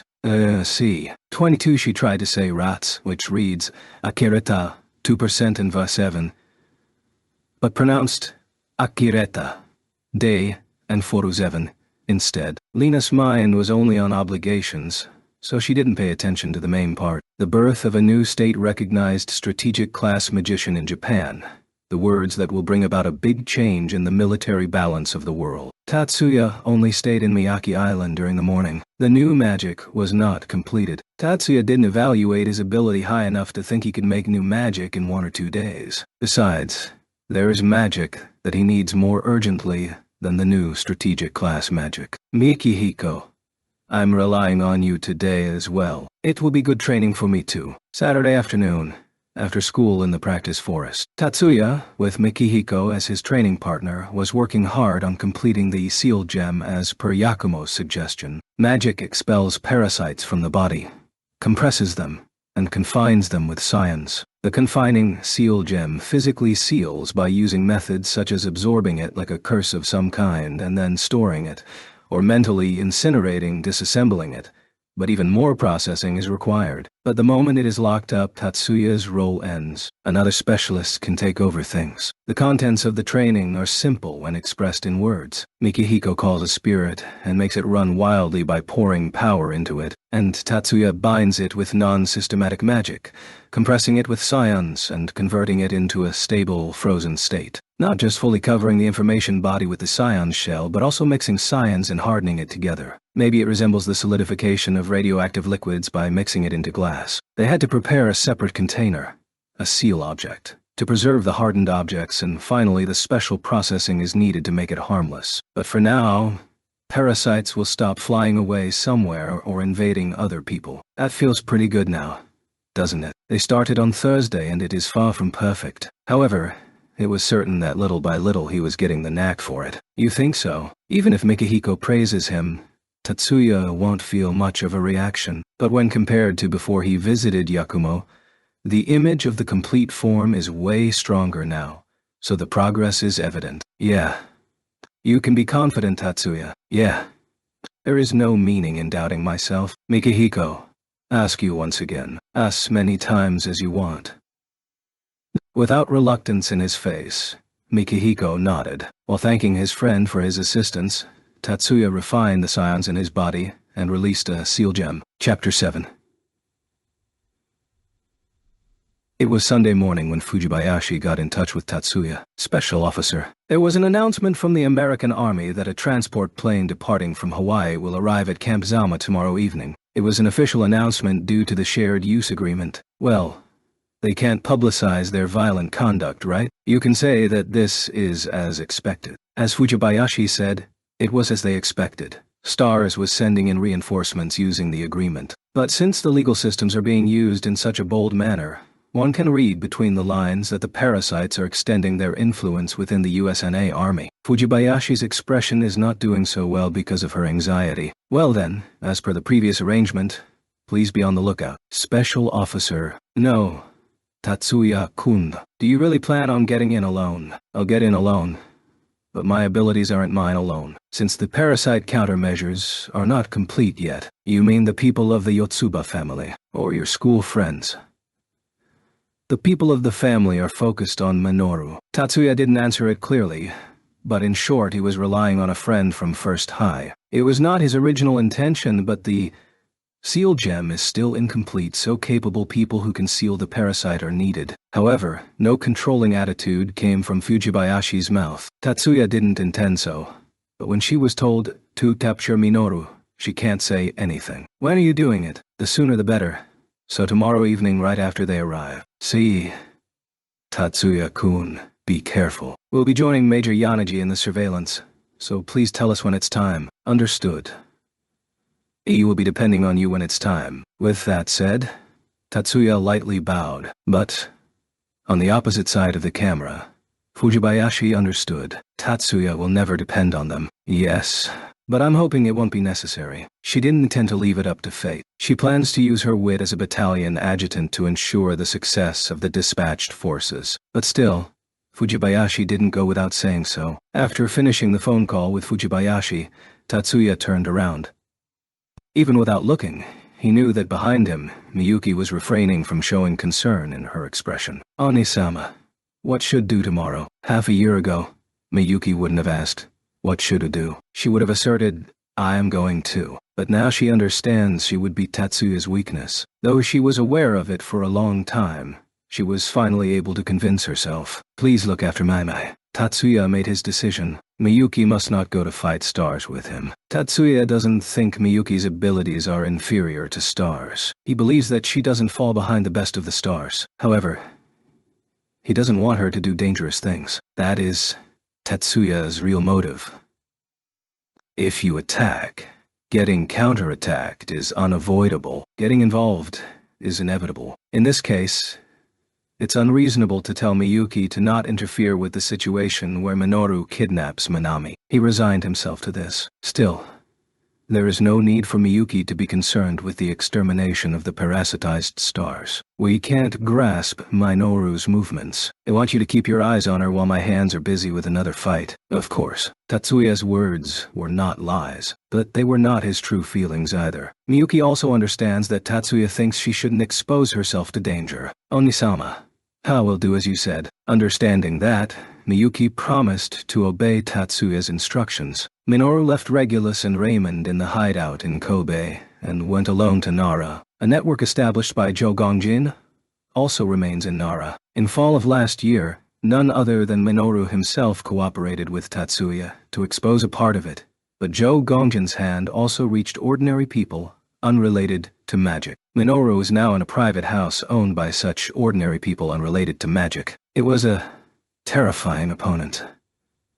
Involuntarily, a soliloquy ran out of Minoru's mouth. More than the people before him thought, Joe Gongjin was a troublesome opponent. But now, thanks to him, Minoru could move comfortably. Well, up until now he could act safely. From here on he must jump into the pocket of the Kudu family who is waiting for him. His destination is the 9th Magical Development Research Institute. The former 9th Research Institute, the core of the 9 magicians. Minoru is planning to take the sealed parasidols from there. The alliance of the Saegusa family and the Jumonji family, especially the fight with Katsudo, made Minoru realize the limits of one person alone. He saved Regulus and Raymond solely with the ulterior motive to borrow their hands, but 2 people was not enough. Besides, they have their job. Also, he needed something that works as his henchman. He can't count on Kansai ancient magicians who were friends with Zhao Gongjin. They have opposed the 9th Research Institute for a long time, and this body is of a direct descendant of the Kudu family, a magician from the Nines. Unlike the Hitouts, it doesn't seem likely that Zhao Gongjin's friends will support him even if he has his knowledge. So Minoru thought to take along parasidols as his subordinates. The development of the parasidols was suspended, but their production had already been completed. Practical use is only frozen due to ethical reasons. Above all else, the core of the parasidols, as can be seen from its name, is a parasite. Minoru thought if it's him, he should be able to use it better than a human magician. The parasidols damaged in the operation test were already repaired, and were left sealed at the former 9th Research Institute. If he could creep in and restart the parasidols, it shouldn't be difficult to escape with their bodies' fighting power. However, the former 9th Research Institute is under the jurisdiction of the Kudu family. The Kudu family being out of the 10 master clans doesn't change that. Even if they don't expect Minoru to aim for the parasidols, the former 9th Research Institute will be heavily guarded by the Kudu family. Perhaps his grandfather, Kudu Retsu, may be waiting. If you don't enter the tiger's den, you won't get its cub. 3. The former 9th Research Institute is undoubtedly a tiger's den, Minoru thought. The head of the Yotsuba family, Yotsuba Maya, entrusted the investigation of the illegal immigrants detected in Kansai to a branch family of the Yotsuba, the Kuroba family. The head of the Kuroba family, Kuroba Mitsugi, has excellent twin children. The older sister, Kuroba Ayako. The younger brother, Kuroba Fumiya. The two of them are second-year students at the Magic University-affiliated 4th High School, and they commute to school on weekdays. When Tetsuya heard the Kuroba family were entrusted with the search, he thought, if it is the Kuroba family, they may give priority to their duty rather than school. But Tetsuya's guess cannot be said to be correct at this point. Mitsugi didn't dispatch his children to the Hanshin region until school holidays started. Sunday, the 30th of June, the twin sister and brother Ayako and Fumiya came to Kansai International Airport. There aren't any leads left. Just hearing about the features of the illegal immigrants that couldn't be understood from the photos and the situation at the time they lost sight is great. Fumiya rebuked his older sister Ayako, who didn't have a bit of gratitude towards the policemen who spared their precious time, with an indirect rebuttal. 23 an equivalent English expression would be, nothing ventured, nothing gained. Just now, they shared lunch with Officer Karasawa, who first found Regulus and Raymond, and thoroughly heard about the situation at the time of discovery on their seats. Incidentally, when they were invited to eat, Officer Karasawa was working. At any rate, D-san, didn't think you were acquainted with Officer San, who was related to this. Karasawa-san being the first discoverer was sheer coincidence. Officer Karasawa could skip out on work because Ayako was a close acquaintance of his. 3 years ago, during the summer holiday of their second year of middle school, Ayako spent about a month in Kobe, separated from Fumiya. She was participating in a manners school with accommodation targeted to girls of around the same age. Of course, work was involved. It was an undercover operation. The purpose was to expose the conspiracy of a stateless criminal organization that brainwashed children of the society's rich and powerful to become their spies, a mission which Ayako fulfilled safely, and it seems she met Officer Karasawa, who was Tiyabaka Nanawa, still a student at second high school at that time, several times. Still, the meal was paid out of the Kuroba family's pocket. They released the policeman, and were now having post-meal tea time. But in the end, it didn't give us any clue. Wouldn't say there was no clue. Ayako expressed an "oh" face, requesting an explanation from Fumiya with her eyes. 2 illegal immigrants suddenly disappeared into the manned taxi stand. There were no humans with the same appearance as the people being pursued. At that time, 2 people ran away in a car, not a taxi, and were recorded with the surveillance cameras, but their appearance was different from what Officer Karasawa saw. Even the car that ran off, the cameras outside the airport didn't catch any car with the same features. Fumiya stopped talking and stared back at Ayako's eyes. Isn't this similar to when that magic was used? Kudu family's parade, huh? Yeah, and speaking of people from the Kudu family likely to cooperate with parasites, the parasite who challenged the Yotsuba family the other day, Kudu Minoru, nobody other than him. Taking over Fumiya's words, Ayako added her agreement. The illegal immigrants presumed to be from stars are being hidden by Kudu Minoru. To Fumiya's conclusion, Ayako indicated her opinion was the same with a nod. Fumiya and Ayako separately reported to the head house and their father about their hypothesis that the members of the stars who had smuggled themselves into the country were being hidden by Kudu Minoru. As a result, their father told them to interrupt their search and come back, and the head house ordered the 2 of them to stop by the former 9th Research Institute to report the information, as per Maya's instructions. Needless to say, priority was given to Maya's instructions. Even so, why to the former 9th Research Institute and not the Kudu family? In the car heading towards the Research Institute, Fumiya revealed unconscious feelings of doubt. This car isn't a taxi. It's something the Kuroba family uses for operations. Ayako and Fumiya left the Kuroba house for convenience when going to school and live in an apartment in Hamamatsu. Today they didn't go to Kansai by riding the train from there. They had a car come meet them from the Kuroba house. It took extra time to depart, but the formed 9th Research Institute was in an inconvenient location well out of town, so it could be said it was the correct decision based on the current situation. Head Sama may think we should report to His Excellency instead of Makoto-sama. Door. Fumiya's words were close to a soliloquy, but Ayako, who was sitting next to him, returned an honest response. Also, Makoto-sama refers to the head of the Kudu family, Kudu Makoto, while His Excellency refers to the former head of the Kudu family, Kuduretsu. Kuduretsu, who is respected as the eldest of Japan's magical world and not just of the 10 master clans, is often referred to by Patriarch, but Tatsuya dislikes this nickname and calls him His Excellency Kudu instead. He calls him this following the fact Retsu was a former major general of the National Defense Forces. Fumiya and Ayako used to call him Patriarch too, but they once heard Tatsuya call him His Excellency, and the two of them also switched to the His Excellency faction. So that's why they sent you on this errand, Nisan. Ayako and Kuduretsu are acquainted from the previous parasite incident. Is it more accurate to say there was some kind of collusion? Rather than going to an unacquainted head house, talking to Retsu may be more comfortable. Not us, right? Ayako said, not denying Fumiya's guess. Whether it was because they used a car instead of a train, or because of the late meal, when Fumiya and Ayako arrived at the former 9th Research Institute, it was already dark. It is currently the period of the year when the sun stays out the longest, but the sky before the end of the rainy season is dark and cloudy, and doesn't let the light of the sunset pass. The former 9th Research Institute.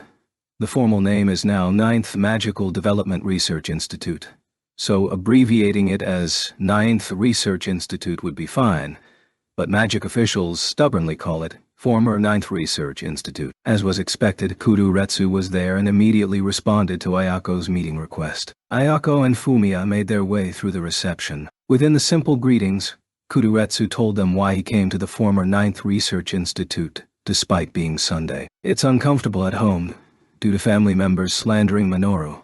Within Retsu's great number of grandchildren, Minoru is the one he dotes on the most. Minoru was blessed with magic talent, but he thinks it is a pity that Minoru is unable to demonstrate his real abilities because he is prone to illness. Perhaps his other grandchildren might have been aware of this. Still, the truth is neither his father nor his wives had reasons to neglect Minoru. Seen objectively, it can't be said Minoru was given enough affection from his parents and siblings. Perhaps within the Kudu family, only Retsu directed his familial love to Minoru. It's already late. How about we have some dinner? After finishing the conversation, Retsu made the offer to Fumiya and Ayako. He may have been lonely when confronted with two people the same age as Minoru. Not finding selfishness in Retsu's words, Fumiya and Ayako couldn't bear to turn down the offer. Let me prepare dinner for you. Thank you. We'll take you up on your offer. In the end, Ayako bowed her head to Retsu's invitation, representing the wishes of the two. The sun will set soon. Minoru, who was lurking under the shade of a tree in woodland facing the former 9th Research Institute, muttered in his mind. The vicinity has become completely dark, but if the skies were clear, it would be time for the sun to set now. If there were no clouds, it would dusk now. Of course, twilight. The time of great calamity, the time when people meet demons by chance. The time when the powers of demons get stronger and disaster befalls people. Minoru sent a signal with his thoughts to the war assets he procured for this operation. They are not ancient magicians from Kyoto or Nara. He is only accompanied by refugees from the continent who Zhou Gongjin sent here, who he temporarily bound with a technique. Without their own purpose, in other words, lacking willpower. They are not fit to be Tatsuya's and Katsudo's opponents, but they are able to buy time until he wakes the sealed parasidols up. Minoru thought so, and used the puppet technique he acquired from Zhou Gongjin's knowledge. A traditional magician plunged into the gate in front of the Research Institute by himself, and just like that, he self-destructed with magic flames. Even if it's called self-destruction, his body didn't explode as one would expect, so he didn't die immediately. But he drew out magical power above his own limits to use magic at zero distance. Instead of bearing wounds that lead to death if neglected, he exhibited power that tore the gate in one blow. The three people around the table, Retsu, Fumiya, and Ayako, had just finished eating their soup. Everyone simultaneously turned their faces towards the front of the Research Institute. Only Fumiya stood up, but neither Retsu nor Ayako could be blamed. Why didn't the proximity alarm go off? Retsu's mumbling meant, why didn't the alarm that announces that suspicious people are approaching go off? Ugh. A barrier. He reached an answer by himself without listening to other people's opinions. 2432 AH. Twilight can be translated literally as time for meeting evil spirits, and Ahef, time of great calamity, are both read the same way. Amagatoki. In Japanese superstition, it is believed that people encounter yukai during this time of the day. http://i. Amagatoki, a barrier that hides the magic waves skillfully enough for Retsu, who was called the world's most skilled, to not perceive it. A disturbance field that makes it harder to discover Seijin waves instead of blocking them was covering the entire front of the research institute and half of the premises. Retsu became aware of it only at this point. This is a concealment barrier that is a specialty of traditional magicians from the southwest of the continent. When Retsu said continent here, he didn't mean either the Eurasian continent or the Asian continent, but a region that roughly overlaps with territory of the Great Asian Union. Southwest of the continent refers to the Sichuan-Yunnan area. Your Excellency, doesn't it look like Minoru-kun has come? When he heard about the continental barrier, Fumiya associated it with Minoru. If it's Minoru, he's probably aiming for the parasidols. Parasidols? Are those the humanoid weapons that were tested at the steeplechase venue last year? You know about them. Yes, we were slightly involved. To Retsu's retort, Fumiya nodded. I see. You are correct. Those were the parasidols. After answering Ayako's initial question, Retsu added to himself, so it was not just Shiba Tatsuya who was moving at that time. The parasidols are sealed in the storehouse on the north side. I'm sorry, but I can't help you. E will go there instantly when Hal confirmed the situation inside the research institute. Understood. There is essentially no reason for the two members of the Kuroba family to obey Retsu. However, Kudo Minoru is an enemy as far as the Yotsuba family is concerned. If he is raiding the research institute looking for parasidols, the goal must be to increase his fighting power, using these humanoid weapons as his subordinates. It is a natural obligation of a Yotsuba branch family to prevent the Yotsuba family's enemies from increasing their capabilities. Nissan. Let's go. Yes. Ayako also did not object to Fumiya's decision. The former 9th Research Institute's guards were by no means an easy opponent for Minoru, whose power has grown. But this is not on the level of Mayumi-san and her sisters or Jumonji-san. In a short time, Minoru finally arrived at the storehouse where the sealed parasidols are stored. The locks have not been replaced since the other day when he sneaked in to become a parasite. Even if they were electronic locks, Minoru thought it was careless. No, wait. Just to make sure. Minoru fortified his defenses with Parade and Ghostwalker, and released golden electron silkworms from a small distance away. Without making contact, golden electron silkworms invaded the electronic lock. Right after, a violent electrical discharge happened in the electronic lock's console. That was risky. Looks like the voltage of the electric current just now reached lethal levels. Even if it's Minoru, touching it carelessly would have incapacitated him for a short while. The moment magic is released, you will become defenseless against that magic, twisting this principle into a trap. This probably was a trap set by his grandfather, Kudo Retsu, as expected from the former world's most skilled. But Minoru thought to release golden electron silkworms from a distance to make an electrical current in the air. He was concerned about getting electrocuted if the electric path was left as it was, but he was successful in having golden electron silkworms pass through at the same time as the line was closed, so no injury was incurred in Minoru. He emitted golden electron silkworms once more. The console's electronic circuits were already burned. The electronic lock was operated not by signals sent in with the electronic lock's console, but by signals sent with its replacement, golden electron silkworms, and it showed Minoru the way in. At the same time he went through the door, Minoru's virtual image was attacked. Unlike the other day, guards were deployed inside the storehouse. It wasn't just 1 or 2 people either. There were signs of no less than 5 people bearing their fangs at Minoru. I didn't sense them until now. Impressive skill. But it's not enough. Aware of when he was a person from the Kudo family, Minoru spared the magicians who attacked him. A minute had not yet passed when the battle ended. In the end, 6 magicians were lying unconscious in the storehouse. Fumiya and Ayako didn't go directly to the storehouse they were told about. They went towards the parking lot. They went to the Kuroba family car they had ridden here with. Fumiya had left behind his CAD dedicated to the use of direct pain There, young master. Kuru Minoru-kun is attacking. Contact the head house in Tucson and wait for orders. Secure an escape route. Understood. This young man who is dressed in a Kuroba black suit serves as Fumiya's aide, whose name, Kurakawa Shiroha, makes you want to say black or white. Make up your mind. A2 degree. Switched to his communication device in accordance with Fumiya's instructions without making pointless conversation. Fumiya took out a black knuckle duster from the accessory case in the rear seat. He gripped it lightly, and power went into the dedicated CAD shaped like a knuckle duster. Nissan, if you please. No. Ayako looked to the north side of the Research Institute's premises. There it is. 25. Kurakawa Shiroha. Kuro means black. Shiro means white. The line in Japanese reads, Kurodaka Shirodaka Hakiri Shiro, and could be translated literally as, black or white, make it clear. From a gap between the buildings, the storehouse in question could be seen. 7 launch you onto the roof. Just in case. Got it.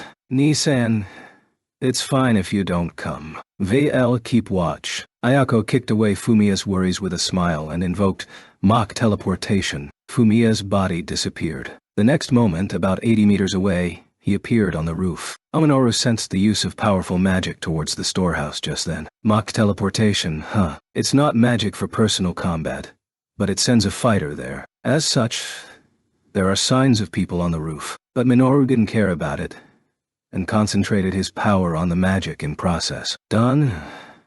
Involuntarily, he spoke to himself with all his might. Right after that, a hole was open in the ceiling of the storehouse. Composite materials that can endure tactical nuclear weapons were destroyed by just dozens of seconds of magic. The magic used was oxidation decay. This magic, which Minoru is also good at, removes the intermolecular binding and forcibly ejects the electrons from solids. Although inferior to the oxidation decay Minoru uses, this magician's oxidation decay was also quite high level. Kuroba Fumiya. Minoru recognized the short figure that jumped down from that hole. Last year's 9 schools competition. A young magician in the same year as him who was the 4th highest central figure in the newcomer's monolith code. Kuroba Fumiya did not respond to Minoru's voice and stretched his hand in front of him. A knuckle duster. His fist had a black knuckle duster, but Minoru is 10 meters away. Minoru did not understand what Fumiya wanted to do. That is, until a moment ago. All of a sudden, Minoru was struck with intense pain. He punched my abdomen. However, he didn't need to check as it was obvious Fumiya's fist didn't reach him. It doesn't feel like he was shot with air bullets or pressure either. Cool. Minoru switched the control of the body from the brain and nervous system to be directly controlled by the mind, removing his sensitivity to pain. The pain is not going away, but his abdomen is still in intense pain. From the sense of crisis of being exposed to an attack he can't identify, Minoru rapid-fired plasma bullet and ionized air bullets went towards Fumiya. With the same fast aerial movements that he showed in the 9 schools competition, Fumiya dodged all of Minoru's plasma bullets, and once he landed he pushed out his right hand once again. Argishwaya. Cries of pain escaped from Minoru's mouth. He held his right eye with his right hand. The pain in his right eye was as intense as if his eye was being crushed, but touching his eye with the palm of his right hand told him there was no damage dealt to the eyes. Minoru fell to his knees. I lost. Feelings of defeat crossed his mind. Is there nothing he can do in this situation? Frustrated that he would not fulfill his desires, he released self-destruction magic. Fumiya's direct pain magic causes direct pain to the mind, so it was also effective against parasites. While unexpected, that one hit was not enough to defeat him.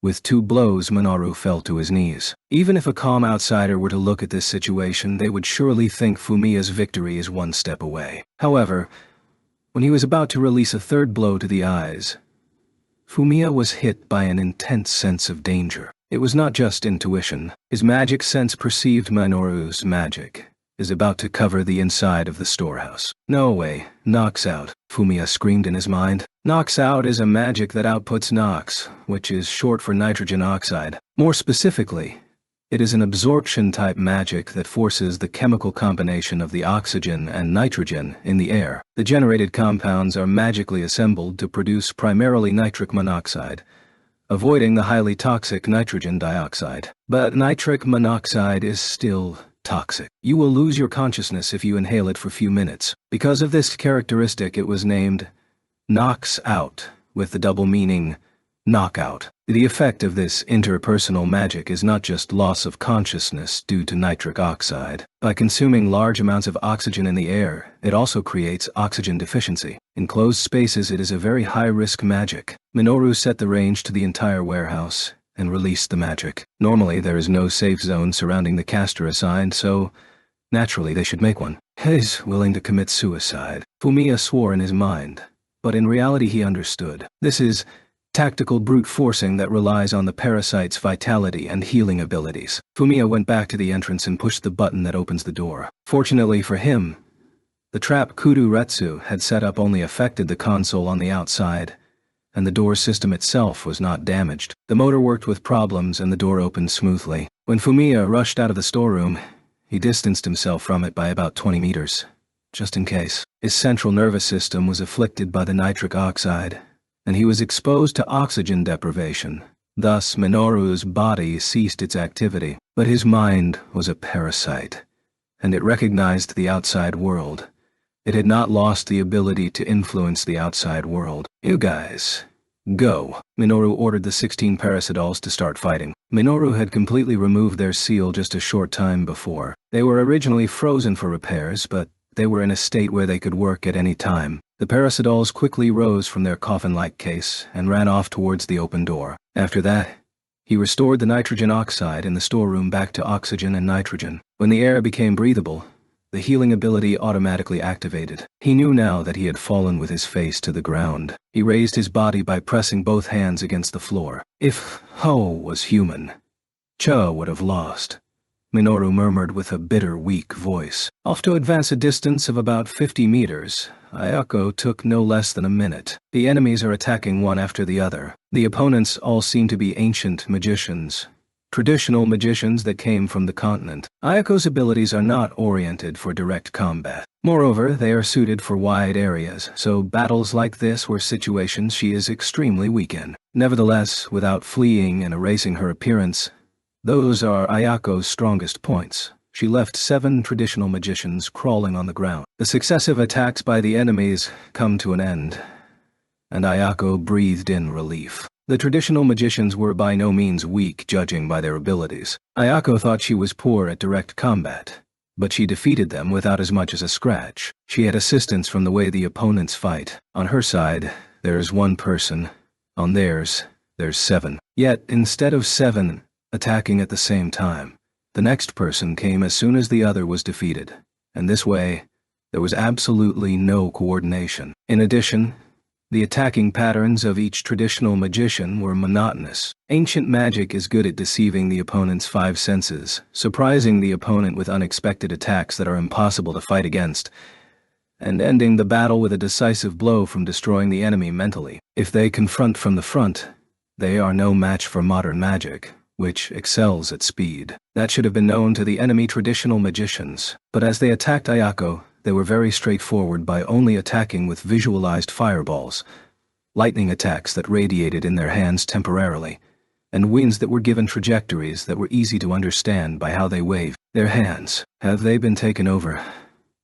The magic that steals the opponent's will and makes them a slave for battle also exists in the Yotsuba family. The traditional magicians' movements were similar to the puppets made with that kind of magic. Kudu Minoru also has hypnotic suggestion type abilities. Ayako appended this to her mental notes and started walking again in order to lend a hand to Fumiya in the battle. But within 3 steps, Fumiya rushed out of the storeroom. Before raising her voice to ask what happened, a female model robot ran off from the inside of the storehouse and chased after Fumiya. Ayako understood its true identity. It's not a simple battle female android, it's a parasidol, a humanoid weapon that uses magic from the evil spirit it carries. A group of parasidols attacked Fumiya. Some of them changed direction towards Ayako. The opponent Fumiya should defeat is not the parasidols. That group is being manipulated by Kudu Minoru. Parasidols are autonomous weapons. They can continue fighting with their own decisions without being given orders. But he defeats Minoru, who currently has the authority to give orders.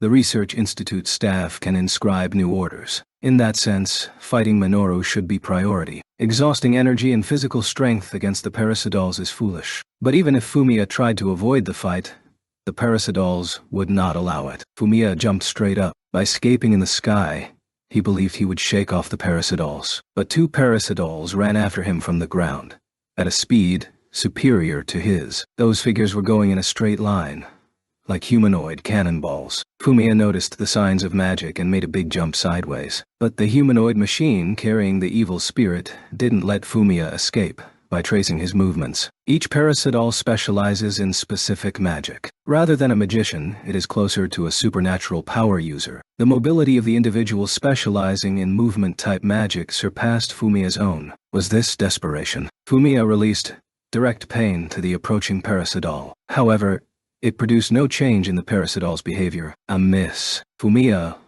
was becoming agitated. At that moment, the 2 parasidols caught up with Fumiya. One of the parasidols swinged her left hand. Right after, a thin steel string extended from inside her wrist. Fumiya instinctively formed a physical shield. The steel string was indistinguishable from the darkness, and it coiled around Fumiya from the top of the shield. The other parasidol carried a short, bifurcated spear. Between the tips of the straight blades that faced one another was a thin gap. A flashing light appeared between the 2 blades. The parasidol aimed the short spear at Fumiya, scattering sparks from the electric discharge. Fumiya charged towards the steel string parasidol. By shortening the distance, the steel string became loose. The steel string that was entangled counterclockwise was brushed away by Fumiya with a clockwise air current. Fumiya leaned his body to dodge the short spear approaching from behind. In the next moment, the parasidol who sent out the steel string embraced Fumiya. Fumiya, who had just dodged the spear, couldn't do anything to avoid this. The parasidol fell to the ground, still holding Fumiya in her arms. Fumiya used direct pain against the parasidol clinging to him, but, as before, there is no effect. Does this have no effect against these guys? Fumiya finally realized. Direct pain is a magic that directly attacks the mind by making the body feel pain. From the start, the humanoid machines have no sense of pain. Thus, no pain can be dealt to the spiritual information body with direct pain. Fumiya hit the ground along with the clinging parasidol. Inertia control was insufficient, as it only reduced damage enough to barely avoid bone fractures. Fumiya. Ayako's frantic scream kept Fumiya's consciousness from flying away. Fumiya reflexively turned his eyes to Ayako. Ayako was completely surrounded by 3 parasidols. Her mock teleportation doesn't allow to slip through obstacles. She can't escape with that. In spite of herself being in danger, she anxiously called out Fumiya's name. Out of my way. Fumiya was becoming agitated. His mouth let out a shout, blowing off the parasidol clinging to him with an explosive acceleration-type magic. Fumiya started running as he rose up. Set out of my way. He hit the face of a parasidol who was trying to stab him with a knife with his knuckle duster. This cad's main body is the gripped part, and the part wrapped on his fist can be used as a weapon normally. Fumiya did not pursue the staggering parasidol. A slashing, repulsive force field was shot from the sides, which he avoided with quick movements and stopped with compressed air bullets. Fumiya suddenly invoked self-acceleration magic. In an instant, he appeared behind one of the parasidols encircling his older sister. At the same time he attacked with his right fist, weight-type magic was invoked. The repulsive force produced at that point destroyed the power supply unit inside the parasidol. With the power supply cut off, the motor sustaining the machine's body halted. The parasidol violently shook and swayed, and then fell down. With one corner of the circle destroyed, Fumiya hit the other 2 with a wind blast, making them walk back, and grabbed Ayako's hand. Nissan were withdrawing for now. Turning around,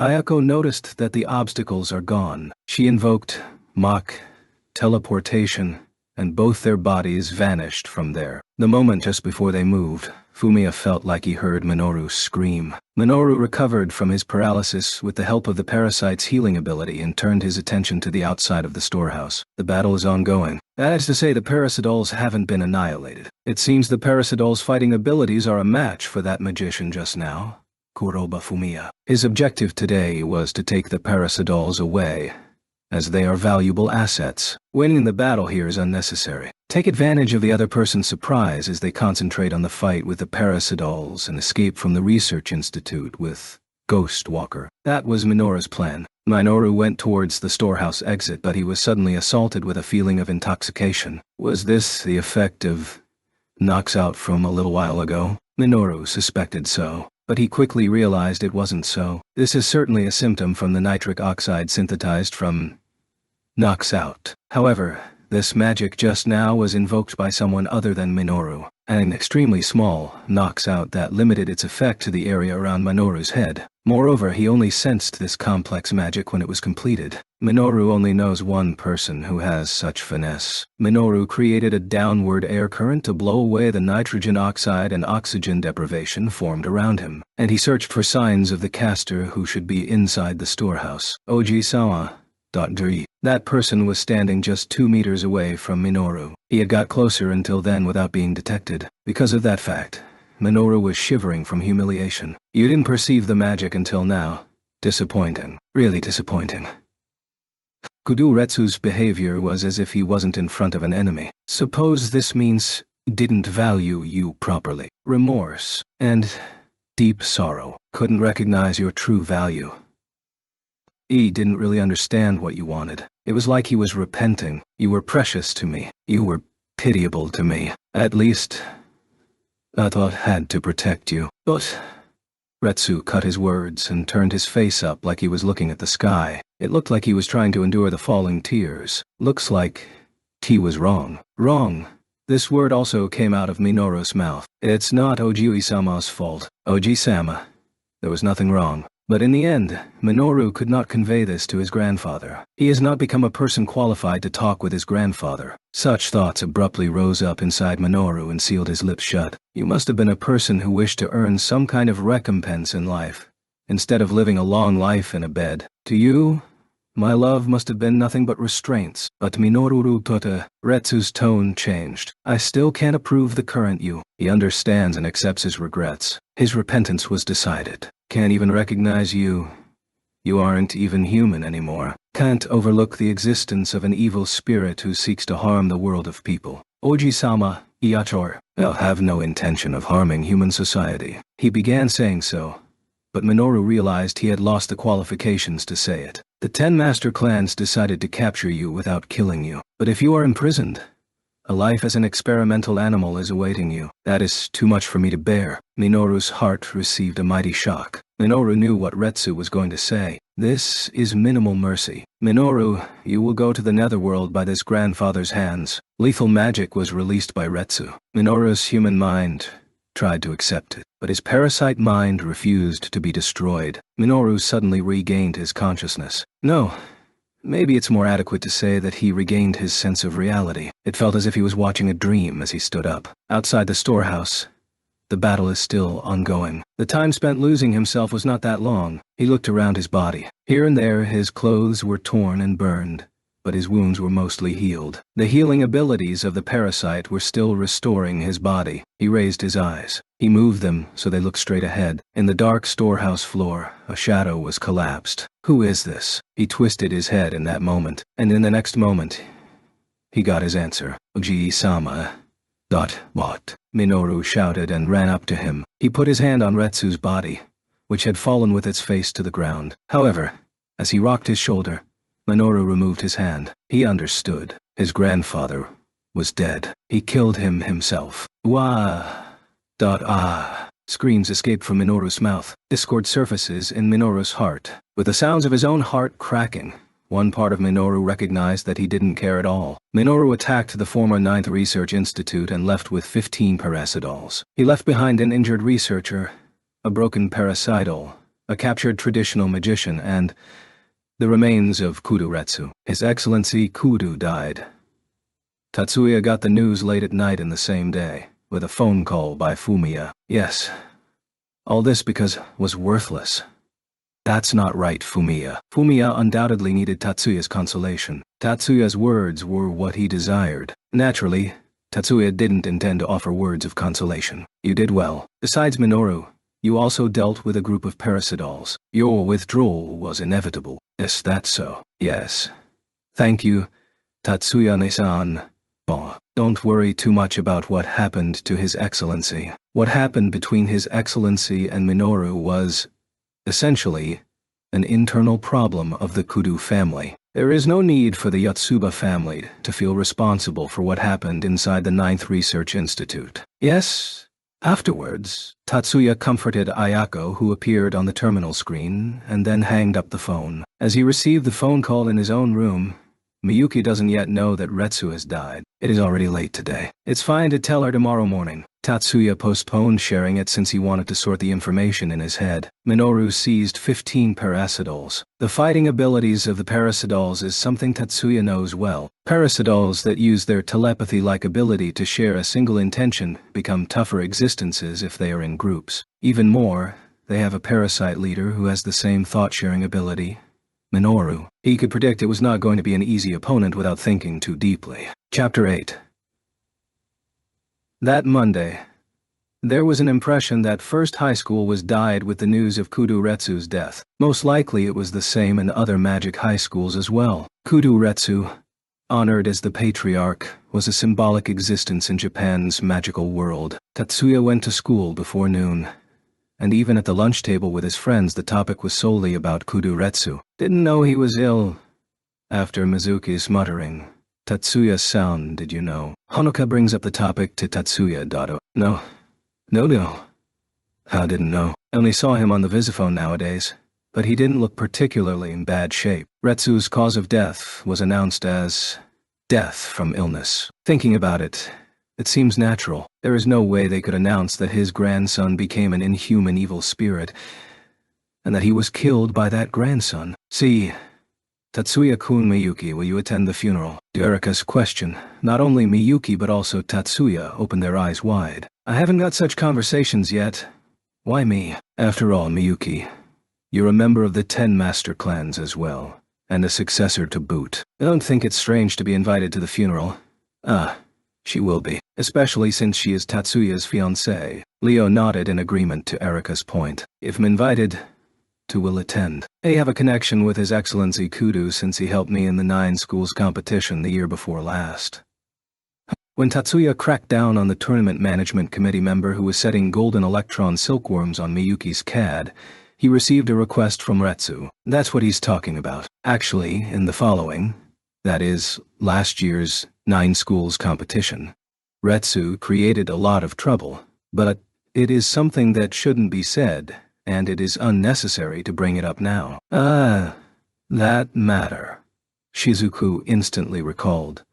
The matter of the year before last S9 schools competition. Miyuki, of course, as well as Honoka should remember it too, but only Shizuku verbalized it so. It is probably best to avoid talking about the 9 schools competition. This year's 9 schools competition was cancelled, and Tatsuya couldn't say he was unrelated to that. This year's 9 schools competition may have been cancelled anyway. In a way, it would serve as mourning to the patriarch. However, there are girls unrelated to such concerns here. No.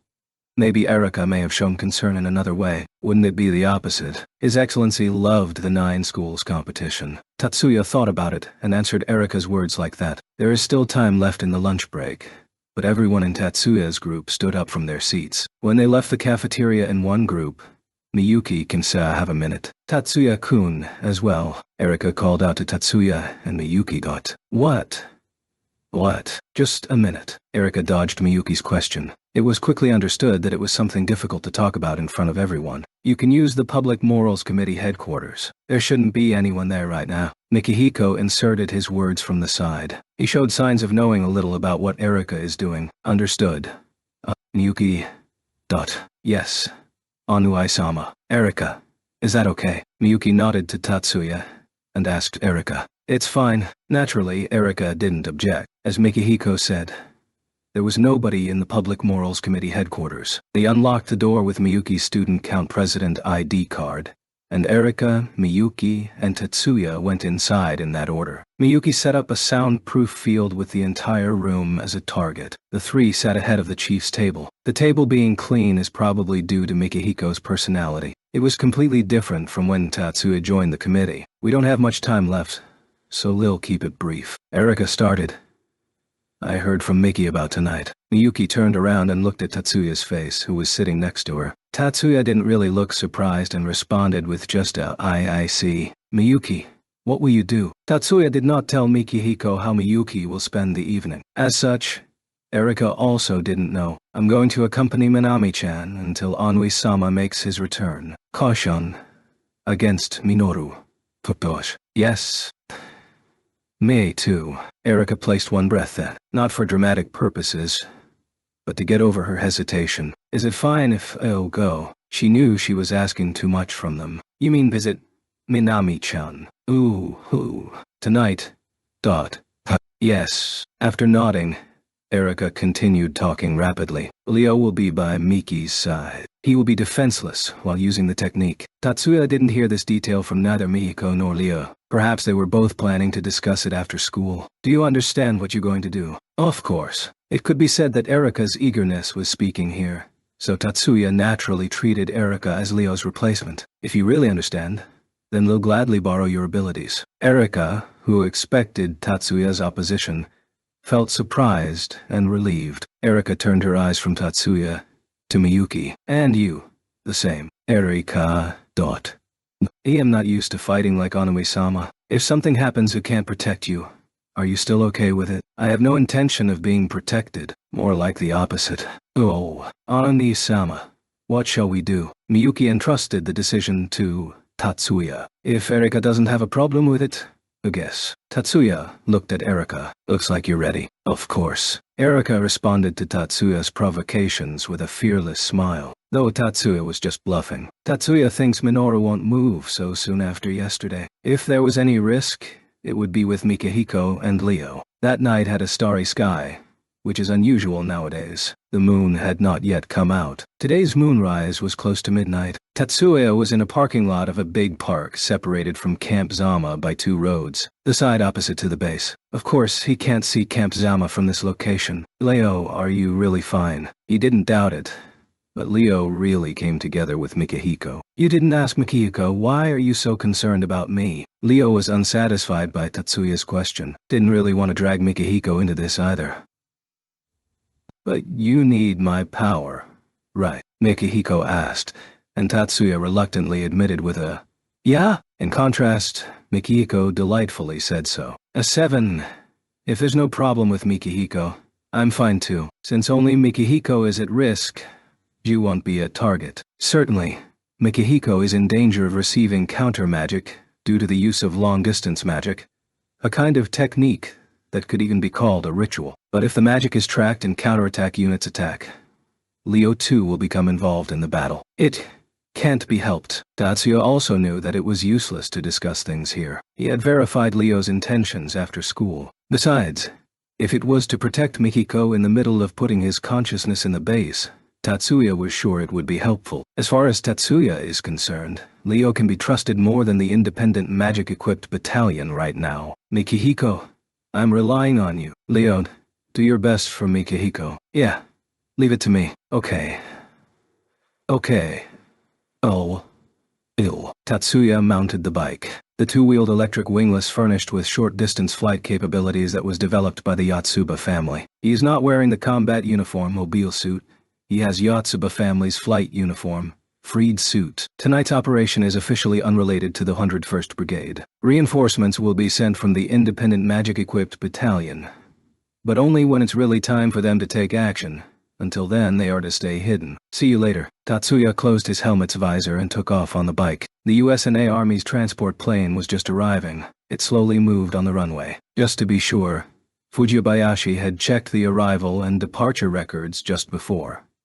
And today no American Army planes landed except this one. Even looking up to the past week, this was the only one. The timing is nearly perfect. The parasites are surely on that plane. Like Minoru, they didn't hide the characteristic Sion wave pattern, or maybe they can't. 4 parasites altogether. Surprisingly few. Only one is projecting high magical power. Tatsuya, who was observing with elemental sight while driving along the road horizontal to the base back and forth, activated the flight function of Wingless to settle things before the parasites disembarked the transport plane. In the transport aircraft that landed on Camp Zama was commander of the Star's 3rd unit, Alexander Arcturus. Have we been seen?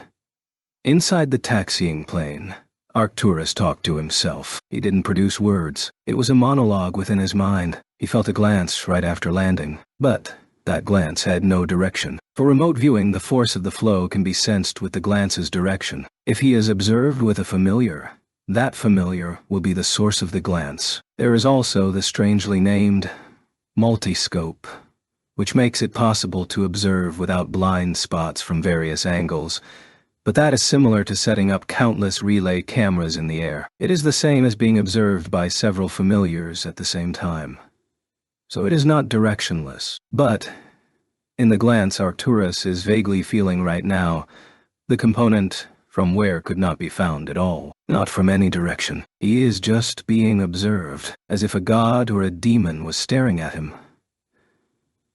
That glance was likely the reason he had become distracted. What is that? A bike. Arcturus was unaware of the approaching strange flying object until a fellow passenger raised his voice. A small silhouette was reflected on the outboard monitor. While the alert system was automatically processing night vision and zooming in, that object was drawing closer to the plane before their eyes. A single silhouette of a person sitting on the soaring bike. That silhouette firmly stepped on the bike's steps, stretched his knees, and pointed something like a pistol towards the plane. Suddenly, a hole is opened in the plane. The rider jumped from the bike. The bike jumped over the transport aircraft and the rider dove into the plane with the hole in the wall. Abruptly, the alarm rang inside the plane. Tatsuya flew towards the transport plane with his bike and drew out the pistol-shaped specialized CAD from the holster on his suit. The Silver Horn Custom Trident. He invoked decomposition using his favorite CAD. He opened a hole on the surface of the plane's wall just big enough for Tatsuya to fly in. Tatsuya switched Wingless to autopilot and jumped into the hole he had opened. He landed on the floor on the plane with a lightly lowered back. Right afterwards, the hole on the plane's wall vanished. It was repaired with regrowth. Of course, he locked himself in the room so the parasites could not get out. The American soldiers inside the plane are cowering without moving. Hopeless in this situation. The same for the parasites. Tatsuya rushed to the parasite closest to his position. Both CADs were returned to their holsters. A short, thin, needle-like knife was held in his right hand. Small patterns were engraved in the short blade. Tatsuya aimed at the parasite, who broke free of its fright-induced paralysis. Tatsuya pushed out his left fist, not the knife. Just before impact, he opened the fist he was holding tight. At 0 distance, he hit the parasite with armor-piercing scion bullet. The parasite screamed and convulsed. Tatsuya then stabbed the knife on his right hand, directly below the left clavicle. It came, Mikihiko muttered in the park 2 roads away from the base. The sealing tool he had prepared sensed the reaction that was cast into the parasite's body. A thin dagger like the needle Tatsuya was holding. That ritual implement made the blade a charm. On Mikihiko's left hand, he was holding a folding fan, which was a charm that paired with the dagger. Mikihiko pulled out the reacting charm with his right hand and invoked the sealing technique. The convulsing parasite suddenly stopped moving, like a marionette whose strings were cut. The parasite tumbled to the floor with the knife still tabbed below its clavicle. The scions in the body were disturbed by armor-piercing scion bullet, and the sealing technique was used while the link between spirit and body was wavering. The newborn parasite had no way to oppose. Even if the knife is taken out, the sealing technique carved to the bone and burned in the flesh can't be removed. If there was no caster with more magic skill than Mikihiko, the parasite will sleep in a state of suspended animation. Did their colleagues scream under the soldiers' paralysis? The American soldiers who were squatting stood up all at once. They pointed their guns, with no hint of hesitation on their faces. Tatsuya decomposed more than 20 assault rifles and submachine guns at the same time.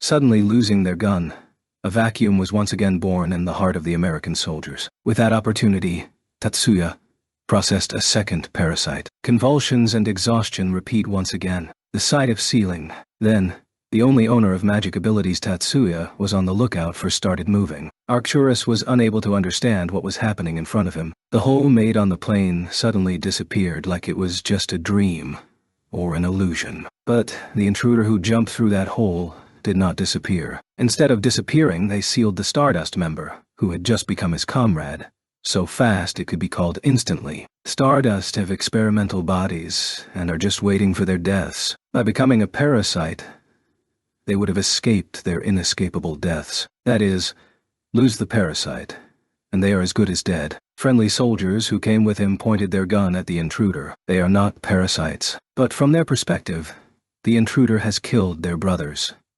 The ordinary soldiers didn't understand their sealed condition.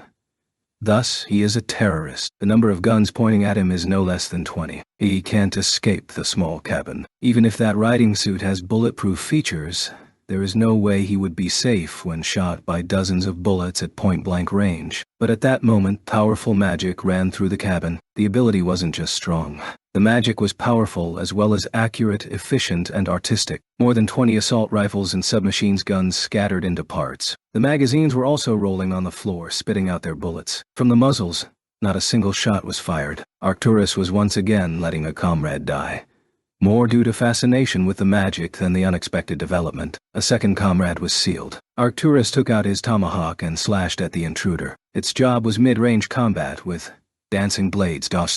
Arcturus' spirit magic is by nature for searching enemies, remote controlling weapons, and anti-mental interference type magic, not for direct attacks. Fights in such confined spaces were his weak points as a magician, but he is not a delicate wizard who can only use magic. He was invincible at hand-to-hand combat using his tomahawk until he enlisted in the stars. He rushed in, seized the opportunity and swung the tomahawk down. He didn't think he would kill him in one blow, but he thought he couldn't avoid it with that timing either. However, not only did the intruder dodge it, he vanished from Arcturus' line of sight. Arcturus turned around. Perhaps he was trying to protect himself. What Arcturus saw was the scene right after the needle-like dagger was stabbed below the left clavicle of a third comrade, who held a large knife on his right hand as he had violent spasms. As things stand, the last comrade will be sealed. The sealing magic is not being used by the intruder in front of me. Even if I'll beat this guy, the seal won't be stopped. These thoughts ran across Arcturus' mind in an instant. Arcturus threw his tomahawk. The tomahawk broke through the plane's wall and rose to the sky. Tatsuya turned his head towards the signs of strong magic. The third-person seal was completed without him doing anything else. It was natural for him to be cautious of the magic the last parasite launched. The magic released by the fourth person was not attacking Tatsuya. Incredibly, the fourth parasite threw his tomahawk and it went through the plane's wall, disappearing in the night sky. Tatsuya was worried about what the fourth person was trying to do.